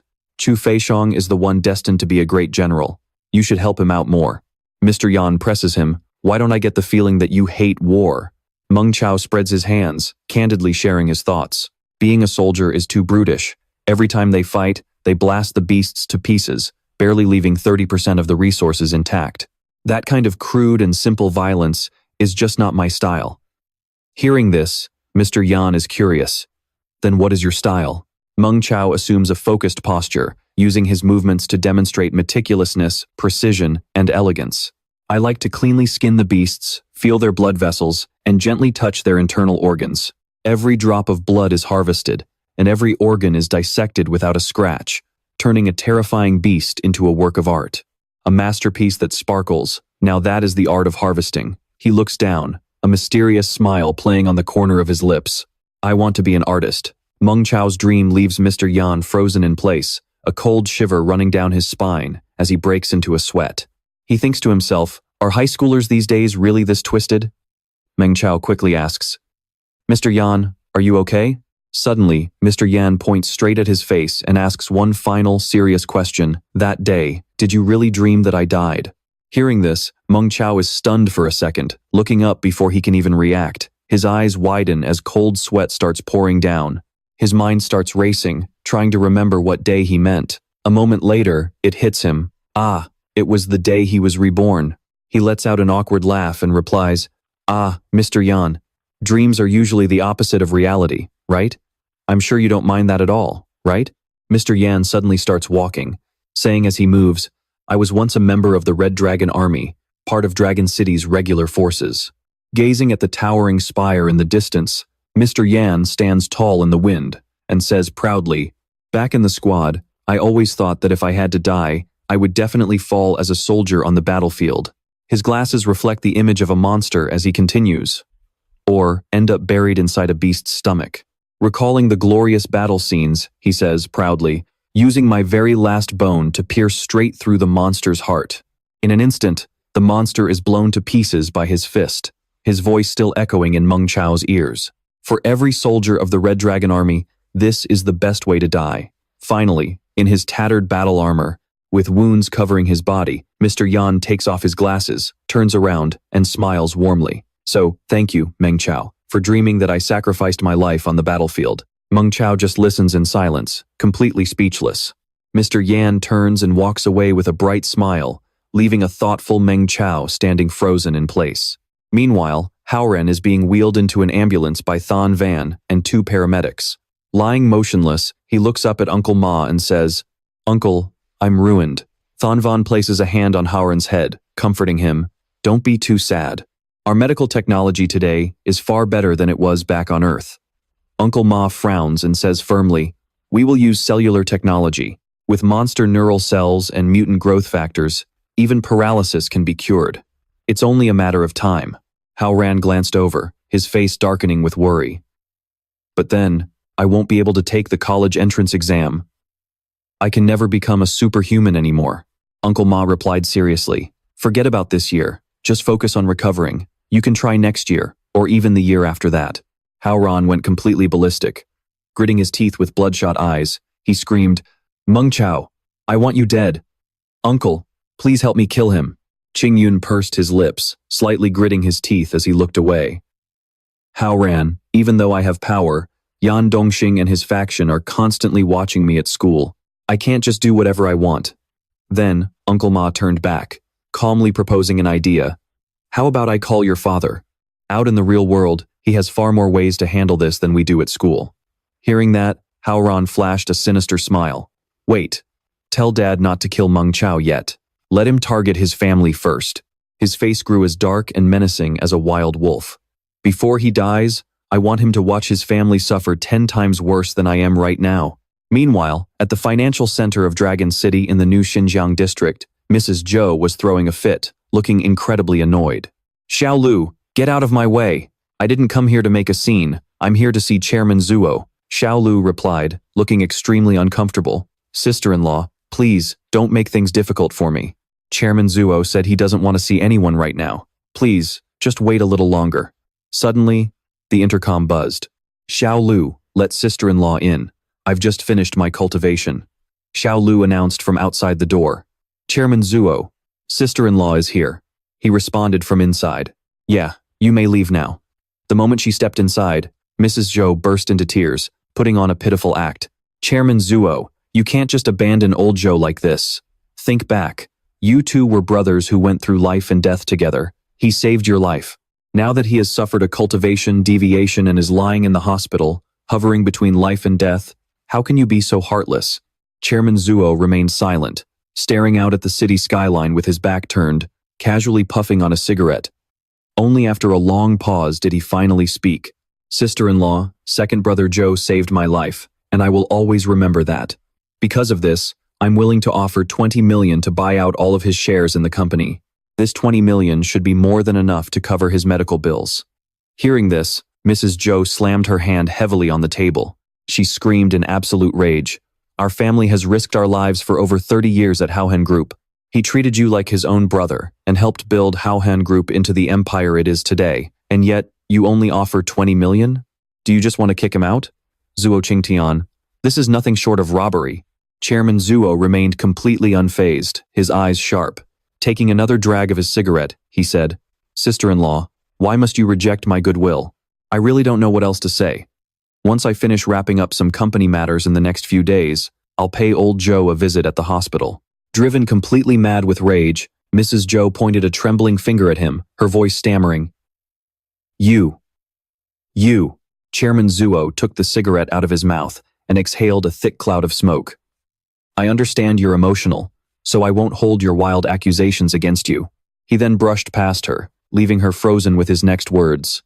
"Once you've thought it through, you can come find me anytime, but I suggest you hurry. Second, Brother Zhou's condition won't wait forever." Before Mrs. Zhou could even turn around, Chairman Zuo had already pressed a button to call his security. "Mrs. Zhou is tired. Escort her out." Instantly, 2 hulking bodyguards stood blocking the door, politely but firmly gesturing with their hands. "Mrs. Zhou, this way please." She stormed out in a huff, while the guard didn't forget to offer a mocking, "Have a safe trip home, Mrs. Zhou."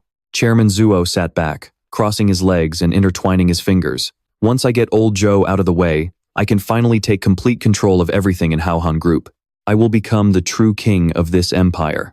He picked up a family photo of Hao Ran proudly holding a trophy, a smile of satisfaction on his face. "Xiao Hao is so talented. He will definitely surpass me in the future. When that day comes, nothing will be able to stop us." Suddenly, his phone buzzed, displaying Ma Qingyun's name on the screen. Tapping his earpiece to answer, he said, "Hello, brother-in-law." As soon as he heard the news, Chairman Zuo's eyes widened. He froze in shock for several seconds before roaring, "What? Xiao Hao was crippled? Who did this to him?" The news hit him like a lightning bolt, making his entire world crumble. His face turned incredibly dark as he hissed through his teeth, Meng Chao, and he's just some low-life tenant kid? Losing his mind with rage, Chairman Zuo's eyes turned bloodshot as he clenched his fists. With every step he took, the floor tiles shattered beneath him, sending debris flying everywhere. Meng Chao, since you dared to ruin my son's future, I will destroy your entire family and make you wish you were dead. Just then, an employee rushed in frantically with a laptop, shouting in a panic, "Boss, this is bad. Someone leaked that our products are all made in unlicensed sweatshops. Even the official Dragon City News is broadcasting it." This news, arriving in the middle of his fury, made him look like he was about to have a stroke. Chairman Zuo roared, "What?" He furrowed his brows and lashed out at the employee. "Why are you still standing there? Go handle it right now, otherwise what the hell am I paying a PR team for?" The employee stood there dazed, so panicked that his voice began to tremble.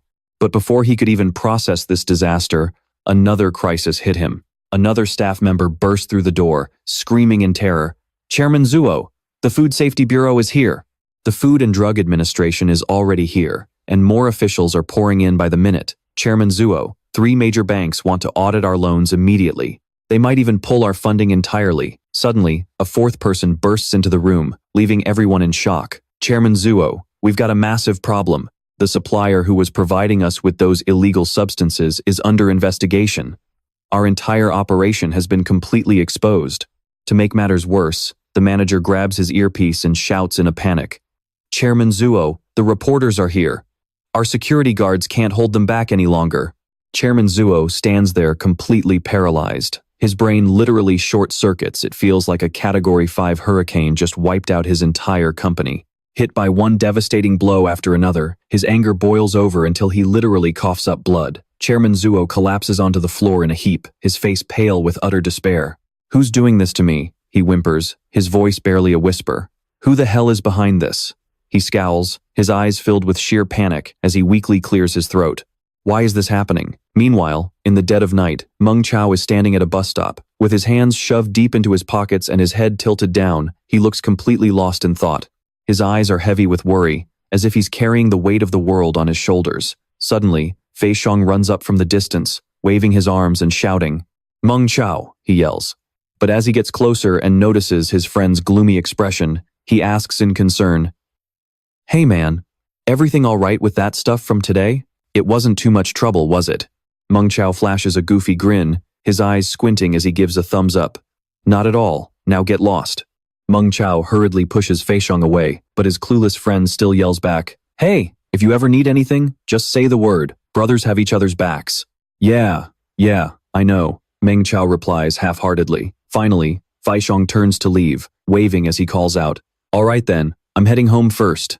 As the heavy traffic roars past, kicking up dust and exhaust, Meng Chao falls back into silence.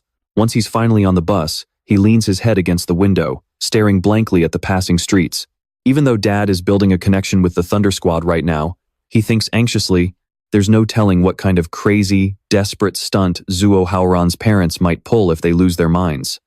Suddenly, Meng Chao remembers something. He pulls out Naihao's business card and stares intensely at it. Am I really going to have to reach out to that young Master Nai guy? Right then, the bus screeches to a sudden halt, catching him off guard and sending him face-planting into the seat in front of him. Rubbing his forehead, he can't help but think about how weak he still is. He absolutely has to reach the transcendent realm as fast as possible and gain true power of his own. Suddenly, a bright light flashes before his eyes, and his system panel materializes. Under your guidance, the Haohan Group's criminal ring involved in the counterfeiting and manufacturing of illicit drugs has been completely dismantled. 5,000 contribution points have been added. Still slumped over from slamming his head, he stares at the screen in utter disbelief.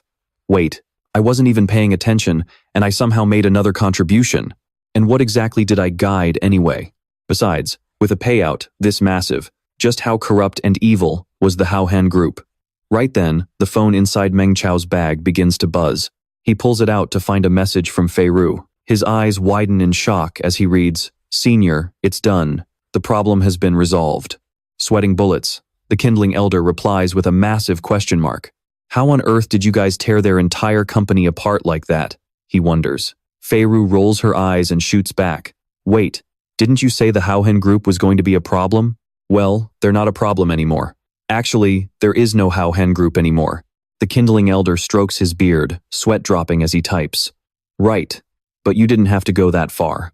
Fei Ru seriously explains her reasoning. Their fraudulent loans are exposed, they're bankrupt, drowning in debt, and facing serious criminal charges. The media is dragging them through the dirt.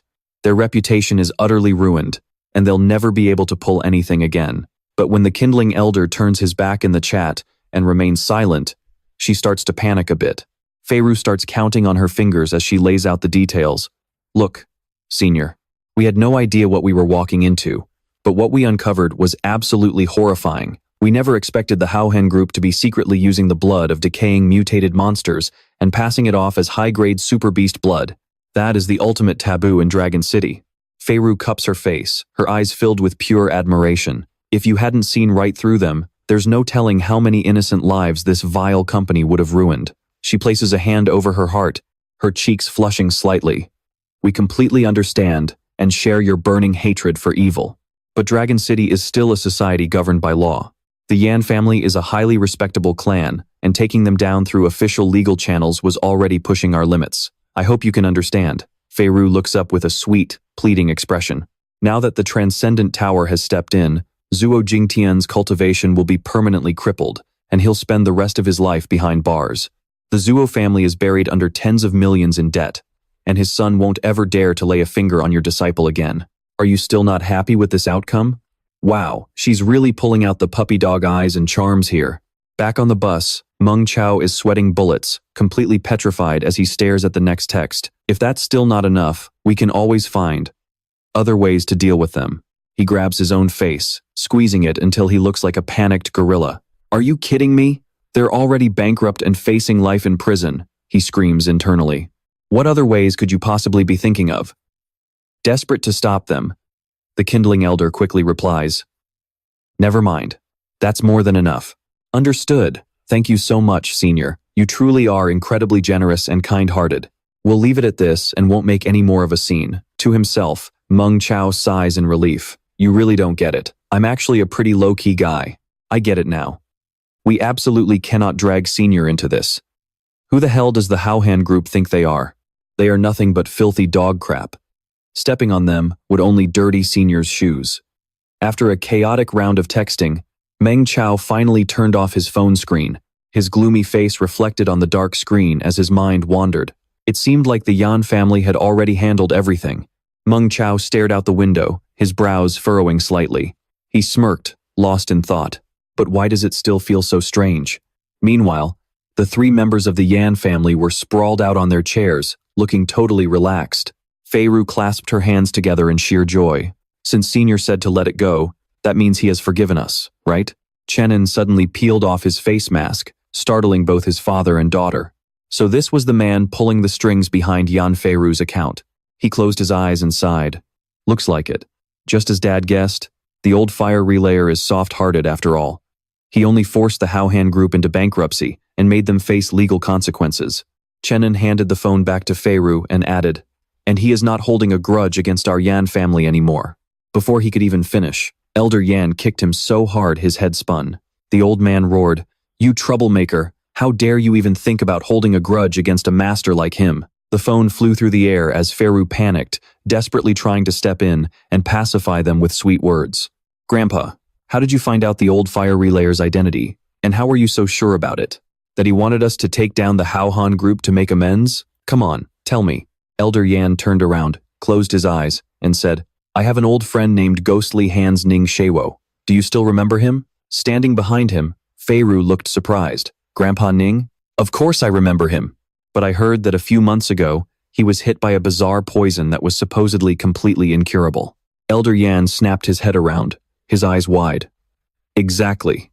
Just a few days ago, Elder Ning suddenly received guidance from the old fire relayer and formulated a new medicine. He even asked me for some rare ingredients." Elder Yan raised a finger, furrowing his brows, and said with a tense voice, "At that moment, it hit me. Could the old fire relayer and the mysterious monster we offended actually be the same person? So I did a little digging. And guess what I found?" Fei Ru leaned forward eagerly, her face tense with anticipation. She bent down and asked excitedly, "Well, are they really the same person?" Chenin, whose face was still black and blue from the beating, poked his head out and chimed in, "There is no way. Ripple force and medicine are two completely different paths. Even if he is an ancient monster, there is no way he could master both." Elder Yan closed his eyes and delivered another thunderous kick to Chenin, turning Feiru's face pale with shock. "You useless piece of trash. The future of the Yan family can only rely on Feiru." Elder Yan opened his eyes, frowned, and asked, "Feiru, do you still remember that performance video you received? What do you think the identity of the person in that video is?"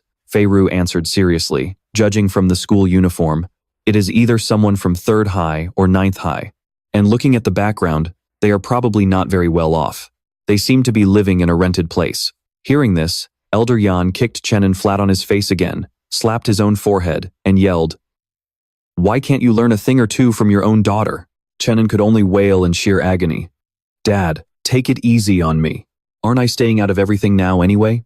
Elder Yan turned around with a solemn look and said, "According to what I learned from Elder Ning, the old fire relayer has a disciple named Meng Chao. He just happens to be a student at 9th High, and he lives in a rented apartment." As soon as Chenin struggled to his feet, he couldn't help but butt in again. "Even if the old fire relayer is indeed that omnipotent monster, how did you know he wanted to take down the Hauhan group, Dad?" Furious at being doubted, Elder Yan smacked him on the head again and roared, "Because I had someone investigate. That kid, Meng Chao, is in the same class as the son of the Hauhan group's chairman. They hate each other, and they even got into a massive fight recently. Do you get it now?" With one of them hot-headed and the other covered in bruises, only Feiru remained calm enough to analyze the situation. If that is the case, then all the pieces fit perfectly. Everything makes sense now. Elder Yan widened his eyes in agreement. Exactly. How could a disciple of the old fire relayer let himself be humiliated by mere nobodies? The Hauhan group really kicked a steel plate this time. The old man roared again. Raising a useless son is a complete waste of food. It is pure karma that his father's reputation is ruined and he is going to rot in prison. Chenin grimaced in defeat, giving his father 2 thumbs up with a trembling, terrified voice. "Dad, I learned my lesson. I wouldn't dare offend a hidden master like the old fire relayer again." Feiru poked her head out, pointing a finger as if she had just realized something. "Grandpa, since the old fire relayer is so powerful, why did he even need us to deal with the Hauhan group?" Elder Yan turned around, clasping his hands behind his back, and said, "That brings us back to those 2 words the old fire relayer mentioned. Too troublesome." Chenin couldn't keep his mouth shut again. Wait, is there actually some deep meaning behind those 2 words? Didn't he just want us to do his dirty work? Elder Yan snapped around, absolutely furious, and yelled at him for being so utterly clueless. He put on a stern face, pointed his finger right at him, and snapped, "What is that Hauhan group to the fire-transmitting elder? They are absolute garbage. They are piece of times tea trash that is not even worthy of being stepped on by the elder himself." Elder Yan pointed his finger from Chenin to Feiru, and both of them bowed their heads as they listened to him lecture.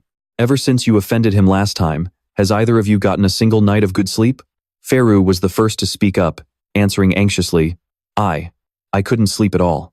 These past few days, I could barely sleep. Every night, around 2 or 3 in the morning, I would wake up terrified." After answering, she let out a long sigh of relief. As for Chenin, his soul seemed to have left his body, utterly relieved that he was not getting beaten anymore. Elder Yan put his hands behind his back, turned around, and said, "The elder showed great mercy by waving his hand and letting us handle this little trouble. This is his way of giving us a way out, so we can put our minds at ease." He sat down, gripped the armrests of his chair, and said coldly, "Fortunately, that senior is a kind-hearted man, and fortunately, I personally handled it. Otherwise, you ignorant kids would have ruined everything." Feiru put her hand to her chest, looking a bit dazed. Chenin clicked his tongue seriously, furrowed his brows, and spoke up, "Wait, that is not right, father. To settle things with the Hauhan group, we did a lot of investigations, including looking into young Meng Chao's identity. Won't the fire-transmitting elder be displeased with us?" Elder Yan poured a cup of hot tea, keeping his composure as he replied, "Did you really think I needed you to tell me that? I already discussed this thoroughly with Elder Ning." He picked up the teacup, closing his eyes as he continued to explain. "The fire-transmitting elder has no intention of hiding young Meng Chao's identity. In fact, he is using his disciple to leak some revolutionary martial arts information, knowledge, and techniques. In everyone's minds, the image of the mysterious fire-transmitting elder, pulling the strings behind Meng Chao, began to take shape." Elder Yan continued to speculate. Letting his disciple venture out alone is probably a form of training for the boy. And for forces that are friendly to him, he would not mind revealing a bit of information so we can help protect his disciple. Feiru widened her eyes, clasping her hands in admiration. Grandfather, are we actually considered one of his friendly forces? He took a sip of his tea and replied, Of course we are. Elder Yan raised his teacup high, staring at it as he said, If he did not have a profound understanding and a deep appreciation for our Yan clan runes, there is no way he could have designed such a perfect rune. With the reflection of the teacup shining in his eyes, his voice rang out proudly. Who knows? Maybe that great elder even gave me some personal guidance back in the day. Elder Yan pointed straight at Feiru, who was standing across from him, and said, Feiru, if you get the chance, you should try to get close to this young Meng Chao. Feiru, who was holding her phone, was caught off guard and squeaked out. Huh? Me?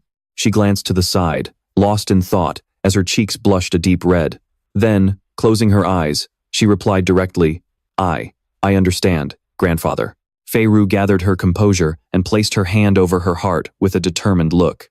I will see if there are any natural opportunities for me to approach Meng Chao soon. Seeing her response, Elder Yan burst into a hearty laugh. That is my girl. The future of the Yan clan will eventually be yours to lead. You must secure this connection.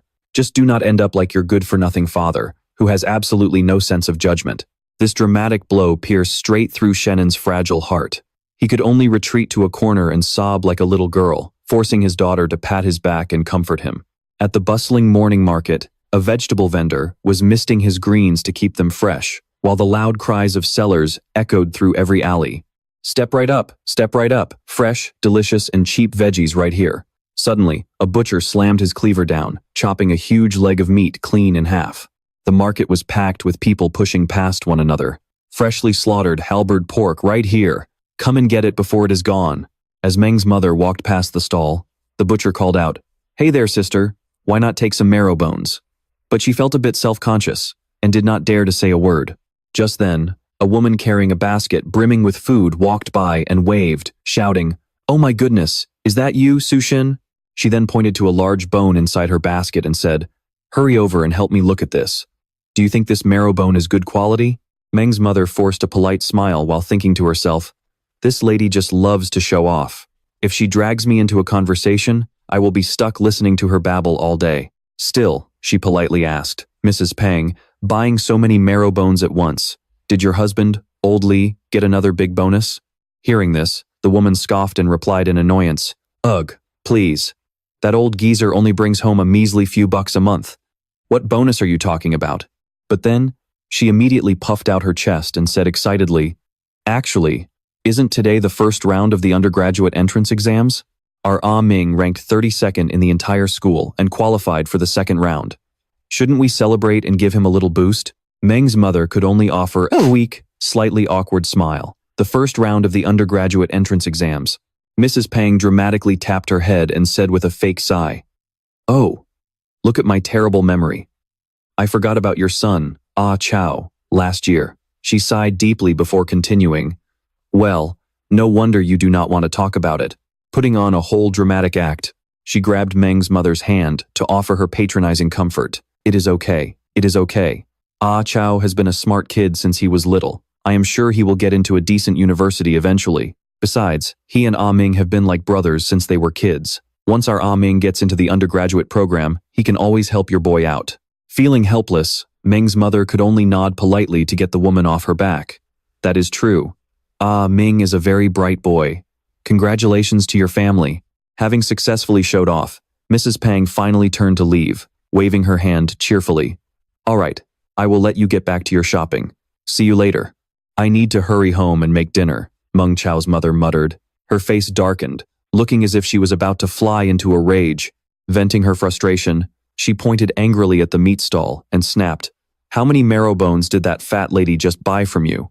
When the butcher said 3, she immediately barked, I'll take 3 too. No, make it 4. Back home, Meng Chao's mother dumped out a pile of marrow bones and fresh fish she had just bought at the market. Xiao Cao rested her chin on her hands, staring at them and drooling. Wow, Mom, 4 marrow bones? Yishan walked by, rolling up his sleeves. Seeing the fish with its mouth wide open, he asked in surprise, This fish must weigh at least 2 or 3 kilograms. Suxin, what's the occasion today? Meng Chao's mother frowned in annoyance and replied, today was the first round of the regular college entrance exam, but Chao hasn't said a word. It seems like he didn't do well. When he gets back later, nobody ask him anything. Just eat your dinner, got it? Xiao Cao confidently placed her hand on her chest and proudly declared, don't worry, Mom. Even if my brother can't pass the regular college exam, don't you still have me?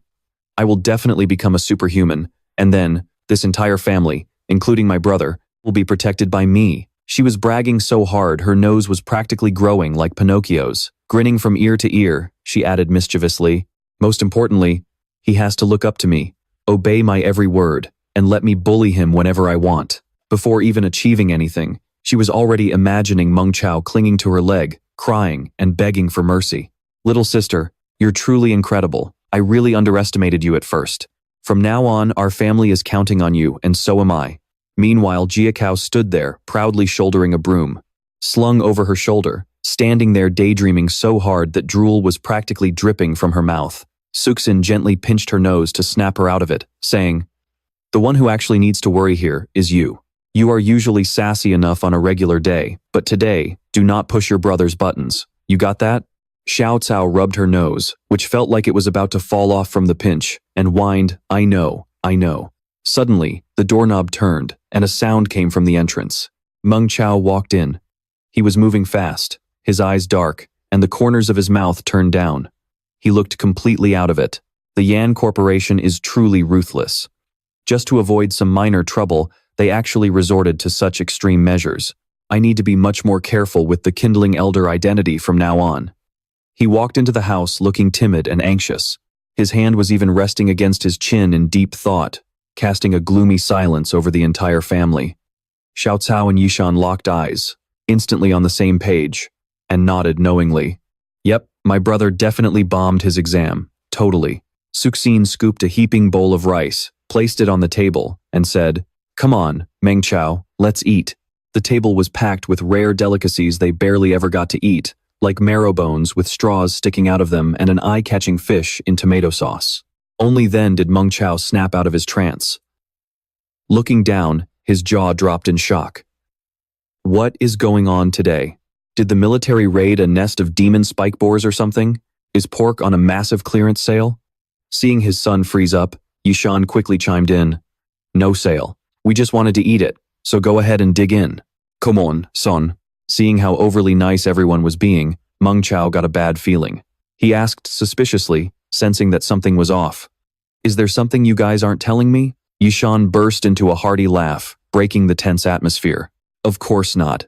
Our lives are getting better by the day, so what could possibly be wrong? Suxin also smiled warmly and chimed in. Exactly. You are definitely overthinking things, sweetie. Xiao Cao threw her arm around Meng Chao's shoulder and said bluntly, don't worry, bro. I've got your back. From now on, I'm the main pillar of this household. Hearing this, he smirked with pure disbelief. You? The pillar of the house? Yeah, then our family is in for a real wild ride. Then, Meng Chao took off his jacket and made a serious announcement. Oh, right. I have some news. Today was the first round of the university entrance exams. I placed somewhere around top 8 or top 9 in the entire school. As he unbuttoned his sleeves and sat down, his gaze drifted slightly. Well, anyway, that part is over. In 10 days, I'll head to the education bureau for the second round. The family just chuckled nervously and gave a half-hearted, yeah. The three of them looked at each other, trying to comfort him. Hey, that's not bad at all. Making an effort is what counts. Exactly. It took them a few seconds to process the words before their minds completely blew. Suxin practically shrieked. What? All three of them stared at him, wide-eyed and slack-jawed. Meng Chao clasped his hands together, resting his chin on them while sipping some marrow through a straw. He asked in total confusion, "What is wrong with you guys?" A cold breeze seemed to sweep through the room as the other three stood there, completely frozen in shock.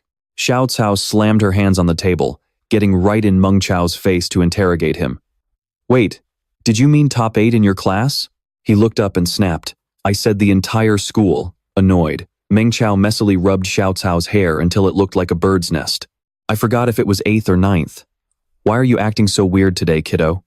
Tears of pure joy welled up in Xiao Cao's eyes. "Bro, You can finally get into a regular university and become a superhuman. Meng Chao froze, completely bewildered. Why are you even crying? She slumped to the floor, her face dark with overwhelming emotion as she sobbed and wailed. Ninth High is a key high school. Being in the top 10 basically guarantees that you'll make it into a regular university and become a superhuman. Then, Xiao Cao burst into even louder wails, bitterly thinking to herself, when am I ever going to get strong enough to bully my brother and trample him under my feet? Meng Chao was left utterly speechless. I knew it, he thought. Yishan stared intently at him and asked with deep concern, Chao, have your injuries fully healed? Meng Chao turned to him with a bright smile and replied, yeah, between practicing the ripple force and getting those nutrients and gene fluids from Elder Ning, I finally made a full recovery just before the first round of the exams. Yishan frowned in confusion. But didn't you mention some website before? Meng Chao gave an embarrassed laugh, quickly trying to sweep it under the rug. Let's not sweat the small details. The main thing is that you and Mom don't have to worry anymore. I'm definitely getting into a regular university this time. Hearing this, Yishan froze, completely stunned for a moment. Once he snapped out of it, he gave Meng Chao a heavy slap on the shoulder and praised him proudly. That's my boy. You're the absolute best. Standing nearby, Suxin was so overwhelmed with joy, she looked like she might faint, her eyes filled with nothing but pure affection. When Meng Chao saw her pull out her phone, he panicked. Mom, what are you doing? She beamed happily and replied, my son looks so handsome today. What's wrong with taking a quick photo? Xiao Cao grabbed her own phone and said excitedly, look, bro, Mom already posted it on her social feed. Suxin's profile showed a new post with the caption, my son did exceptionally well today. He barely squeezed into the top 10 at 9th high school and is now aiming for Dragon City University. He still needs to keep working hard, so I need to hurry up and buy some delicious, nutritious food to keep his strength up. In the comments section, she even bragged about buying 4 expensive marrow bones. When Meng Chao checked the post, his face turned pale with utter helplessness. He groaned internally. And of course, you two liked it instantly.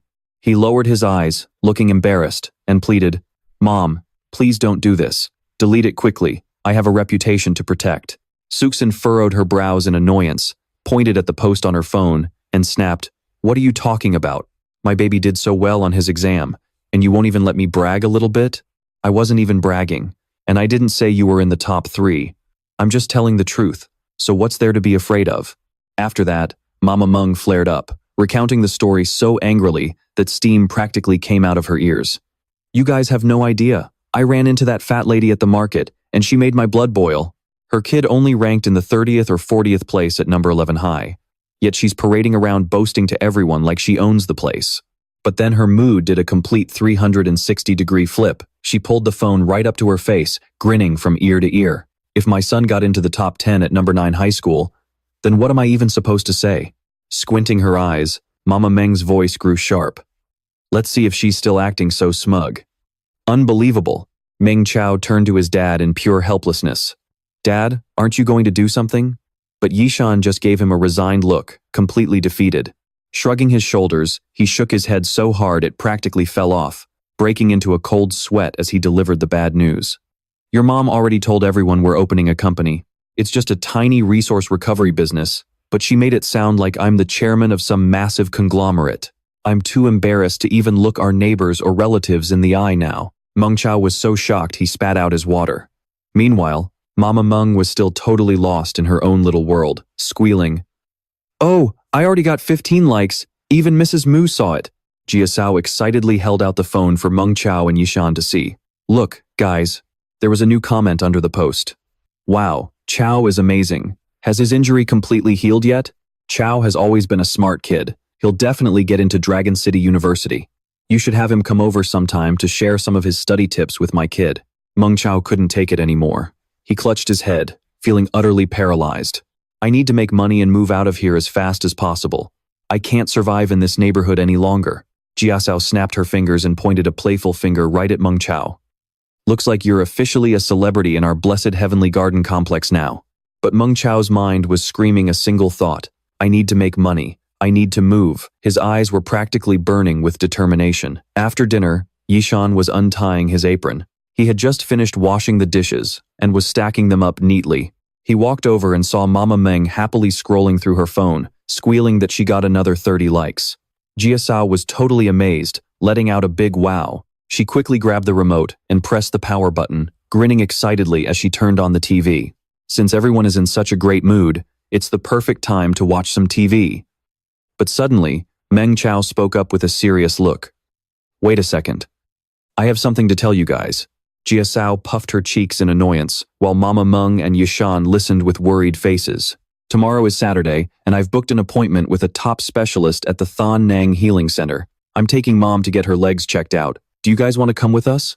Yishan turned to look at his wife, thinking to himself that the Than Nang Healing Center was famous for its top-tier treatment technology. Mama Meng looked at him with a sigh.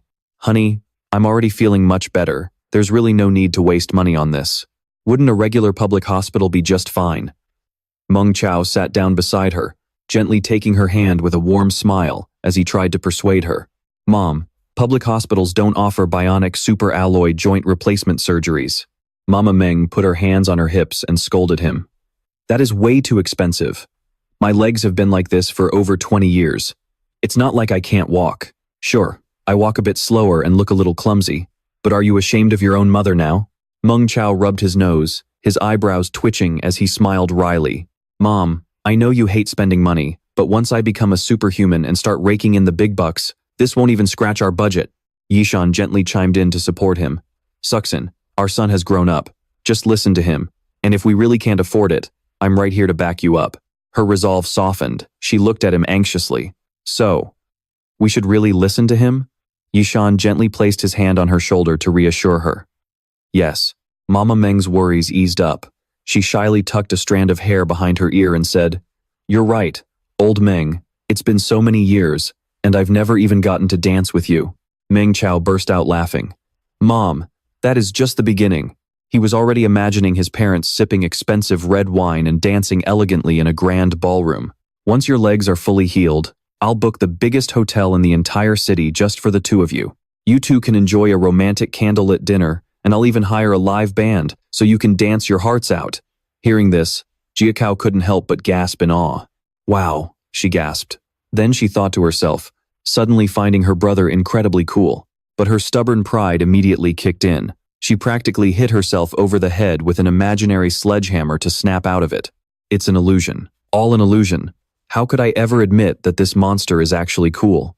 The next morning at the Than Nang Healing Center, Dr. Su picked up his tablet and said in a gentle voice, I've reviewed Mrs. Meng's medical records. Her current issues stem from her legs being compressed for too long in the past, leading to joint necrosis and nerve degeneration. But with today's medical advancements, this shouldn't be a major issue. He walked over to the bed and reassured Mrs. Meng. Next, I'll examine your legs to see how they're doing right now. If you feel any discomfort, please let me know right away. She nodded in agreement. Dr. Su closed his eyes and began channeling his energy. Faint green flames flared up, tracing lines across his face. When he opened his eyes, his pupils had split in two, giving him a truly terrifying look. Pressing his hands onto Mrs. Meng's legs, a vibrant green energy surged endlessly, completely enveloping them in a glowing aura. Under Dr. Su's magical touch, Mrs. Meng remarked casually, I can feel a warm current flowing back and forth through my legs. Oh! That feels so incredibly comfortable. Xiao turned and whispered to Meng Chao, Hey, big bro, doesn't Dr. Su look a little weird? Stunned, he replied, What's so weird about him? Then, Meng Chao began to explain, the spirit energy condensed inside the body is rushing through the blood vessels and nerves. It even shows up on the skin as beautiful, mysterious patterns. This is the spirit pattern realm of a one-star superhuman. Hearing this, Xiao Cao could only gape in sheer awe. Looking at Dr. Su's four wide eyes, Meng Chao continued to explain. Once you reach the spirit mutation realm of a 2-star superhuman, your organs are stimulated, causing all kinds of incredible mutations. Forget having 4 eyes. Even growing a pair of wings is totally normal. Dr. Su was truly giving it his all. He looked so gentle and completely dedicated to his work. Still surprised, Xiao asked another question. But why didn't he take Mom for an X-ray or an MRI or something? Public hospitals are packed with that kind of equipment, right? Hearing this, Meng Chao took the opportunity to show off his knowledge. When you train up to the spirit-gathering realm of a 3-star superhuman, you can actually see internal organs directly, knowing the body inside and out. By the time you reach the spirit deity realm of a 4-star superhuman, you can consciously control the spirit energy you produce. You can stabilize it, make precise vibrations, and expand your life force field. You can even generate a repulsive force against the planet's magnetic field, allowing you to slowly float up into the air. As for the spirit vision realm of a 5-star level, you can use your own life force field to sense other people's energy, blood vessels, nerves, and bones. Meng Chao spread his hands with a helpless look.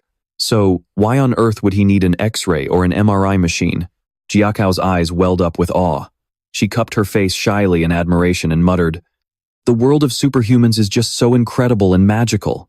Once Dr. Su finished the examination, he turned to them and calmly announced, "Mrs. Meng's condition isn't too bad, but since it's a 20-year-old injury, a full recovery will take some time." As Meng Chao stepped forward to take the results, Dr. Su added, "Considering Mrs. Meng's current state, I'd like to recommend a specific treatment plan." Meng Chao looked at the diagrams on the iPad and muttered, "Bone and nerve regeneration?" Dr. Su calmly explained, "This is a cutting-edge technique that was just released by the Monster Research Center. It harnesses the powerful growth and self-healing properties of monster cells to unlock the potential of human genes. New bone and nerve cells will grow in her lower limbs and fuse perfectly with her body, with absolutely no rejection. She'll be able to do heavy manual labor, and even training or fighting won't be an issue." Meng Chao fell silent for a moment, his eyes glued to the iPad screen.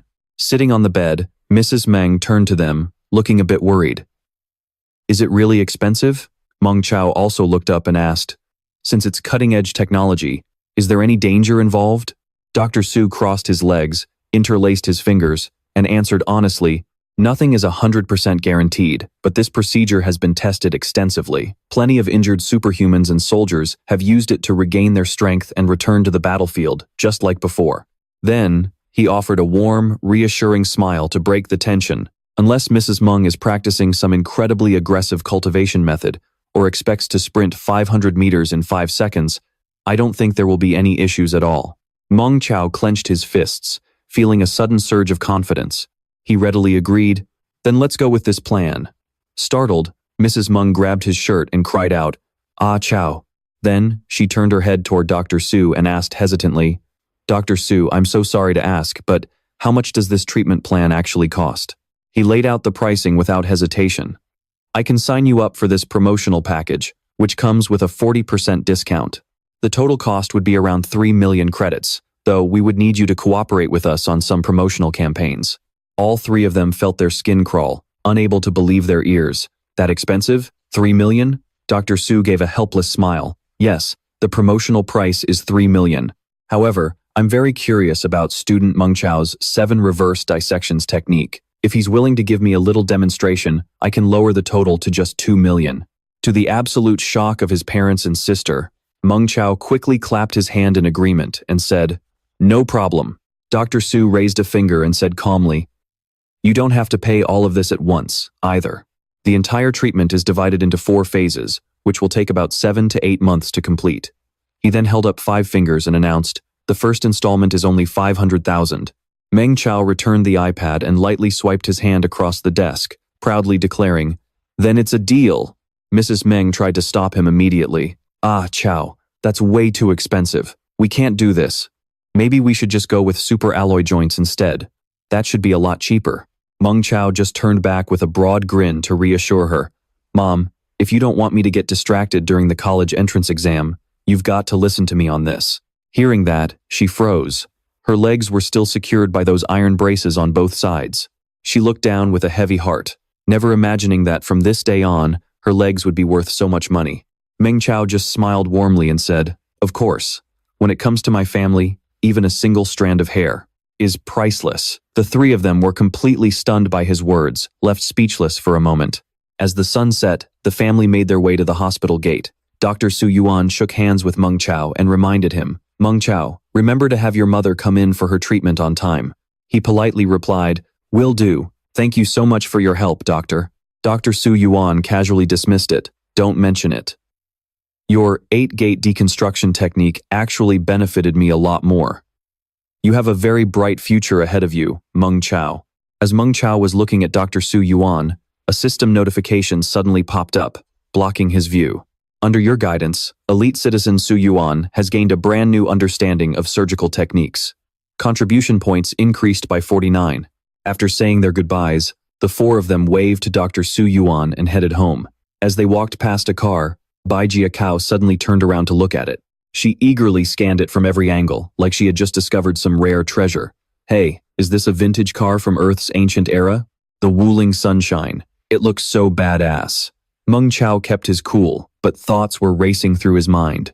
Indeed, in this era, owning a private car is the ultimate status symbol.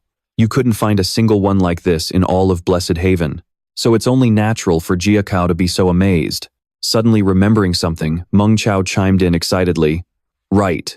Once I become a superhuman, I'll buy a car like this for our family. What do you think, Dad? Do you like it? Meng Yushan was both surprised and flustered. Why would we need a car? Isn't a regular scooter just fine? It's easier to get around. Even if we had the money, there's no need to waste it on something like this. Meng Chao saw right through him and nudged his father's elbow playfully. Come on, Dad. Even if you don't need it, the company will. When you're out there making business deals, you need to ride in style, or people won't take you seriously. Meng Yushan blushed so hard, his face turned red as a beet. He waved his hand dismissively in embarrassment. He mumbled, Besides, we're nowhere near that level yet. Even if we wanted to, we could never afford a luxury vintage car like that. Why would a poor family like ours need a Wuling Sunshine anyway? But no matter what his father said, Meng Chao let his imagination run wild. What if I modify it? Picturing his father standing next to a sleek, tricked-out car, Meng Chao stroked his chin and thought, Actually, you're right. Even as a reincarnated powerhouse who broke all physical limits to reach the superhuman realm, driving a Wuling Sunshine is a bit too much over-the-top flexing. Beside him, Xiao Cao's eyes suddenly lit up. It was obvious she was plotting something. She thought to herself, I got it. Without a word, she lunged forward, hugging Meng Chao tightly and whining, Big bro. Her sudden attack caught him completely off guard. She pouted with teary, puppy dog eyes, looking incredibly pitiful. You're buying a car for Dad and getting the most expensive treatment for Mom. What about me? Don't you have a gift for your adorable little sister? Meng Chao snapped his fingers and smirked. Don't worry, I already asked old Ning to look around for the perfect class for you. I'll make sure they teach you some manners, how to sing, dance, and turn you into a proper, refined lady. Hearing that, Xiao Cao slumped in absolute despair, her face turning into a deflated puppy. 2 weeks later, a school bus was parked in the campus courtyard, surrounded by students. Everyone was gearing up to head to the Bureau of Education for the second round of the undergraduate entrance exams. Sitting on the bus, Meng Chao stared at the system interface, reviewing his list of skills and their respective levels. His remaining contribution points sat at 233.5. Stroking his chin thoughtfully, he muttered, With over 20,000 contribution points, unless some bizarre accident happens, passing this exam should be a breeze. Suddenly, a classmate behind him leaned forward, tapped his shoulder, and asked excitedly, Hey, Super Chow, I heard your limit punching force broke 290 kilograms. Is that true, or is that just crazy rumors? He turned around and denied it. No way. But Fei Xiong immediately chimed in, visibly annoyed. 290? His limit punching force is actually 299. Sparring with him is absolute torture. His actual limit is definitely going to break 300 soon. Stop playing dumb. Hearing this, the classmates in the back erupted in an uproar, shouting and cursing. You shameless jerk. You scumbag.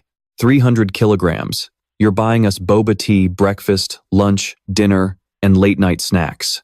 Their teasing left Meng Chao completely frozen. Clenching his fists, he closed his eyes to calm himself down. Why is it so hard to just be humble? Beside him, Fei Xiong was losing his mind, raising his fists and growling like a wild beast. Suddenly, a loud shout instantly silenced the bus. Enough! Teacher Yan stood in the middle of the bus, holding a megaphone and barking. Quiet down. Focus and compose your minds and spirits. Adjusting his glasses, he continued, You must remember, if you want to walk the path of a superhuman, the most critical element is your spirit. He clenched his fist tightly to emphasize his point. Without a superhuman spirit, even if you are lucky enough to obtain power, you will only become its slave. You will turn into a zombie or a wild beast, becoming as terrifying as a monster. Teacher Yan paused, then continued his lecture in a solemn voice. The flower of the spirit is released from the physical body, yet it transcends. He continued his lecture solemnly. The flower of the spirit is released from the physical body, yet it transcends flesh and blood itself. Just because you have immense strength and incredible speed doesn't mean you possess a powerful spirit. Furrowing his brow, his expression remained as stern as ever. Until you are pushed to that ultimate life or death limit, you will never truly know what you are capable of. He thought back to his youth, remembering when he was attacked by monsters, his voice echoing with emotion. Was he just a powerful coward? A selfish bully who preyed on the weak? His eyes hardened with determination, staring straight ahead.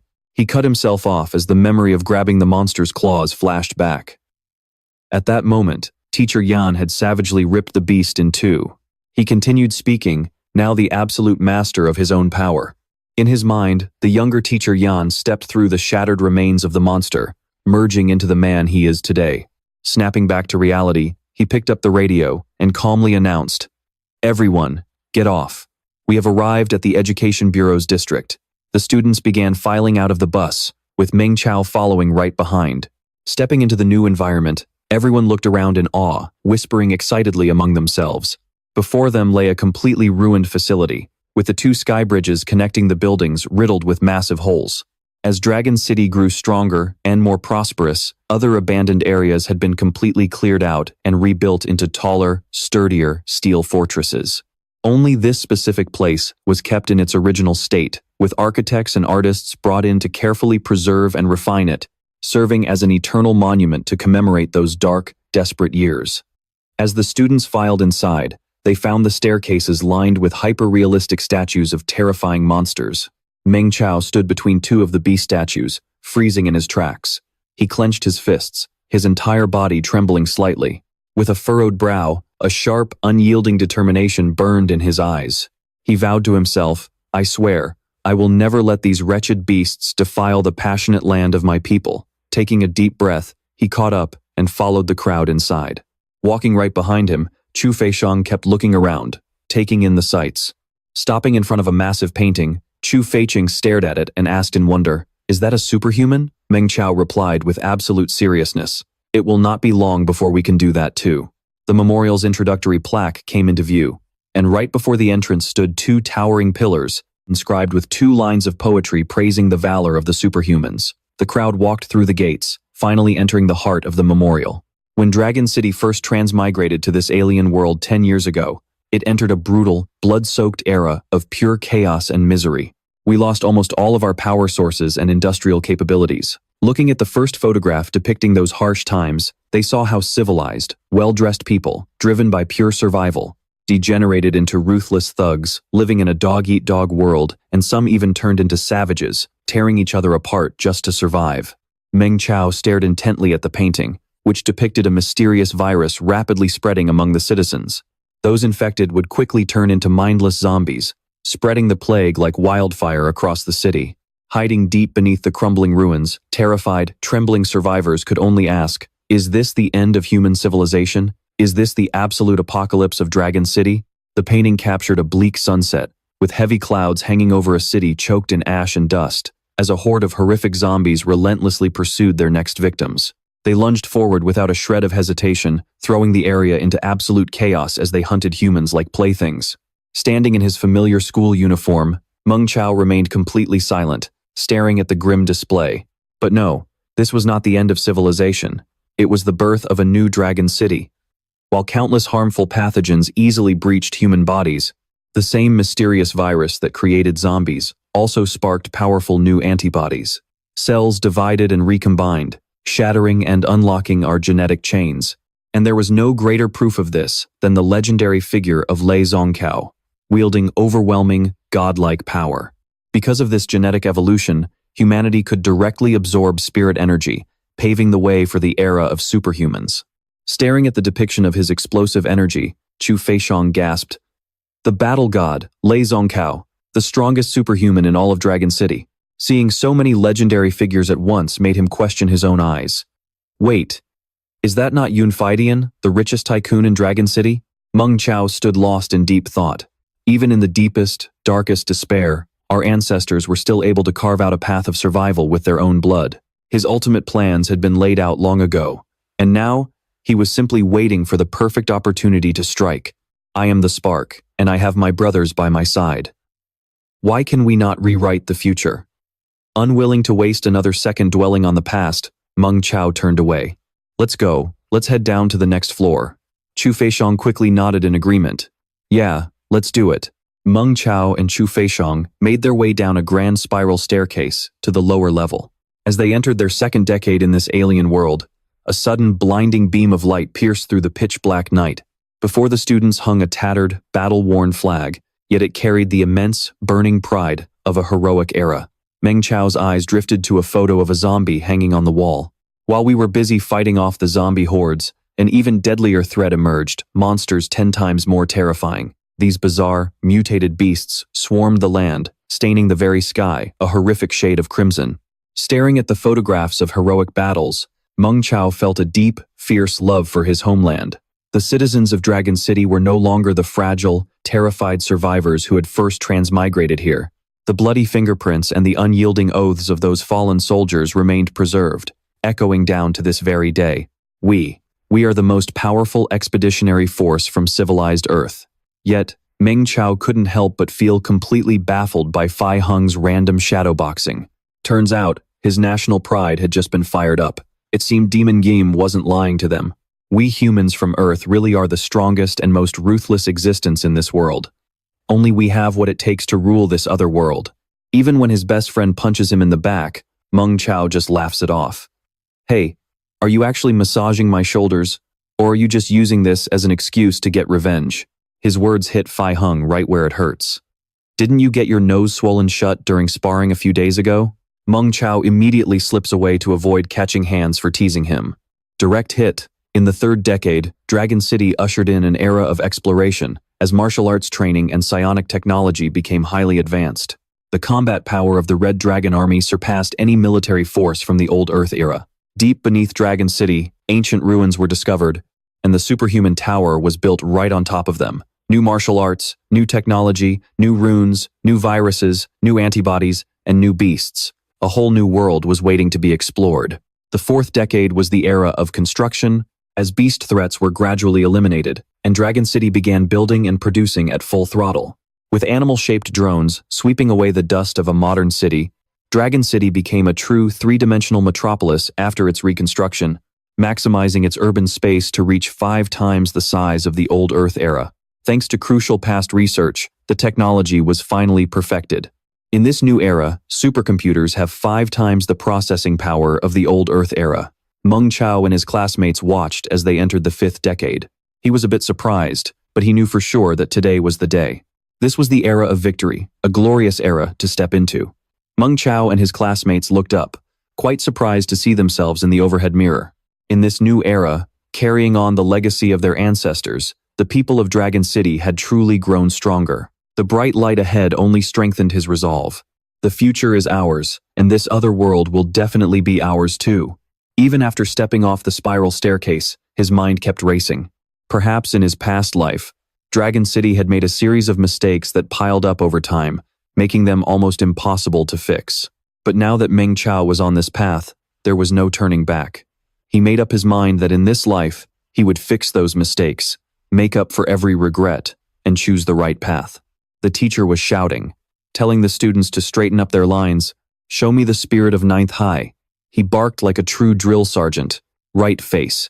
Listening to the calling in his heart, he knew they would win the ultimate victory. Mr. Neem led by example, shouting, "Forward, march." Meng Chao wondered why Sophie Hung was calling him right now. "Hey Chao, look at that flag over there." He froze in place, having never seen it before. That's the only elite school in our Huling district. Pretty badass, right? Knowing they couldn't afford to offend them, Huanglok leaned in and whispered, "I heard that the parents of students at Construction High are all at least 4-star superhumans. How can regular people like us even compete?" Meng Chao didn't fully get it either, thoroughly confused by these level distinctions. 4 stars? Superhumans are rated by stars? His sudden question left Fei Hung totally dumbfounded. Do you not surf the deep web anymore? Fei Hung gave him a quick breakdown to get him up to speed. Look, superhumans have 9 levels in total. 1 to 3 stars is the Earth realm, 4 to 6 stars is the Heaven realm, and 7 to 9 stars is the Divine realm. This is basic knowledge on the deep web. Meng Chao awkwardly scratched his head. My mom said the deep web is just full of useless rumors, so I stopped going on it. It was fine when others were talking, but the moment he opened his mouth, Mr. Nagim smacked him on the head. Quiet! It's about to start. The chief examiner appeared on the giant screen.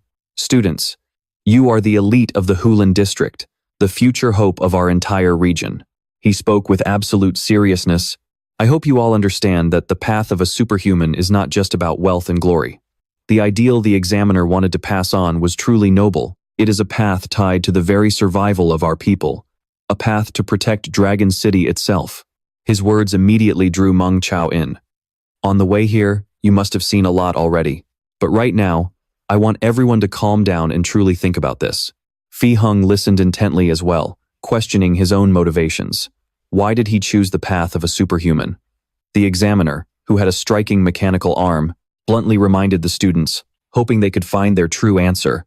Otherwise, you won't even pass the spiritual test. Right then, Mr. Ngim wheeled a cart loaded with potions right up to Meng Chao and his classmates. Teacher Yan urged him to drink it, or else the effect would wear off. This is a brain cell development potion that can unlock your mind. Hurry up and drink it, the exam starts in 1 hour. Before handing the stage over to the next speaker, the exam supervisor didn't forget to remind everyone to rest where they were. For the next hour, we will be showcasing several high-quality presentations about undergraduate majors. Please listen closely. With her long black hair fluttering in the wind, a girl suddenly appeared. Ning Xuexi's delicate face and gentle voice were more than enough to capture everyone's attention. Hello, fellow students.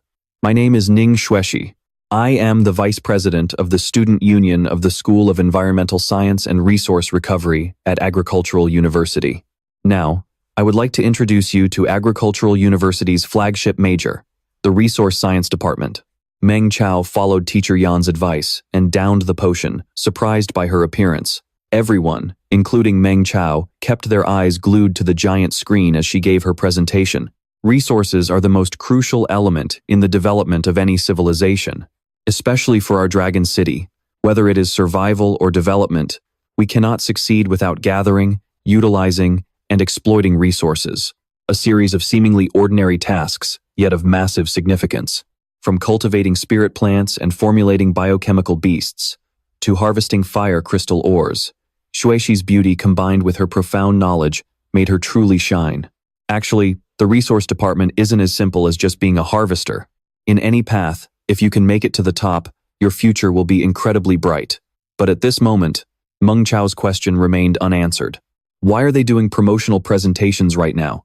It's just making everyone anxious and unable to calm down. Jiang Rui seemed to have expected this. This is a long-standing tradition of the soul exam. A little stimulation motivates everyone to keep pushing forward on the superhuman path. You should prepare yourself mentally too. As for whether we can stay calm, that's entirely up to us. This is also part of the test, testing our willpower. Why would he even care about this? With just a glance at their expressions, Meng Chao was absolutely certain that their mental training was indeed rock solid. Based on his close observations, no. 1 high school and number 2 high school. These 2 key schools, as well as our number 9 high school, are all in the Hulun area, but the gap between us is very obvious. The students from number 1 high school and number 2 high school looked dead serious in their black uniforms, while the students of number 9 high school wore dark blue uniforms and had cheerful personalities. 2 of these number 9 students were currently debating over 2 highly popular majors, one wanting to apply for the Industrial Machinery Department, believing that Dragon City would conquer the other world in the future. Resilience is the ultimate key to victory. The Industrial Machinery Department? What's so great about that? In my opinion, the Superbrain Department at the University of Science and Technology is way cooler.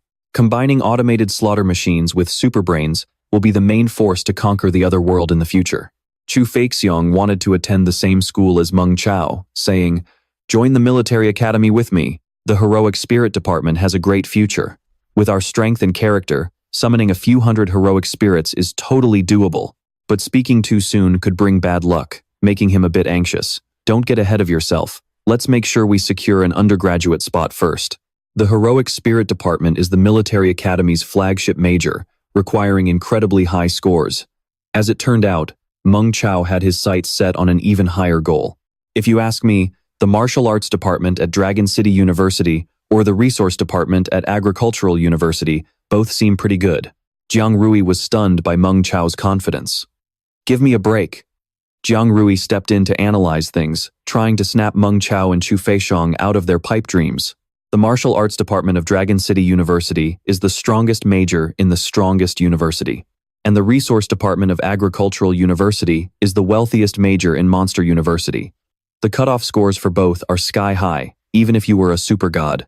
A nearby classmate's voice caught Meng Chao's attention. Look over there. What is the construction high school crowd trying to do? He couldn't fathom why everyone was stepping aside for the students in white uniforms. What kind of trick is this? Even though the newcomers looked heavily built, Jiang Rui didn't pay them much mind as he continued explaining. It's another old tradition.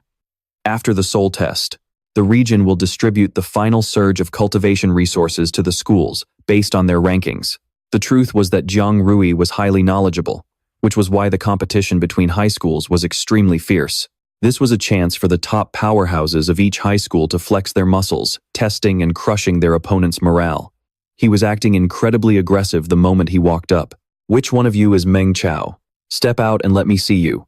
I am Jin Zhanpeng from Construction High School. His face turned pale, unable to believe his ears. Jiang Rui was equally bewildered.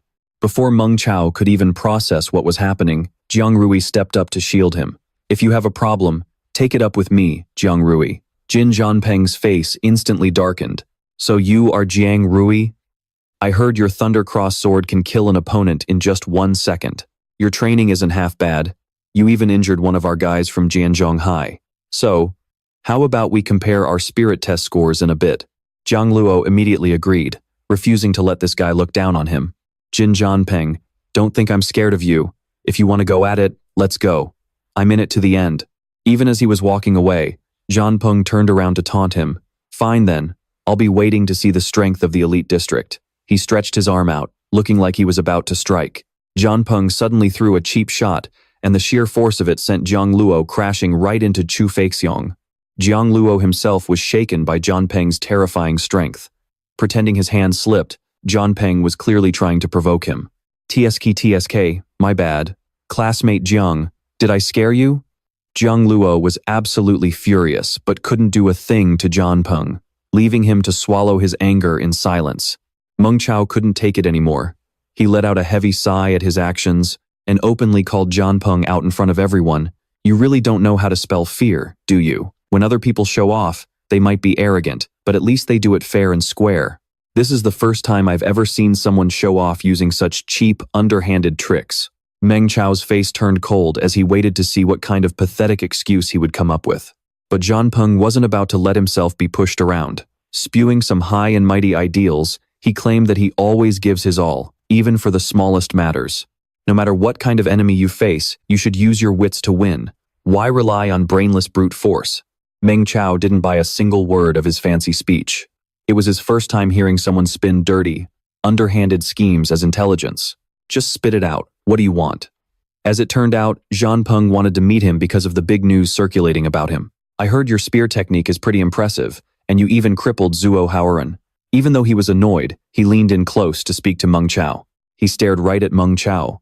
He hung out at my family's club for a few years, so he's basically my disciple. I just wanted to see what the guy who ruined him looks like. Zhanpeng's eyes were filled with clear intimidation. He never expected that Meng Chao would immediately slap him right in the face. My bad, classmate Jin Zhanpeng, but I'm straight, and I don't like guys staring at my face.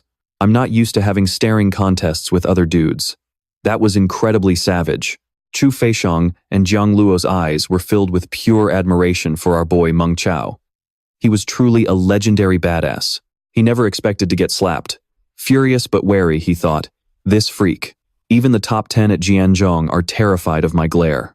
I just released 70% of my killing intent, so why didn't his eyelashes even twitch? One of Zhanpeng's lackeys rushed over to deliver some news. Boss, Senior Ning Xueshi from Agricultural University is heading this way. Finally, someone had arrived who could actually make him calm down. Trying to look cool again, Zhanpeng quickly straightened his tie. She definitely saw me. My dad and Senior Ning Xueshi's dad do business together, and she and I get along pretty well. He just needed to find an excuse to leave before he embarrassed himself any further. He led his lackeys away, completely ignoring everyone. Let's go. There's nothing fun here at Ninth High anyway. We're heading back. Hearing Senior Ning Shuishi explain the situation at Agricultural University, she was so eager to warn him that she didn't even notice her own urgency. Jiang Luo was still a bit angry, but glad they finally got rid of that menace. Super Chao, are you alright? You need to stay calm. Your mind has to be absolutely steady, so don't let anything get to you. That's the only way you'll pass the test later. Meng Chao stood frozen for 5 seconds after he left. I've always been pretty calm. I'm just worried that Jin Jianpeng is the one who's going to get triggered later. He couldn't believe his ears when Ning Xueshi actually called his name. He turned to look at her. The casual way he addressed her showed how close they were. Sister Xueshi. To the absolute shock of everyone there, Xueshi walked right past Jianpeng to greet Meng Chao, leaving him completely frozen. He immediately began imagining Meng Chao and her smiling and chatting happily with each other. In Jin Jianpeng's head, all he could hear was Meng Chao and Sister Xueshi. Those names kept echoing over and over in his mind. He couldn't help but wonder why she had come looking for him. Sister Xueshi, what are you doing here? Xueshi pouted at such an obvious question. Who else would I be looking for if not you? If it weren't for the spirit test in your Hulin district, I wouldn't have even bothered to come. It's not like I'm from around here. Suddenly, she went quiet, scanning him from head to toe before shyly looking down at the ground. Seeing her smile so warmly at Meng Chao made Jianpeng's heart ache. I guess I believe you didn't wear those old clothes on purpose last time just to play dumb. She praised his style, displaying an attitude that was the complete opposite of how she treated Jianpeng. Out of all the Ninth High uniforms, you're the only one who manages to look like a mess in it. Feeling completely ignored as he stood behind Xueshi, Jianpeng desperately tried to get her attention. Senior Ning. She turned around to see who was calling her. Oh, it's classmate Jin Jianpeng. Is there something you need? Classmate Jin Jianpeng. His smile gradually froze on his face. He was completely petrified as he realized the massive contrast in her tone. Xueshi's attitude toward me is night and day compared to how she treats Meng Chao. Is there something you need, classmate Ning? Jianpeng could already picture the two of them pointing guns and shooting him down. Right in front of everyone, Ning Xueshi walked straight up to talk to Meng Chao. While he awkwardly scratched his head, the students watching from behind were already burning with jealousy. Did you need something, Senior Xueshi? It turned out she wanted to recruit Meng Chao to her university, which was why she wanted to talk about his application. I figured you'd definitely apply for the resources department at Agricultural University, so I gathered some reference materials for you. To put his mind at ease, Xueshi had gone out of her way to prepare everything. Let's grab a bite together after you finish your exam. I'll hand over the materials and introduce you to some of the seniors. Hearing just those words made Meng Chao turn pale. Meanwhile, Chu Feixiong was absolutely seething. Thanks, Senior Xueshi. He was still hesitating because he was weighing his options. Actually, I'm still not entirely sure if I should major in resources. Taken aback, Xueshi blurted out, What? Up until now, she was absolutely certain that Meng Chao would apply to her department. If you want the best professional harvesting training, the resources department at Agricultural University is hands down the best. If you don't join our department, where else would you go? Suddenly, a voice called out from the distance, drawing everyone's attention. Classmate Meng Chao. No one knew who it was yet, but it had to be a girl, judging by the look of pure admiration in the crowd's eyes. Before she even reached him, the Rune Princess, Yan Feiru, called out in a sweet, clear voice, Classmate Meng Chao. Meng Chao poked his head out to look, and so did Xushi. How on earth did she know Meng Chao? Talk about a plot twist. She quickly grabbed his hand. Completely ignoring everyone else, Feiru focused solely on her recruitment mission. Hello there, classmate Meng Chao. He completely froze up in this incredibly awkward situation. Senior, we shouldn't really be doing this in broad daylight. This sight only fueled the rage of the onlookers. They, along with Zhan Peng, were practically coughing up blood from sheer jealousy, but there was absolutely nothing they could do. Are we here to flex on others, or did we just come to get flexed on? She suddenly leaned in close, still tightly holding Meng Chao's hand. The one demonstrating the modified wave surge rune in that video. That was you, wasn't it, classmate Meng Chao? She looked at him tenderly with a bright smile. Meng Chao couldn't tell what her angle was. Thank you, and of course, a huge thanks to the Fire Relayer for their selfless contribution to the Yan Corporation. Hearing those words, he immediately realized why she had come. She was squeezing his hand, clearly trying to verify his identity. After all, the hands in the video were shown in high definition. With her martial power, she'd know with just a single touch if his hands matched. Blushing furiously, Meng Chao tried his best to hold it together. I mean, if you really wanted to hold my hand, couldn't you wait until we were in a quiet, secluded place under the moonlight? Doing this in front of so many people is just indecent. Zhan Peng was crying his eyes out as he turned to see Meng Chao holding hands with Fei Ru. The two girls were practically elbowing each other aside. Shuishi turned to Fei Ru and asked, "So, what exactly are you doing here, Senior Fei Ru?" Running into an acquaintance, Fei Ru was slightly surprised. "Oh, Shuishi, you're here too?" Soon, the two of them were laughing and chatting happily. She was completely blunt about it. "I'm here to deliver some reference materials to classmate Meng Chao. His profile is a perfect fit for the martial arts department at our Dragon University." Shuishi wasn't about to back down. The martial arts department at Dragon University? In the blink of an eye, her friendly expression vanished. "You two actually know each other?" Fei Ru proudly explained everything. "Didn't classmate Meng Chao suffer a severe injury last year after a cultivation error? It turned out she and Meng Chao had known each other for a long time. It just so happened that my grandfather was researching the Yan family rune version 2.0, and we needed to test it out. So, we reached a partnership. Over the past year, we frequently discussed runes and gradually became friends." Fei Ru even intentionally turned to Meng Chao to show off. "Isn't that right, classmate Meng Chao?" Since it was the absolute truth, he could only nod repeatedly. "Yeah, that's right." Fortunately, she had arrived at just the right time. Fei Ru was secretly happy for him. The plan to help Meng Chao hide his true strength was a success. Her grandfather really possessed great foresight. But Shuishi's stubbornness was not just for show. "Senior Fei Ru, just because you two know each other doesn't mean classmate Meng Chao is going to apply to Dragon University's martial arts department." She made a strong case for her school. With classmate Meng Chao's talent, he is destined to become an ace harvester. When that time comes, even top martial arts masters will be begging him to harvest for them. And even if he really wants to focus on martial arts, our agricultural university has its own martial arts department. With classmate Meng Chao's qualifications, he could easily double major. Even when taking a jab, she maintained a polite, gentle smile. The martial arts department at agricultural university? Shuishi didn't want to waste her breath on someone who didn't understand how formidable her department was. What about it? Our agricultural university's martial arts department features a unique beast soul style of combat. How is that any inferior to your Dragon University's superkill style? He was stuck right in the middle as Shuishi and Fei Ru began to bicker. "Look, seniors, at this rate, I'll be lucky to even get some useless degree and barely scrape into a regular college, and I'd probably still have to take whatever major they force on me." Meng Chao hurriedly tried to stop them and buy some time. "How about we wait until after the mind assessment is over to talk about this, okay?" She yelled right in Meng Chao's face, desperate to win him over. "All right, dinner is on me tonight, and we can talk all you want." He fell silent as a cold shiver ran down his spine. Fei Xiong clenched his fists, thinking Meng Chao was just asking to be hated. Jiang Rui was also visibly furious. But those two beauties didn't pay any attention to us. All the other students stared intensely at him. How infuriating. The exam proctor, wearing a special suit, suddenly appeared on the giant screen. "Attention, all students. The second round of the exam will begin in 3 minutes." Zhan Peng reminded his juniors to blacklist him, warning them to remember the name Meng Chao.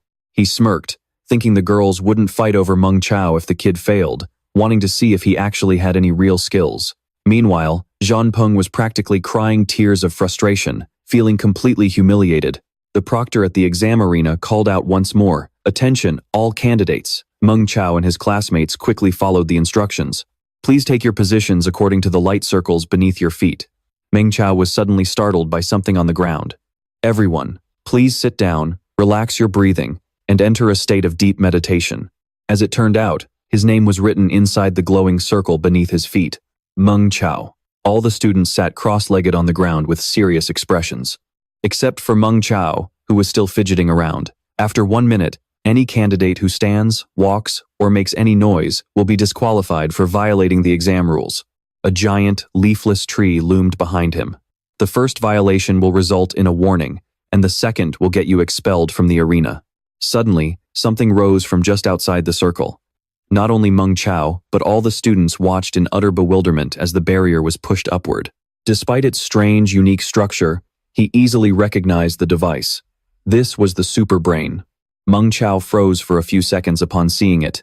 It looked a bit creepy, but instead of panicking, he calmly let the super brain approach. This was definitely martial arts gene technology at work again. Dragon City's 3 main pillars were powered by psionic technology, so there shouldn't be any issues. Soon, the superbrain mask merged seamlessly onto his face. Its startup sequence activated, and the mechanical eyeball snapped open, revealing a glaring, pure red light. The students could see absolutely nothing but a blinding crimson hue. Right in front of Meng Chao, a terrified girl was being grabbed by a monster, screaming, "No, please, stop." A red mist swirled around his body, but it couldn't penetrate his defenses at all. Meng Chao remained completely unfazed even as he watched the girl get devoured by the beast, leaving behind nothing but crimson blood splatters covering the pitch-black space. Even the teachers watching from outside couldn't help but gasp at the terrifying sight of the monster. Why is the difficulty of this year's mind assessment set so unbelievably high? Old Wang exclaimed in front of the other teachers. Pain and fear levels are at 120%. This is the exact standard the Red Dragon Army uses to recruit elite special forces. However, the female teacher wearing glasses believed it was only appropriate, arguing that they had to go all out, especially if the war escalated further. If these kids can't even handle a simulation, there's no point in sending them into the deep fog just to become monster food anyway. The system monitor issued an announcement as a student's card turned bright red. Xiaohei High School, candidate number 501342, Ren Fei. Mind index has dropped below 40%. He himself couldn't believe this was actually happening to him. It's below 30% and has remained under the danger threshold for over 60 seconds. A student collapsed to the ground as the system announced, mind assessment failed, initiating forced ejection from the virtual arena. The medical team rushed in, carrying stretchers past the crowd. Xiaohei High School, candidate number 501036, Zhao Yakun, mind assessment failed, ejected from the virtual arena. Fenjin High School, candidate number 534113, Fan Shengcheng, weak mind index, mind assessment failed, ejected from the virtual arena. Countless students were completely traumatized by the virtual monsters. Old Wang shook his head repeatedly, unable to crack a smile. This year's mind assessment is indeed way too brutal, and now, it was his turn to face the test. Jianzhong High School, Zhan Peng. The glasses-wearing teacher nodded in approval as soon as she saw him. As expected of Jianzhong's top genius, his mental fortitude has already been tempered like steel. Zhan Peng's teacher held his head high, boasting proudly. For the top genius of our Jianzhong High School, a test like this is nothing but child's play. But then, the teacher couldn't believe her eyes when she looked at Meng Chao's status card. Mind fluctuation value, an average of 100. Number 9 High School, Meng Chao. While the glasses-wearing teacher felt a wave of unease, Meng Chao was just casually sitting on a rock, completely ignoring the monster. Mr. Yan. Your student Meng Chao's data looks a bit bizarre. The arena staff were also completely stunned by the stats. All the teachers present began whispering in confusion as Meng Chao's info card flashed on screen. With these stats, he could easily rank in the top 10 even if he were at Jianzhong High School. Is this phantom beast really all they've got? He had expected a genuinely dangerous monster, so he looked a bit annoyed. Is this it? Meng Chao effortlessly dodged the ugly monster's strike. Wait, didn't they say this mind assessment was supposed to be absolutely terrifying? Man, it is a good thing he got out of there when he did. Are these disgusting monsters seriously terrifying enough to make the other examinees wet their pants? Unbelievable. Meng Chao even has the audacity to step right on the monster's nose to jump. He flips midair, showing off his chiseled 8-pack abs. How can he be so casual about this? Even though the monster's mouth looks like a terrifying man-eating plant, it can only stand there and let him step right on its head. It is just that simple. Meng Chao is so relaxed, he is actually starting to question reality. Are these common monsters really supposed to scare anyone? Since the glaring sunlight is bothering his eyes and sitting around is boring, Meng Chao decides to play with the beasts instead.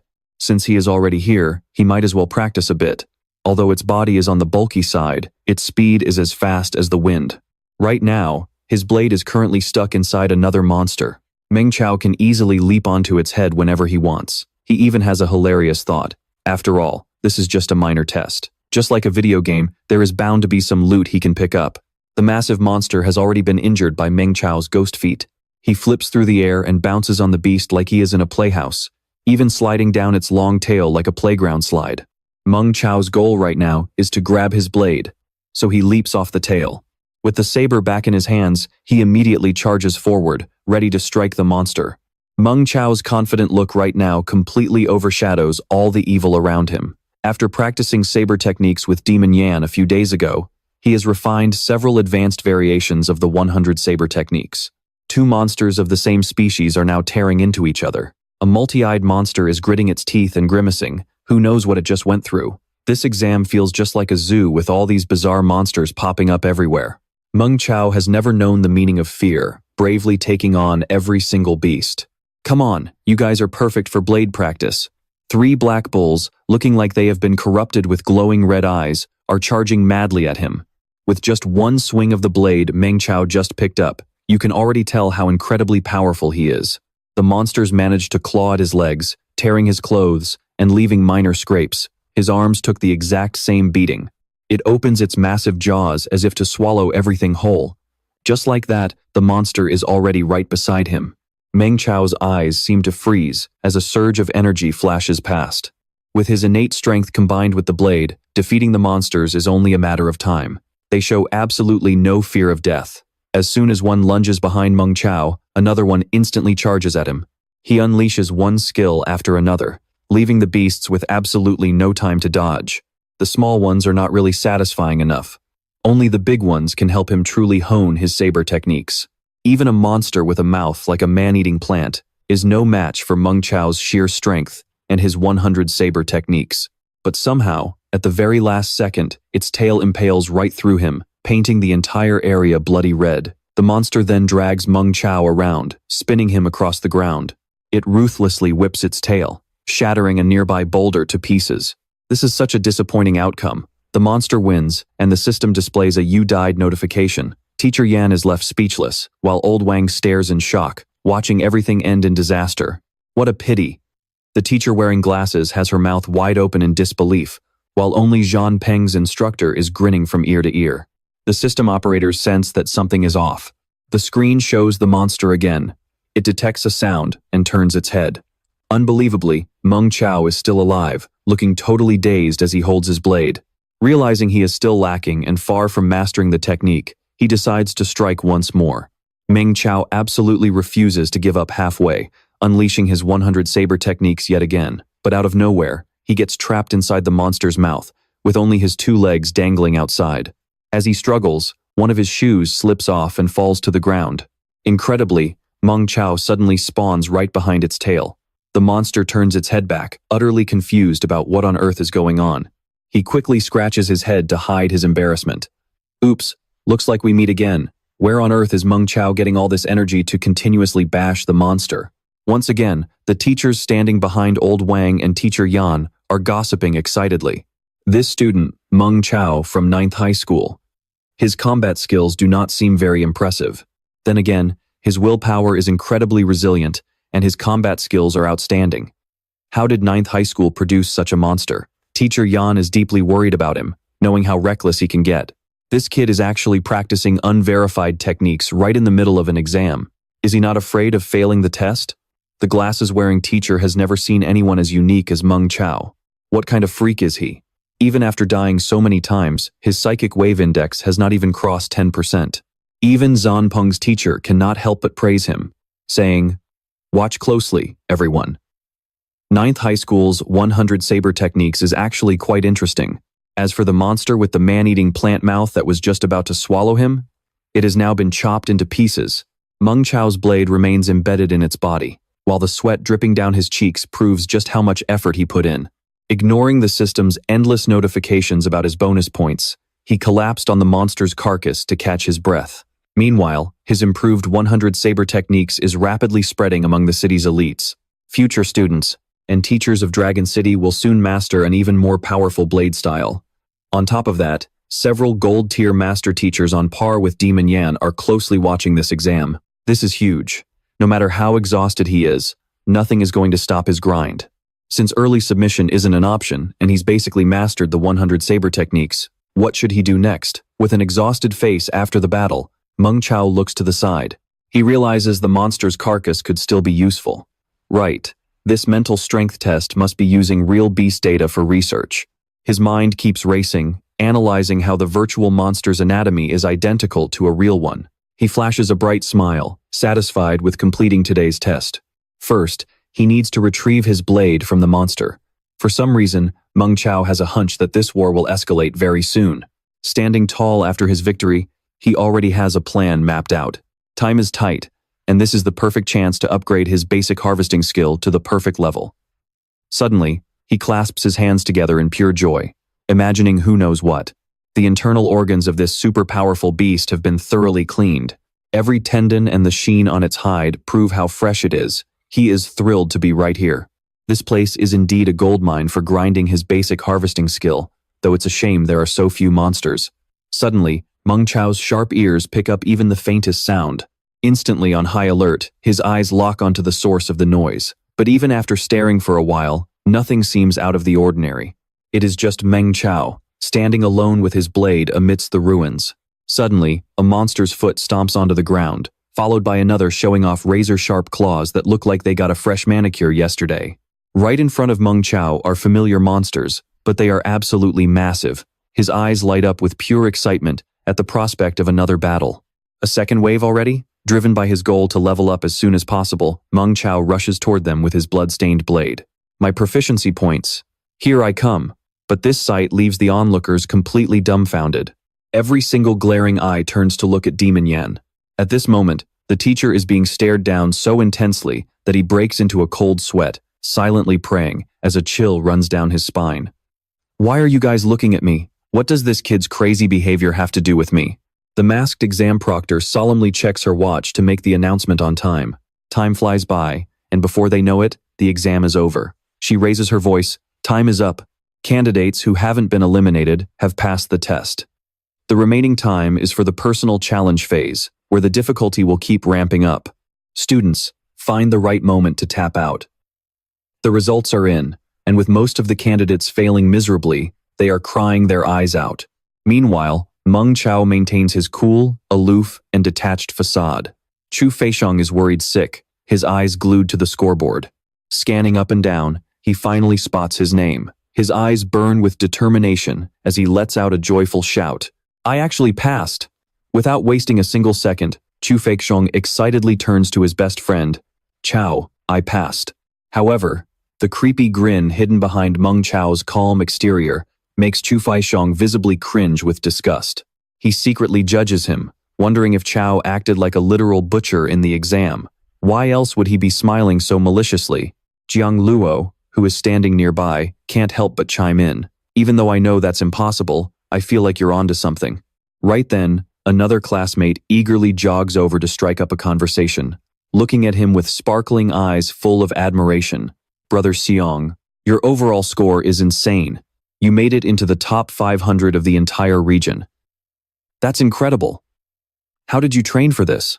Chu Feixiong is secretly thrilled, rubbing his head sheepishly. It was nothing special. I just kept thinking about Meng Chao being dragged away by those two senior girls, so I imagined Meng Chao's face on the monster's head. Getting carried away, he gestures wildly and continues. In my pure rage, I just charged in and beat the crap out of it. Hearing this, Jiang Luo is deeply moved, almost crying as he speaks in an incredibly bootlicking tone.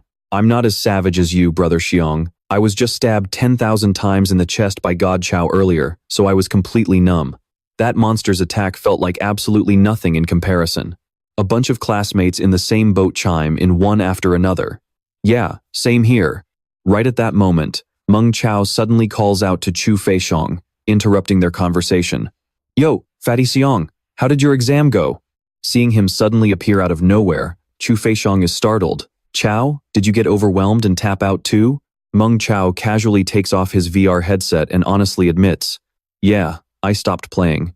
There were as many monsters as tourists crowding a mountain path in the morning, so I couldn't get anything done. Both Chu Feixiong and Jiang Luo are utterly clueless, looking as dumb as a pair of geese. Just playing around?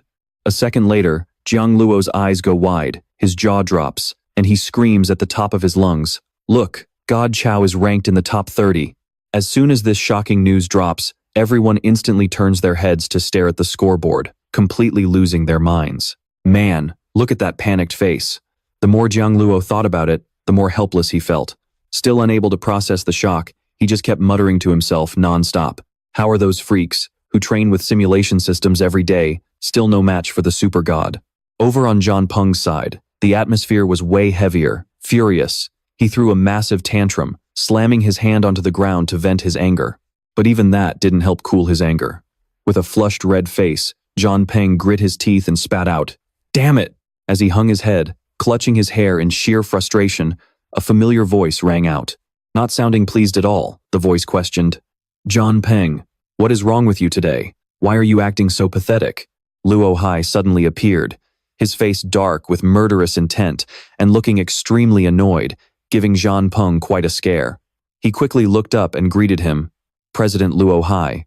Glaring at him with daggers in his eyes, Luo Hai harshly scolded, "I actually had high hopes for you, but I didn't expect your mental state to be this weak. What a complete waste of the resources I got for you." John Peng could only bow his head and take the scolding, breaking out in a cold sweat. Still feeling indignant, he bitterly muttered under his breath, "Isn't it because that punk completely ruined my mood?" Seeing the tense situation, Fei Jun quickly stepped in to smooth things over. That Meng Chao guy barely made the top 30. It looks like he is just a late bloomer. No wonder Brother Peng couldn't scare him earlier. Luo Hai immediately whipped his head around, throwing a sharp glare at him. Taking out his anger on him, he snapped, "So it is Meng Chao who has a beef with you?" Meanwhile, Meng Chao rested his chin on his hand, deep in thought, and chuckled to himself. "A natural late bloomer, huh? Interesting, let's go check it out." But before he could sneak away, his classmates cornered him and started grilling him with questions. Fei Xiong patted his shoulder threateningly. "Meng Chao, tell me the truth. What on earth is your relationship with the princess?" Another classmate, equally curious and burning with jealousy, was determined to get an answer. "And what kind of dirty tricks did you use to get close to Senior Ning from Agricultural University?" Startled by the crowd, Meng Chao didn't even get a chance to explain before their threats kept raining down on him. "I don't care. The super god has to buy us milk tea. Spill the beans, super god, or you are not leaving here alive." Faced with this chaotic scene, he slumped to the ground, putting on a helpless sigh. "Well, I was planning to get you guys some exclusive study materials from Agricultural University and Dragon City University, but I guess I'll just keep them to myself," Meng Chao said as he started thrashing around on the floor, putting on a masterclass of dramatic agony that left his friends completely speechless. It took them a few seconds to process what he said before they instantly did a complete 180, kissing up to him with dramatic wails. "Super God, please, we beg of you, get them for us. Super God, you are the guiding light of my life. Chao, we are literally brothers from another mother." Right then, John Peng suddenly showed up, instantly making all the girls swoon. They looked so infatuated they practically lost their minds, their eyes glued to him. The boys, on the other hand, were the exact opposite. Their faces turned grim as they glared at him with pure envy, just waiting for a chance to tear him to pieces. His sudden reappearance took Meng Chao completely by surprise, leaving a massive question mark over his head. But he quickly snapped out of it and cheerfully waved at him first. "Hey, classmate John, I was actually looking for you." While John Peng stood there completely bewildered, Meng Chao enthusiastically shook his hand and quickly explained, "Classmate John, I think there has been some kind of misunderstanding between us." Holding his hand tightly, he happily went on a long rant, leaving his classmates questioning their own sanity. "We are all hot-blooded youths, so it is only natural to have a little friction and get a bit competitive. But before long, we will be standing in the exact same trench, facing incredibly ferocious beasts." Meng Chao earnestly tried to smooth things over to build a better relationship, and you saw how intense this year's assessment was. If a full-blown war was not about to escalate, the Education Bureau would not have suddenly gone this crazy. With a massive war on the horizon, if we turn on each other, like you trying to scare me, and me slapping you back in the face, that is actually pretty funny, don't you think? His words left John Peng thoroughly confused. Flustered and blushing, he stood there awkwardly, not knowing how to respond. Fei Xiong and the others, witnessing Meng Chao's masterclass performance, couldn't help but admire him in secret, thinking, his trolling is next level.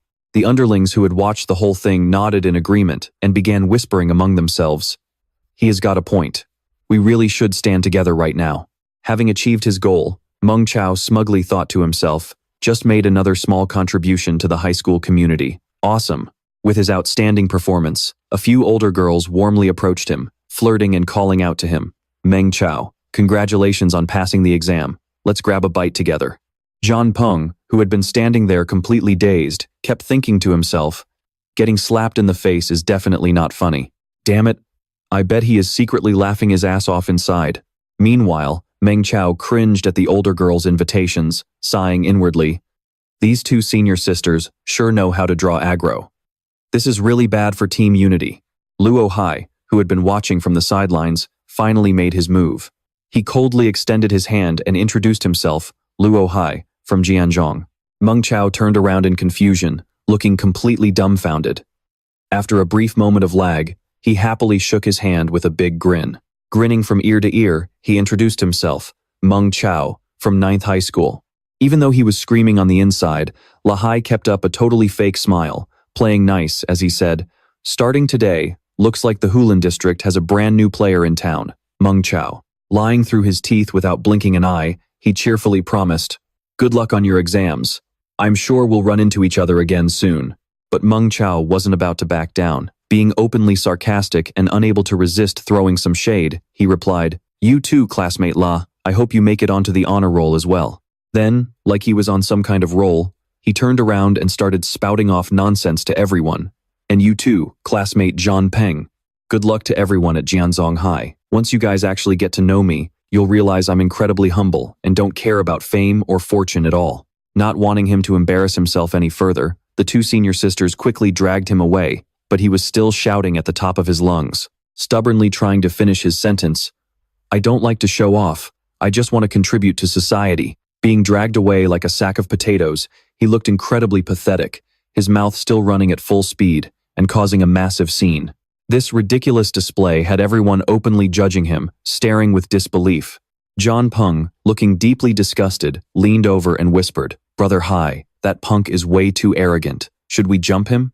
Lahai looked at him like he was crazy. Beat up Meng Chao? He instantly lost his temper, snapping back in frustration. If you understood the balance between unity and competition half as well as he does, maybe your own grades would actually be good. Getting thoroughly chewed out like a scolded dog.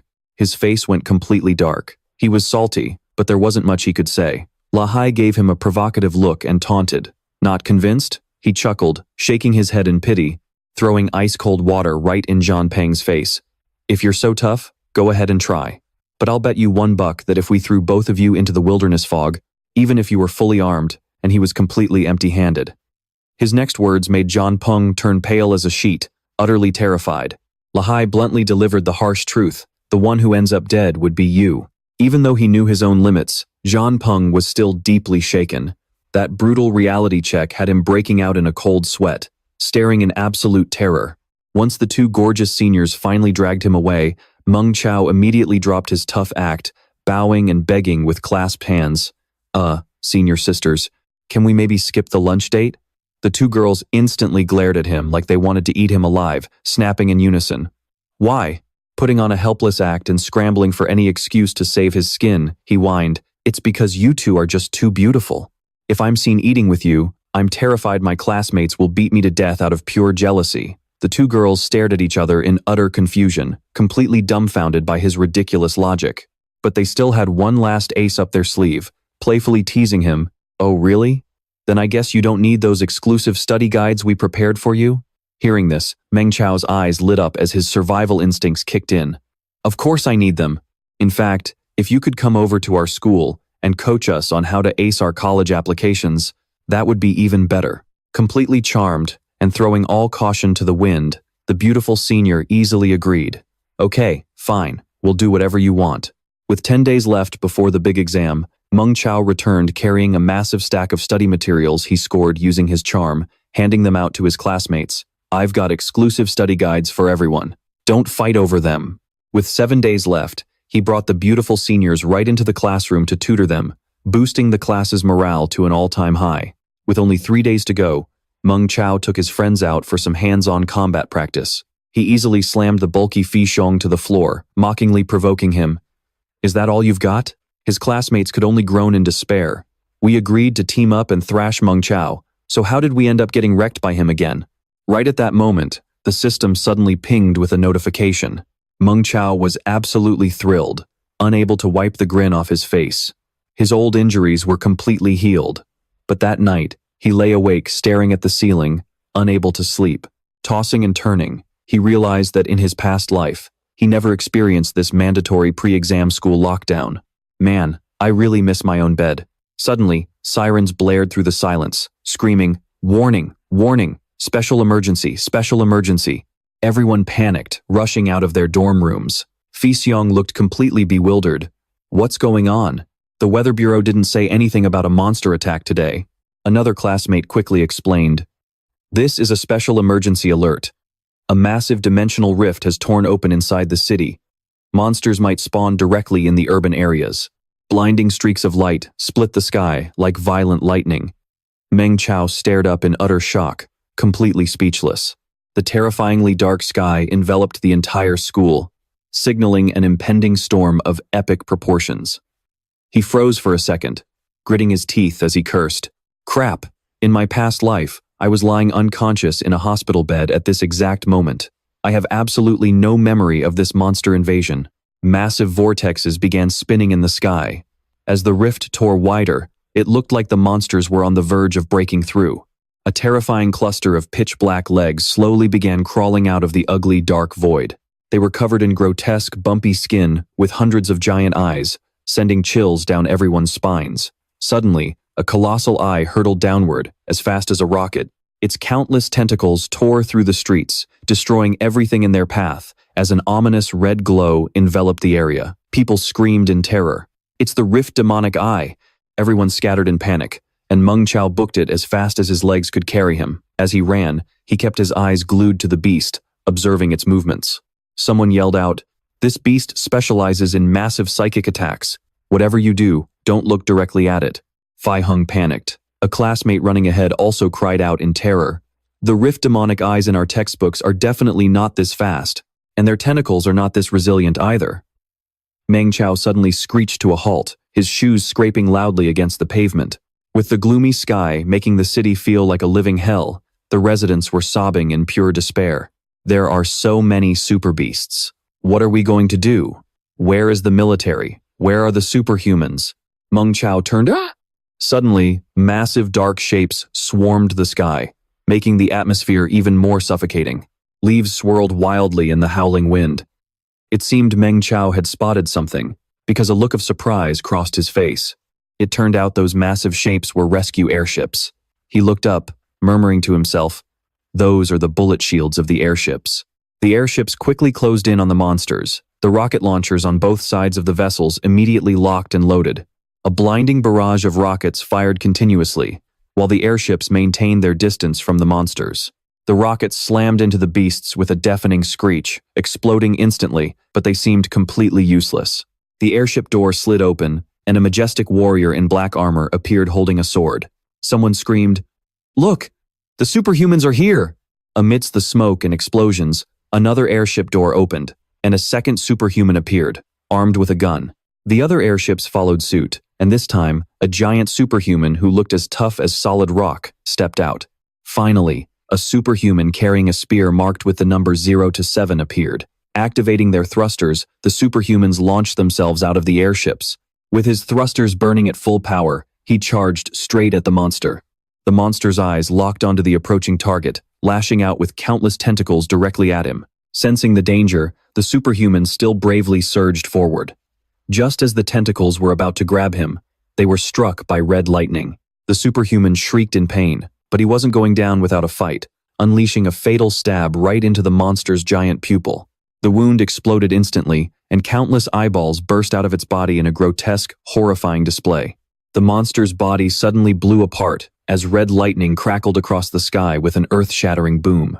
A female superhuman standing below looked up at the exploding monster and smirked. Not bad at all. As the monster's remains rained down, she raised her gun and peered through the scope. Looks like I'll have to put in a little effort too.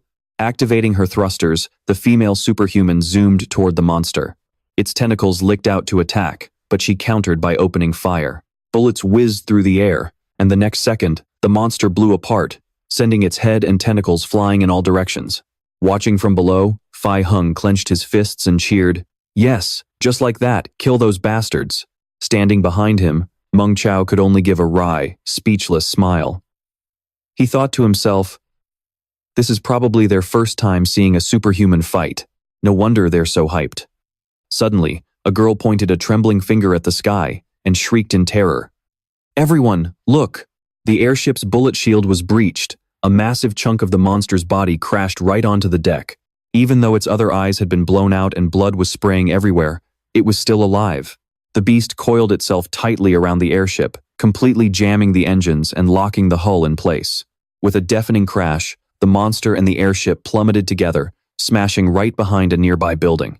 A massive explosion shook the ground as a thick cloud of dust engulfed the entire area under a dark, storm-like sky.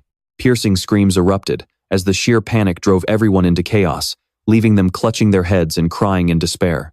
No way! How could those steel giants be defeated? Meng Chao looked up helplessly, though his gaze remained cold and resolute. It seemed the shattering of their beliefs was too big of a shock to handle. Under the mental assault of the rift demonic eyes, everyone's brainwaves began to synchronize. Around Meng Chao, people were trembling and crying out in absolute terror. They're too fast. Even artillery can't sever those tentacles. How are the rift demonic eyes this strong? What are we supposed to do? Who is going to save us? Meng Chao stuffed one hand into his pocket, scratching his head with the other as he pondered. The fearful brainwaves of his classmates were spreading like a virus. If this keeps up, everyone is going to break down. I have to stabilize their mental index and find a way to boost their morale. Suddenly, a song echoed through the gloomy darkness, stopping everyone in their tracks. Rise for our children. Feeling like he just grabbed a lifeline, Meng Chao smiled with excitement. A battle song. That was exactly what they needed to stabilize their mental index. The loudspeaker continued to blare the emotional melody. Rise for the ones you love.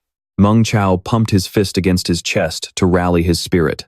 He sang along with dead seriousness. Rise for the ones you love.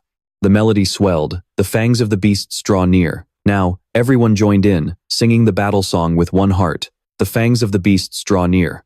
The next verse continued to echo beautifully. Son, let's fight for our survival.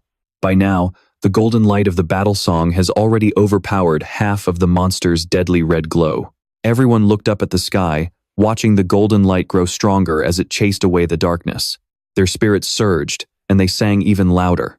Let's fight for our survival. Meanwhile, the void-splitting demonic eyes still glared down at them. But defeating just one wasn't enough. It was a whole horde of monsters, and the entire city was engulfed in flames. An awakened spearman was fighting another beast. His sharp spear carried the golden aura of the battle song, and the gem embedded in it flashed with a blinding red light. He lunged forward at lightning speed. With a deafening boom, his spear pierced straight through the monster's body, enveloping it in a brilliant golden light. Just as the warrior stared coldly ahead, another beast ambushed him from behind. It seemed like he was done for, until a barrage of blue energy bullets suddenly rained down on the monster. It was another awakened arriving to provide backup, firing her weapon rapidly. Seeing his ally rush to his rescue, he let out a relieved chuckle. Blue energy bullets filled the sky, accompanied by the beast's earth-shattering shrieks. Surrounded by thick dust and smoke, the two awakened stood back to back. A female swordswoman appeared. She drew her blade back, preparing to unleash a devastating strike. In an instant, she slammed her sword into the ground. A massive explosion erupted, sending debris flying everywhere as white smoke blanketed the area. The monster's mangled corpse lay on the ground, drenched in blood with its limbs torn apart. Below, a massive cannon was already locked onto the giant void-splitting demonic eye. All 4 devices aimed directly at the beast. It looked like a flashy, high-tech movie theater. Blinded by the dazzling light, its largest eye widened as it sensed imminent danger. A thunderous blast shook the heavens. A brilliant golden flash erupted from the cannon, likely blowing the beast to smithereens. Seeing this, Chu Feichong cheered. As long as we keep our resolve and maintain our mind power index, that void-splitting demonic eye is nothing. Another student shouted with excitement. In front of our dragon city, all those zombies and monsters are nothing but paper tigers. Standing behind them, Meng Chao felt a bit helpless watching everyone celebrate so wildly. He thought to himself, the side effects of the battle song must have pushed their mind power indexes past 120%. At this rate, they probably wouldn't even be afraid of Devil Yan. But other students quickly started shouting with grim expressions. The defenders of Dragon City are still fighting those monsters outside the school. We have to join the battle. Lend our strength to Dragon City. Lend our strength to Dragon City. Suddenly, a familiar, harsh voice barked, What on earth do you think you're doing? Seeing him looking incredibly badass in his armor, with his sword resting on his shoulder, Chu Feixiong eagerly asked, Teacher Yan, are you guys going out there to fight? He tried to look tough, but his face turned bright red with embarrassment as he added, Please, take us with you. Teacher Yan glared at them and snapped, Stop fooling around. Get back inside, all of you. No one is to take a single step out of this school before dawn. Annoyed, Chu Feixiong demanded, But why? The other students also voiced their frustration. Didn't the Committee of Life and Death issue a decree? If we encounter monsters, isn't everyone supposed to fight to the death? The beasts are running wild out there. How can we just stand by and do nothing? Principal Sun leaned on his cane and slowly walked over, raising his voice. My dear students, I completely understand how you feel, and I absolutely respect your resolve to fight. Nearby, Meng Chao listened intently. To survive, we make sacrifices every single second. But those sacrifices must have meaning. Principal Sun stood among the students, keeping his hands clasped behind his back. Every single drop of human blood spilled must be worth the price. Do you understand? Standing nearby, Chu Feixiong asked defensively, But Principal Sun, how can you guys be the only ones allowed to go out and fight? The old man simply looked up and replied calmly, We are already old. We are covered in wounds, and our blood is running dry. Even if we die, it is no great loss. But you are young. You are the rising sun. Hearing this, Chu Feixiong and the other students fell silent, finally understanding the old man's painful burden. Meng Chao continued to listen closely as Principal Sun explained, You are the future and the hope of Dragon City. With Teacher Yan standing behind him with his sword, Principal Sun kept his eyes closed as he reasoned with the students. If you want to rush out and fight, fine. But wait until I and every teacher in this school have perished. Only then can you step over our corpses, pick up our weapons, and fight to your heart's content. Is that clear? Chu Feixiong wanted to protest, but a furious shout cut him off. That's enough. Principal Sun finally lost his temper, gritting his teeth as he roared. Dragon City stands alone in this alien world. Every single life belongs to the entire city. Principal Sun's scarred arms suddenly surged with power, his muscles bulging. He continued, Even dying requires earning the right. At this point, Principal Tone had already transformed into his heavy artillery superhuman form. He was massive and muscular, with raging flames licking the edges of his entire body. Monsieur choked, his eyes widening in surprise. He thought to himself, No wonder this heavy artillery guy doesn't need to carry any extra weapons. That fist of his is basically a meteor hammer packed with explosives. One touch means instant death. One graze, and you're gone. Principal Tan stood proudly among the crowd and declared boldly, I, Tan Dai-hung, joined the military at 17 and served as a soldier for 40 years. I've killed over 1,000 zombies and tens of thousands of monster beasts. My body is covered in hundreds of scars, and there are even shards of monster fangs embedded in my spine. Then he pointed at Fei Hung and bellowed, I've given everything to Dragon City, which is why I've earned the right to gladly march to my death. So, Fei Hung, how many monsters have you killed? How many scars do you have on your body? What have you ever done for the land that raised you? You're still wet behind the ears, so what makes you think you have the right to go out there and die? Loomed over by the principal, Fei Hung's face darkened. He frowned, looked down, and stammered, Principal Ton, I. Principal Tone lowered his voice, announcing solemnly, All right, students, stay here. Please, have a little faith in your elders and predecessors. We will hold the line and defend this city, buying some time for all of you. Your responsibility is to use the time, space, and resources we win for you, and train as hard as you can to surpass us. Offering a few final words of wisdom with the dignity of a seasoned veteran, he left to claim his right to face death head-on. Fei Hung looked down, his face filled with determination. Hearing this, Monsieur's expression also turned cold and serious, his brows furrowing. After dealing with the rowdy students, Mr. Ngim and Principal Tone turned and walked away. Suddenly, Monsieur's eyes widened, as if he had just remembered something. It was the memory of a newspaper showing an image of a lifeless Principal Tone, accompanied by a painful message mourning the loss of the hero, Tone Dai-hung. In that moment, Monsieur suddenly shouted out in sheer panic, Wait! Hearing this, Principal Ton turned his head, his expression as stern as ever. He looked back and said coldly, Monsieur. Monsieur quickly and anxiously blurted out, A few days ago, while browsing the Agricultural University's Life Sciences Forum, I saw someone talking about discovering an evolved form of the sky-rending evil eye. They said it can use tentacles to drag people up into the sky. I don't know if it's true or not, but you should be careful. You and Mr. Neem absolutely must watch out for attacks from above. Principal Tone's dark eyes fixed on him, his expression remaining as cold as ever. Then, Principal Ton suddenly gave a thumbs up and replied, "I've got it, thank you. Monsieur, head back inside quickly and stay safe."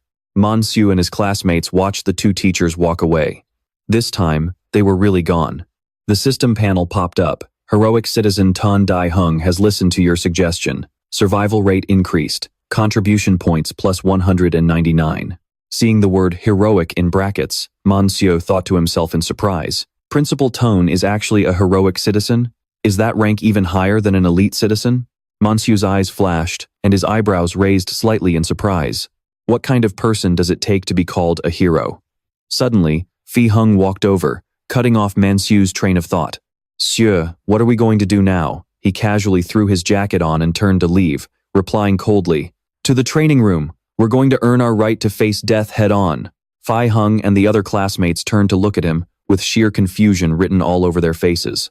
Then, they all ran after him, shouting as they chased, "Wait for me, let's go together. Tonight, I'm going to fight you for 300 rounds. First one to complain is a baby. We're in too." As training began, Monsieur landed a punch that sent his opponent's jaw sideways. Next, he delivered a powerful kick right to another guy's stomach. Even chubby Phi Hung was slammed hard onto the floor by Monsieur. The moment Phi Hung hit the ground, you can only imagine how deafening the crash was, leaving him with his legs flailing straight up in the air. Monsieur took off his jacket, draped a towel over his shoulders, and, despite his face dripping with sweat, clapped his hands and urged, "Get up and keep fighting. You put too much power into your strike just now. You should have held some back to defend against this counter." Phi Hung and the others had been beaten black and blue by Monsieur. Phi Hung had to speak up and raise his hand to surrender. "Stop, I need to take a break." The other classmates chimed in one after another. "Me too, I need a break too." Monsieur walked over, put his arm around Phi Hung's shoulder, and smirked. "What's wrong? You're so big, and you're still afraid of pain?" Phi Hung's face was swollen like a balloon, and his chubby cheeks looked completely puffed up. Panting heavily and dripping with sweat, he yelled back, "I'm just tired and taking a break, and also figuring out how to take you down." Monsieur wiped the sweat from his forehead with his towel, looked down at Phi Hung, and grinned excitedly. "Suit yourself." Just as he turned around to leave, Phi Hung's voice came from behind him. "Sieur, I'm a little worried about my family." Hearing this, Monsieur stopped in his tracks, his eyes turning distant. It seemed he, too, was thinking about his own family. Is everyone worried about their families? The other classmates were still sparring intensely. They were training brutally hard, with some getting kicked in the stomach so hard they spat up water. Monsieur's voice echoed, "But for ordinary high school students like us, even if we run back home, what can we actually change?" These two schoolgirls are really giving it their all, one unleashing a barrage of strikes while the other keeps busy blocking them. Meng Chao falls silent, speaking flatly. He says that the only thing they can do right now is push themselves to get stronger. Over at the city amusement park, only a few lights on the sign are still flickering as the support pillars begin to crack and collapse. Explosions echo from all directions. Soldiers fire their artillery while frantically radioing in, screaming, "There are just too many beasts." Everyone needs to work with the Red Dragon Army and head toward the Shaanxi Road shelter. The giant monsters have completely lost it. With just a single swipe of its claws, heavy machinery is smashed into scrap metal, sending people flying into the air. Yishan is stunned as his radio cuts out, leaving nothing but loud static.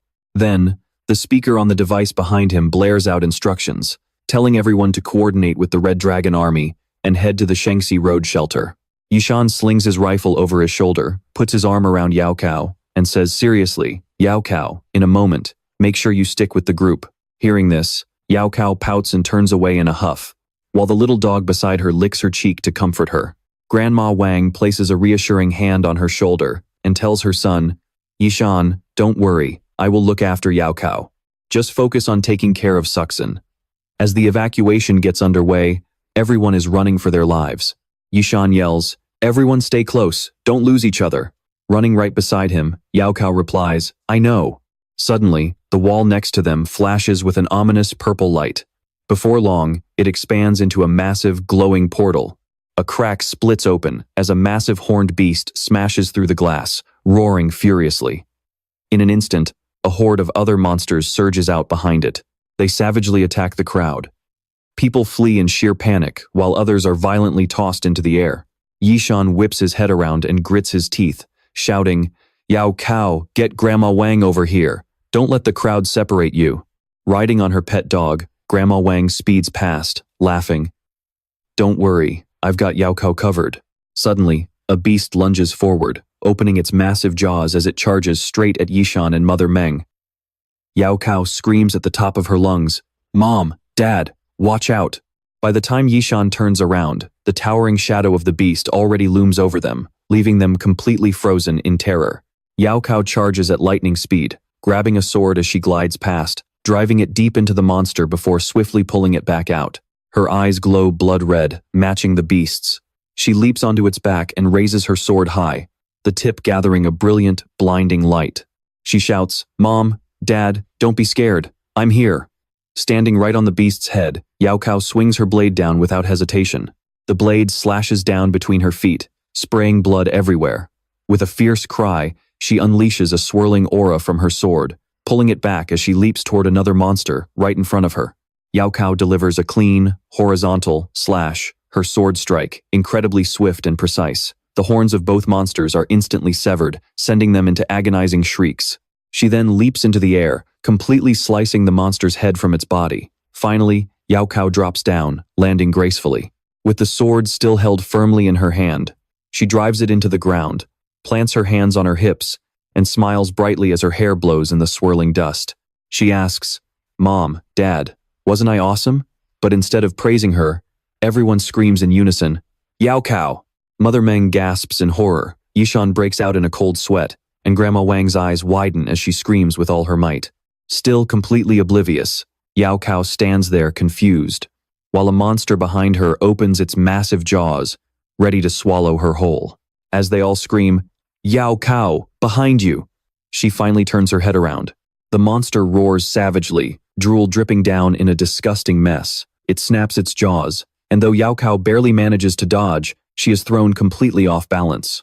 The crazed beast rampages forward, slamming into another monster and taking its head off, while Xiao Cao loses her footing and slips. As the beast turns back around, scraping its hooves and preparing to charge, she is left sitting helplessly on the ground, thinking she's a goner for sure. Having exhausted all her energy rushing to save her parents, even standing up is a struggle. Xiao Cao weakly touches her trembling legs, leaving a final message in her mind. "You stupid brother. I guess I'll have to wait until my next life to stomp on you. What a great little sister I am." Her face is pale, and cold sweat pours down her forehead. At this point, she can only brace herself for the impact. Mother Meng and Yishan desperately rush forward, crying out in vain, "Xiao Cao!" Just as the beast opens its jaws to devour her, a massive explosion flashes. Having narrowly escaped death, Xiao Cao stares blankly as blood splatters right in front of her. The beast's glowing red eye rolls onto the ground. Grandma Wang, holding a double-barreled shotgun while riding her trusty steed, shouts fiercely, "Did you think this old woman was just here for show?" She then unleashes a barrage of gunfire at the roaring beast, yelling, "Daya, let's go." Daya carries Grandma Wang at lightning speed to evade the monster's pursuit, while she turns around and fires shot after shot. Suddenly, the beast screeches to a halt, kicking up a loud cloud of dust. Instead of chasing Grandma Wang, it pivots in the opposite direction. She looks back in surprise, wondering why it's heading the other way. But the cunning beast simply circles around to target Xiao Cao. Since Grandma Wang is riding Daya in the opposite direction and is too far away, she instantly realizes the danger. Sensing that something was wrong, he screamed, "Xiao Cao, run!" Around them, houses and streets were completely ruined, and even the traffic lights were cracked. Meng Chao sprinted through the dusty, smoke-filled streets. Nearby, locals were busy helping each other clear the debris. Anxious whispers rippled through the crowd. Did the halberd demon boars really show up in our old district again? Tianwanfu's defense systems are too outdated. They stood absolutely no chance. I don't even know if killing so many of those fat beasts is a good thing or a bad thing. Looks like we'll be pulling an all-nighter. Let's get to work. Walking briskly down the street, Meng Chao overheard these conversations. The moment he got home, he flung the door open and yelled, "Mom, Dad, Xiao Cao." But as the door swung open, he only saw his parents sitting inside. Meng Chao cried out in worry. Are you guys okay? Their faces were covered in soot, looking completely exhausted. Yishan forced a weak smile to reassure him. We're fine, we're all fine. Our neighborhood actually made a pretty good haul. Then, he lowered his eyes, his voice tinged with sadness. I heard someone even had a breakthrough during the battle and became a superhuman nova. So now, our neighborhood has its very own superhuman. Sensing something was off, Meng Chao raised his voice. But where's my sister? Dad, did something happen to Xiao Cao? Tell me the truth. Yishan turned his face away. His eyes were filled with sorrow as he stammered. Unable to take it anymore, Meng Chao lost his cool and burst into the house, shouting. Approaching Xiao Cao's room, he saw the funny drawing of her face still hanging on the door. Meng Chao thought to himself, I leave her alone for just one day. Did Xiao Cao get corrupted? Meng Chao frantically banged on the door, calling out in a stern voice. Xiao Cao, are you okay? Can I come in? But the only response was a heart-wrenching sob. Meng Chao's silhouette was cast against the door. After a brief silence, a muffled whimper came from inside. He pushed the door open, only to freeze in shock. Xiao Cao was wrapped tightly in a blanket, shivering uncontrollably. Meng Chao sat down beside her, remaining silent. At that moment, Xiao Cao buried her face in her knees and finally spoke, calling out to her brother. Hearing her voice, Meng Chao glanced over at her, his heart heavy. Xiao Cao sobbed and whimpered, Brother, I'm too weak. Tears streamed down, soaking both her arms, her vision blurred. She stared blankly down at her feet and continued, I saved Mom and Dad, but I couldn't save Grandma Wang, Xiao Cao. With that, she broke down, crying even harder as she choked back her tears. She threw off her blanket, threw her arms around Meng Chao, and said in a weak, trembling voice, Grandma Wang is dead.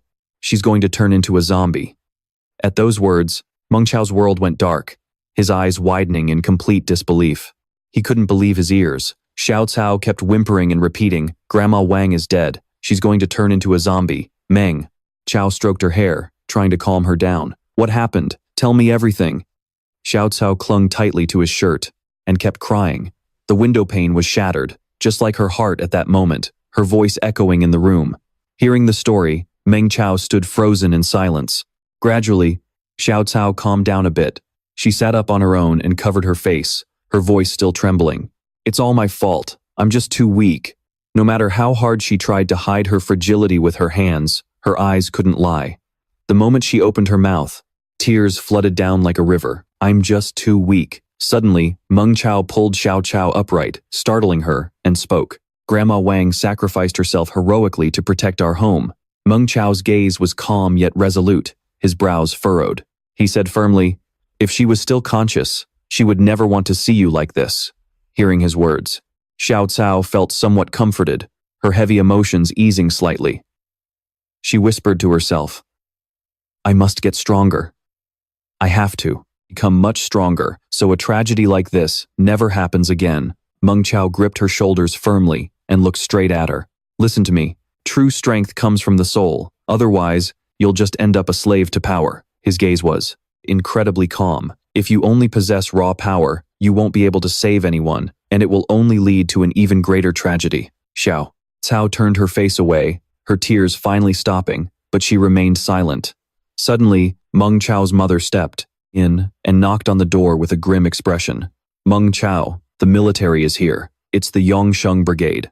Meng Chao stood up, clenching his fists, and asked, Are they holding a funeral at Grandma Wang's place? His mother nodded. Yes, a funeral. Meng Chao replied, All right, by custom, a funeral requires witnesses. As their neighbors, we should fulfill that duty. Meng Chao then took Xiao Cao's hand, intending to lead her out. Xiao Cao, come with me to be a witness. But Xiao Cao sat there motionless, like a lifeless doll. I'm not going. I don't want to see Grandma Wang like this. Meng Chao looked down at her, furrowing his brows, and said coldly, Didn't you just say you wanted to get stronger? Do you not even have the courage to face Grandma Wang? Let's go. We need to see her off on her final journey. Xiao Cao kept her head down, her face filled with guilt. In front of room 706, deep cracks scarred the walls. A large crowd of neighbors had gathered outside, whispering among themselves. Is Grandma Wang about to turn into a zombie? Probably. I saw the Yongsheng Brigade arrive. Who would have thought? Grandma Wang possessed such resolve? Meng Chao supported Xiao Cao as they walked up, raising his hand to clear a path. "Excuse us. Please let us through." "Excuse me, I'm Meng Chao from next door. I'm here to act as a witness for her." Jia Cao shrank back timidly, walking with her head low. Right now, Grandma Wang was lying on the hospital bed, surrounded by several assisting doctors. They discussed in low voices. Her abdomen had been pierced by a saber-toothed demon boar. Her internal organs were severely damaged, and her pulse was incredibly weak. The virus had already entered the wound. Her abdomen and blood vessels were severely swollen, and the toxin level in her blood was way too high. Her respiration was extremely weak, and her brain cell mortality rate was climbing. Grandma Wang's abdomen had bloated up, the bandages completely soaked and sticky with oozing blood. The doctor explained she had been locked down to prevent an uncontrollable zombie transformation. Xiao Wan was curled up in a corner, burying her face in her knees, sobbing uncontrollably. Meng Chao bent down and spoke softly to her. "Xiao Huan, let Xiao Cao stay here with you." Xiao Wan looked up, tears streaming down her face. She sniffled. "Big brother Meng Chao, Xiao Cao, thank you guys." Seeing this made Jia Cao feel even worse. Overwhelmed with guilt, she hung her head in sorrow. Grandma Wang's handcuffed arms were still trembling as she tried to reach out. Her legs began to twitch and jerk violently, and even the iron bed seemed like it couldn't hold her much longer. Her mouth was secured with a restraint device. Grandma Wang's eyes rolled back as she began to turn into a zombie. Terrified, Xiao Wan hugged Jia Cao tightly and cried, "Grandma!" Jia Cao froze in shock. Jia Cao widened her eyes, desperately fighting back her own emotions to comfort Xiao Wan. "Xiao Wan, don't cry. Grandma doesn't feel any pain right now. It's just the virus acting up."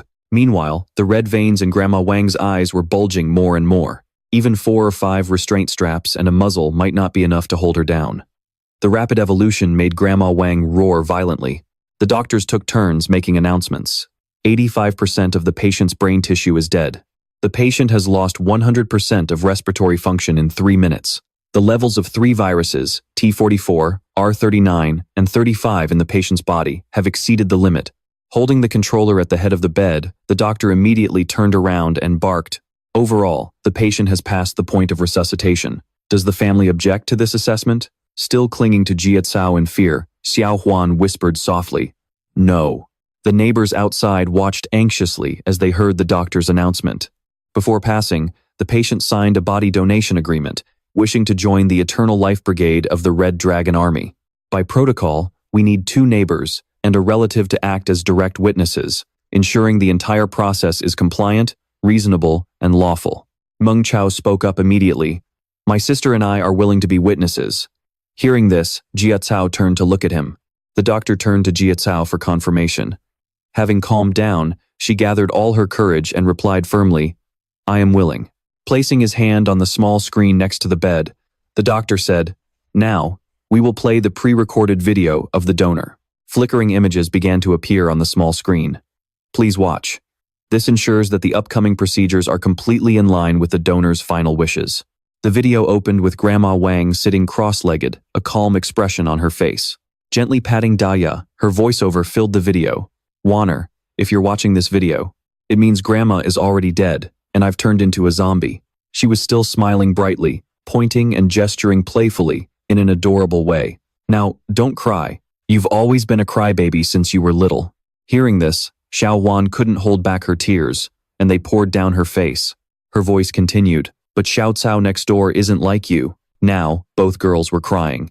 Xiao Wan burst into loud sobs. The video kept playing. "And there's no need to feel sad for me, really. It's been 50 years since Dragon City crossed over. How many people actually get to live a full 50 years? She thumped her chest hard, trying to look tough and resilient. She smiled warmly down at Daya. "After surviving all this chaos, Grandma is incredibly lucky to have lived to this age. I've already gotten more than my fair share. Even when I was just a little girl like you, I already had my mind made up to donate this body one day. I remember when I was only 14, before our Dragon City even crossed over to this other world."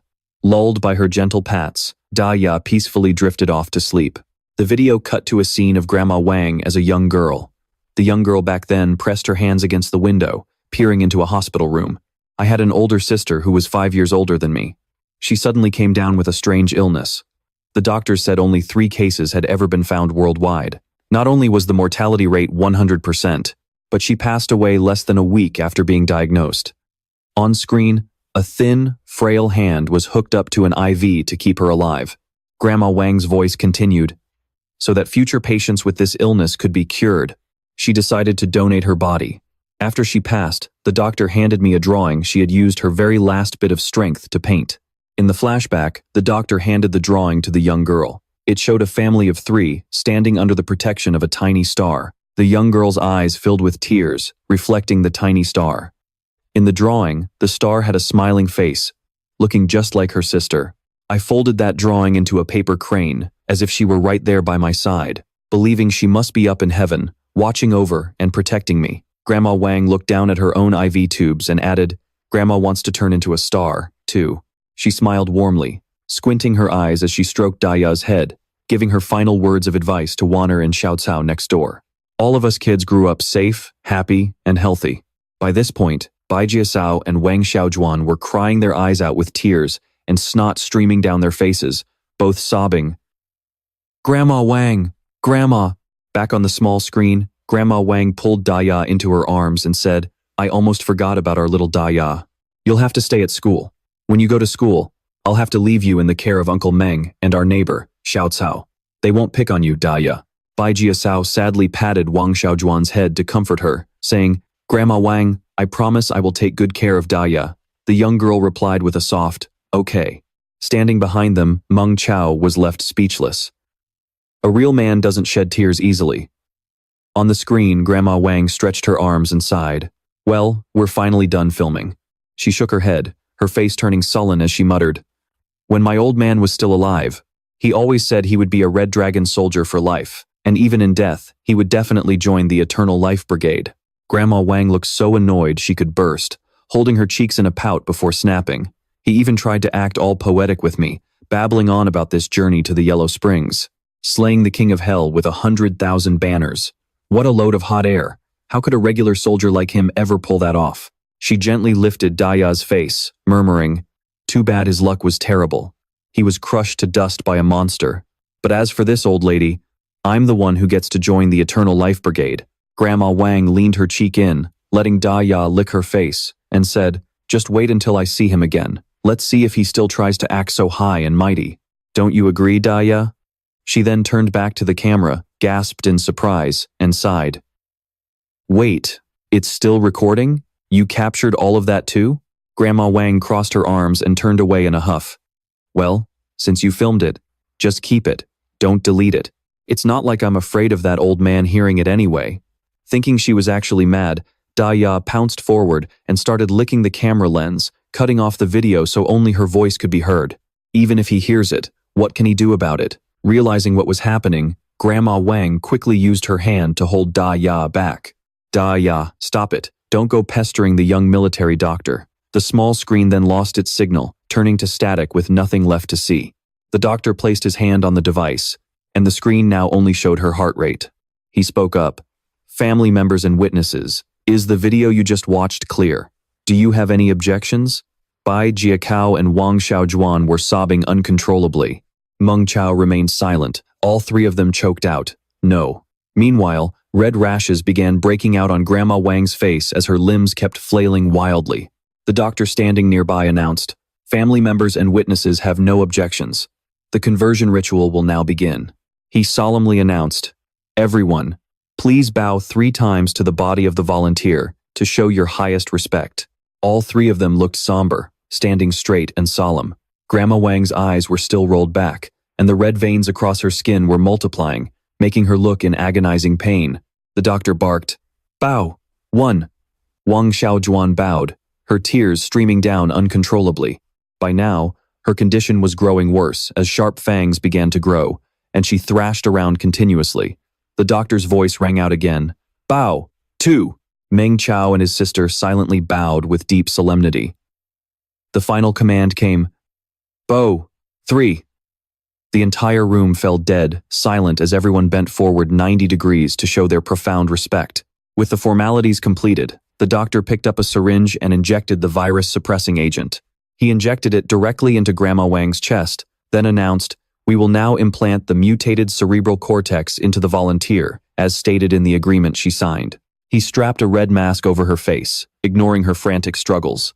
Once the mask was secured, Grandma Wang finally closed her eyes, though she still let out muffled shrieks from behind it.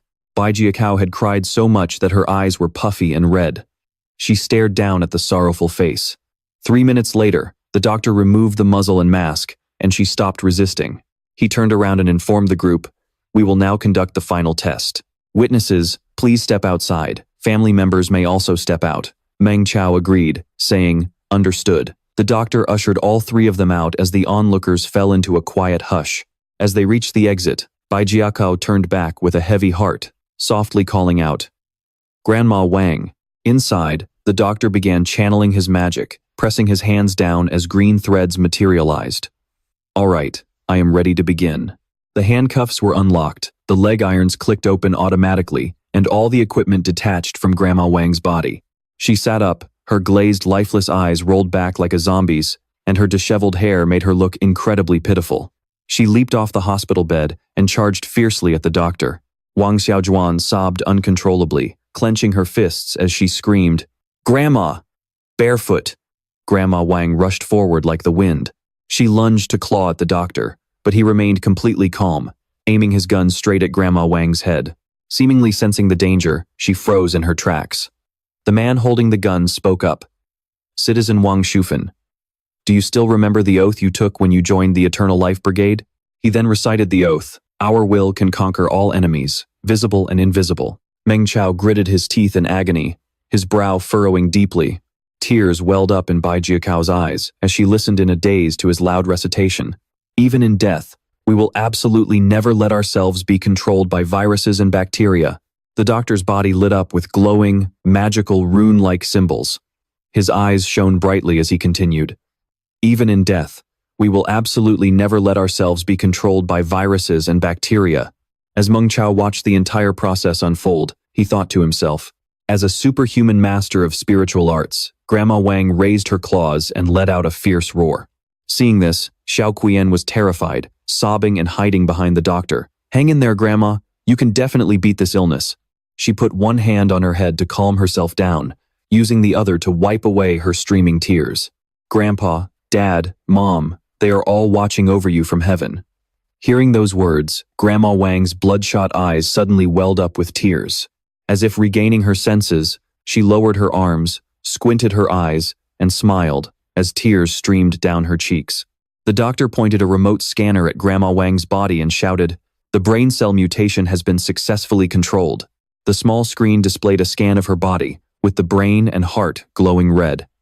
She announced in a clear voice, "The nervous center remains intact and free of viral infection. Sound response is normal. Light response normal. Blood stimulation response normal." The doctor observed closely, realizing the residual memory fragments deep in her brain cells were helping her maintain self-control. The gunman also stepped back from Grandma Wang, declaring that she was not a mindless corpse that needed to be destroyed. Rather, she was a hero who sacrificed herself for her country and loved ones. When she heard him call her the Eternal, tears began to pour from her eyes. Her eyes returned to normal. The doctor immediately shouted, "Salute to the Eternal," and raised his hand to salute. Xiao Qian saluted while crying even harder. Meng Chao gave a firm salute, his eyes filled with deep respect as he called out to her in his mind, "Grandma Wang." Jia Cao stood solemnly. She stopped crying and silently wished her a peaceful journey. As Grandma Wang was escorted away by 2 doctors, a voice echoed, "Some people are alive, but have long since died." Everyone lined up in neat rows, placing their hands over their chests, their voices echoing in unison, "Some are dead, yet live on forever in the flames." Catching a final glimpse of her shadow, Xiao Qian cried out, "Grandma!" Standing from behind, she cupped her hands around her mouth and called out, "Grandma, I promise I'll take good care of myself and protect Dragon City." With that, Grandma Wang finally stepped into the vehicle under the escort of the 2 doctors. At that moment, Jia Cao also bowed her head and wept. She kept sobbing, "I'm sorry, Xiao Qian. If only I were a little stronger, I could have saved Grandma Wang." Xiao Qian closed her eyes tightly, gently tugging at the corner of Jia Cao's shirt to comfort her. "Xiao Cao, don't be like that. When Grandma was still conscious, she told me that you were amazing last night." Hearing this, Jia Cao turned around in surprise, her eyes still brimming with tears. Xiao Qian smiled warmly at her through her tears. She also said, "You are the bravest girl she has ever met, and told me to learn from you." Xiao Cao asked in disbelief. "Really?" Daya then lunged forward, happily licking Xiao Qian. The young girl managed to say to Xiao Cao, "Xiao Cao, I have to stay at school from now on. Can you and your family look after Daya for me?" Xiao Cao placed a hand over her heart and reassured her, "Don't worry. I promise I'll take great care of Daya." Xiao Qian used her small hands to pull at the bone-shaped pendant on Daya's collar. "Oh right, there's also this." Grandma said she hid all the codes inside Daya's collar. In an instant, the bone-shaped pendant opened, and 2 pieces of paper fell out. Xiao Cao and Xiao Qian each picked one up. Unfolding the red paper revealed a picture of a youthful Grandma Wang smiling alongside her husband. Xiao Qian whispered, "It's Grandma's wedding photo." On her side, Xiao Cao unfolded the other slip of paper and said it was Grandma's little star. Xiao Qian looked at the little star with a gentle gaze and said, "Xiao Cao, I cry easily and there's so much I can't do. Are you willing to help me protect Grandma's little star?" Xiao Cao replied without hesitation, "Of course, Xiao Qian. I promise to protect Grandma's little star with you." That night, Xiao Cao sat on a chair, hugging Daya as they gazed at the starry sky. She spoke up, "Brother, I don't want to live in Dragon City's Sector 1. Hearing this from the balcony, Meng Chao asked, "What?" Xiao Cao walked over to his side and said seriously, "I said I don't want to live in that Sector 1 of Dragon City. I don't care how good the environment or the spiritual energy is there. I don't want to go. I only want to stay here." Xiao Cao cleared her throat defiantly. "Tianfu Gardens is our home, and I won't take a single step away from here." Daya peeked out from behind her. Hearing this, Meng Chao was overjoyed. He patted Xiao Cao's head with a warm smile. "Whatever you say, our Xiao Cao has grown up again." The system interface popped up. Special Citizen, by Xiao Cao, Dark Witch. Her demonization rate has decreased by 5%. Dragon City's future is more stable. Contribution points, plus 1,112. Xiao Cao hugged Daya's neck so tightly that the dog stuck out its tongue. She pouted and said, "Brother, I don't want to learn singing or dancing. I want to cultivate. I want to become stronger." Meng Chao beamed with joy, his eyebrows arching up so high they practically flew off his face. He replied, "Great. Then starting tonight, you will practice stance training for an extra 2 hours every evening. I'll help you. Stronger." He thought to himself, his little butterfly had finally brought a glimmer of hope to Dragon City. The lights in the small apartment were still on, and Bai Xiao Cao's ear-splitting scream echoed from inside. Was she doing stance training again? Ring! The clock struck exactly 6 in the morning, and the alarm went off, shaking violently. Meng Chao reached out and slammed it, shutting it up instantly. With only 1 day left before the exam, he was still passed out spread-eagled, sleeping like the dead with absolutely no sign of waking up. Bai Xiao Cao held a megaphone right next to Meng Chao's ear and screamed at the top of her lungs, "Wake up and train. We only have 2 days left before the exam." Snoring away, he startled so hard it felt like his soul left his body.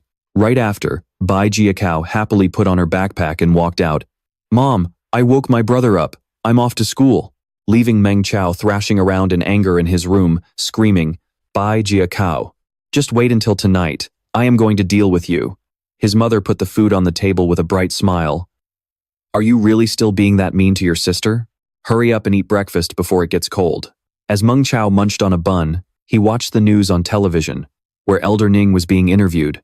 He said, "I didn't just establish the Fire Transmission Foundation." Elder Ning answered the interview with a pleasant expression, but his eyes were incredibly determined.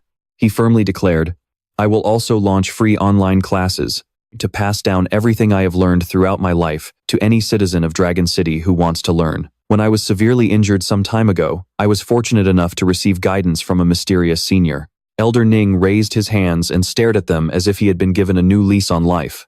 Hearing this, Meng Chao's jaw dropped, and his bun slipped from his hand. He cursed under his breath, "Holy crap!" Meng Chao spread his palm, scrolling through the system screens in front of him, thinking, "So, a citizen's rank isn't permanent, and heroes are not born." The system notified him of the completion of his first healing quest. Elite Citizen Ning Shiwo's hands are 93% healed, promoting him from expert level to master level. Having received guidance from the Fire Transmission Elder, he is promoted to a Reserve Hero Citizen. Dragon City's overall resource harvesting rate has increased. Contribution points, plus 999. With gold system text filling his vision, Meng Chao frowned, thinking, any ordinary citizen has the potential to become an elite, and any elite citizen has a shot at becoming a hero. Principal Son and Elder Ning are the two who enlightened me. Please rest assured, I will definitely become a hero-level citizen. The system panel finally updated, showing that the Thundercross sword was available for exchange.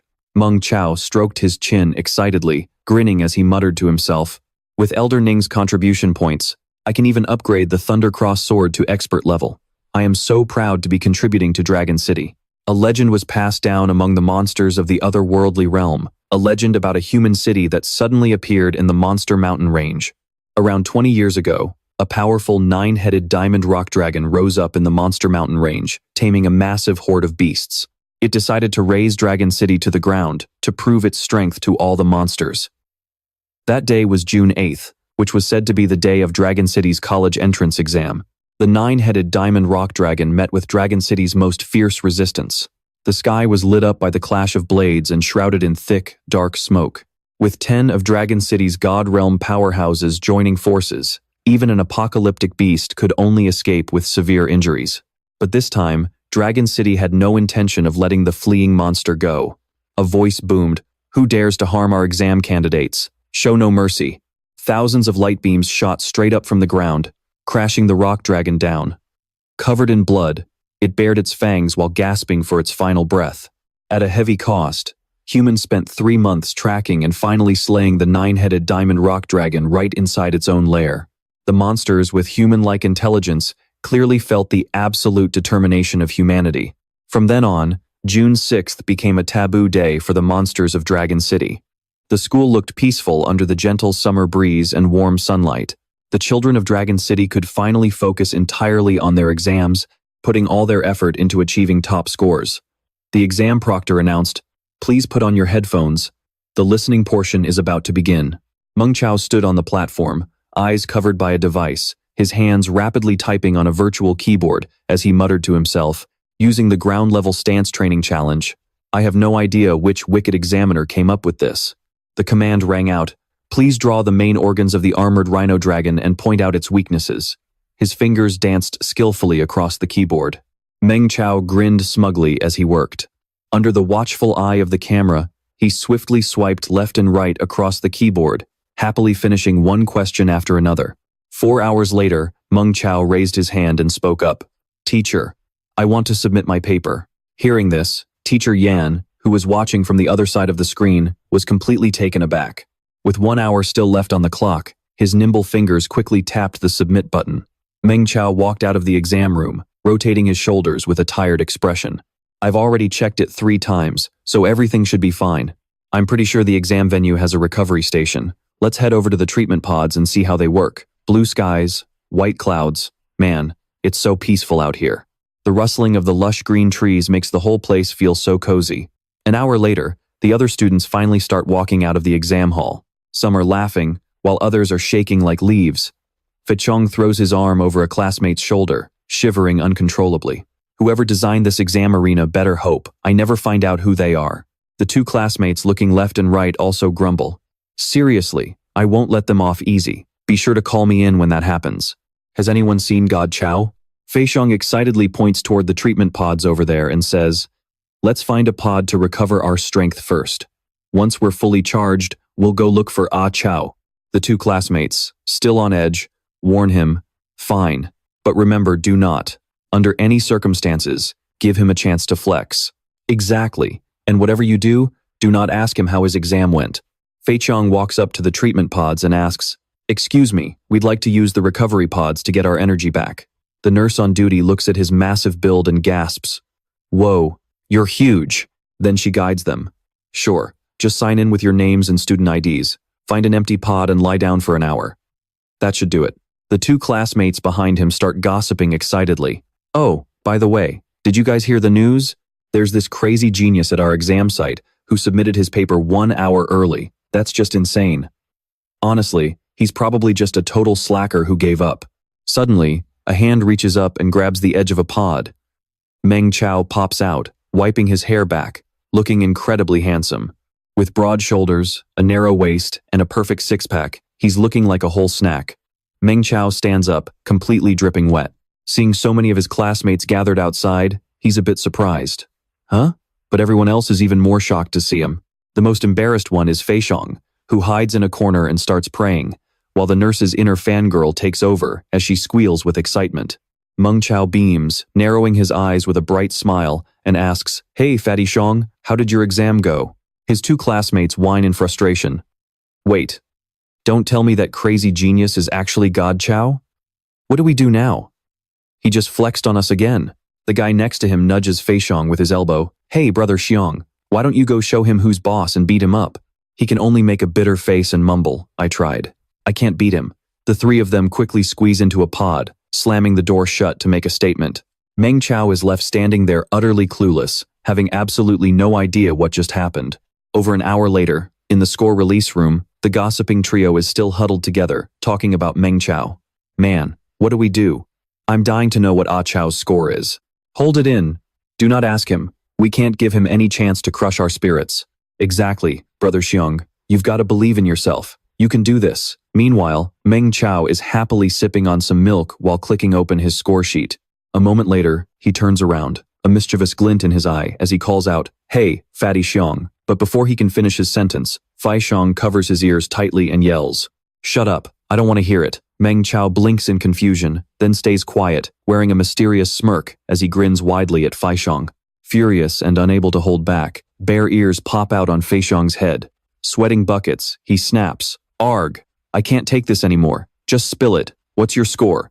Meng Chao raises his index finger, closing his eyes with a smug grin, and announces, 939 points. First in the whole school, and ranked 1084th in the entire city. Fei Xiong and his crew freeze instantly, their faces pale and hollowed out like they've literally turned into corpses. They groan in defeated voices. Honestly, I'd rather just head straight to the front lines for the practical combat test right now. Yeah. Facing monsters is way better than facing God Chao. I'm so done. Just end me already. Meng Chao watches the three of them go completely silent, drowning in self-pity. He scratches his head, winks, and tells himself, Looks like I need to toughen up their mental fortitude. They're way too fragile. Meanwhile, at the security bureau, military tanks and transport vehicles are rumbling down the road. A large vehicle is driving along when someone flags it down. Two young men wearing badges smile as they hand some documents to the inspector. Here's our pass. Please check it. Time to get off, guys. We have to switch to armored vehicles to cross the river. The group of students gets off and files into a long line, heading inside one by one. Being the biggest, Fei Xiong stands at the very back of the line. He looks around and says with a grin, I've wanted to see the Red Dragon River for the longest time. Too bad my dad said it's too dangerous over there and wouldn't let me go. Meng Chao, standing right in front of him, chimes in. Across the river is the greater Jiangnan area, where monsters invade literally every single day. If you went, you'd just end up as monster food. Fei Xiong huffs and turns his face away, looking thoroughly annoyed. With a massive battleship aiming its cannons over the riverbank, a classmate points excitedly and shouts, Whoa, the Red Dragon River is majestic. Look, there are monsters in the water. Hearing that, Fei Xiong waddles over eagerly. Where? I want to see too. Down under the bridge, a few aquatic monsters are thrashing around, looking extremely vicious. Another shout rings out, Look, armored airships. Right on cue, a fleet of airships flies across the sky, looking incredibly cool. They begin opening their cargo bays to drop depth charges, sending sharp, white canisters plunging straight down. A multi-eyed sea monster looks up, watching the canister plummeting toward the river, seemingly caught off guard. Suddenly, a second later, the river water erupted in a deafening explosion. The water monster bared its fins and gaped its jaws right before being sent straight to hell. Just like that, the river quieted back down, but it was now dyed a deep blood red. The monster was completely wiped out, with several of its eyes literally popping right out of its skull. Suddenly, a massive net dropped from the sky right over the beast. An airship snagged the monster and hauled it right up. Honestly, that thing looked way heavier than the ship itself. Like, how was it even holding it up? Right after that, more water monsters started bursting out of the water one by one. They lunged straight for the airship. Instantly, the gun barrels along the hull slid open, locking and loading, ready to fire. A relentless hail of bullets rained down, shredding the monsters in the river. The beasts were blasted so hard they were left riddled with charred, smoking holes. Fei Hung and his classmates cheered wildly at the sight, raising their hands and shouting in excitement. Man, humans from Earth really are the most savage creatures out there. We conquer and consume everything in our path. What monsters? Honestly, to these poor creatures, we're the real monsters here. We're definitely going to seize the ultimate victory in this brutal battle for survival. Two warriors stepped off the airship, absolutely covered in splattered blood. They casually chatted and burst out laughing. Look at these green, wet-behind-the-ears brats. They better pack some diapers for the combat exam, or they're gonna wet themselves. Hearing that, Fei Hung puffed his cheeks, practically steaming with rage. Meanwhile, a train rolled in on the tracks. Crossing the river, it let out a loud, screeching squeal. The train was incredibly long, with dozens of passenger cars hooked together. It looked majestic, with thick smoke billowing from the engine as it rolled in. Finally, the train came to a halt on the platform, and everyone gathered around. The instructor quickly urged the students to board, shouting, "Hurry up, get on, we don't have time to waste. Once you're on board, we operate under strict military rules. Obey every single order, got it?" A moment later, the train's smokestack billowed once more. The train slowly began to roll out, with the bright sunlight warming up the morning air.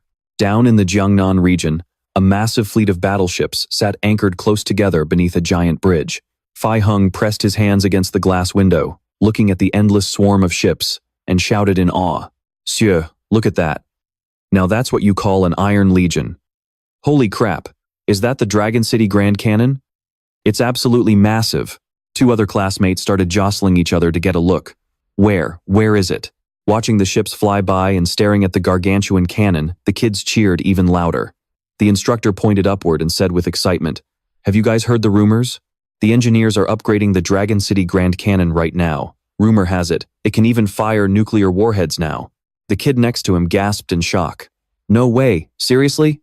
Another student turned away from the window and chimed in.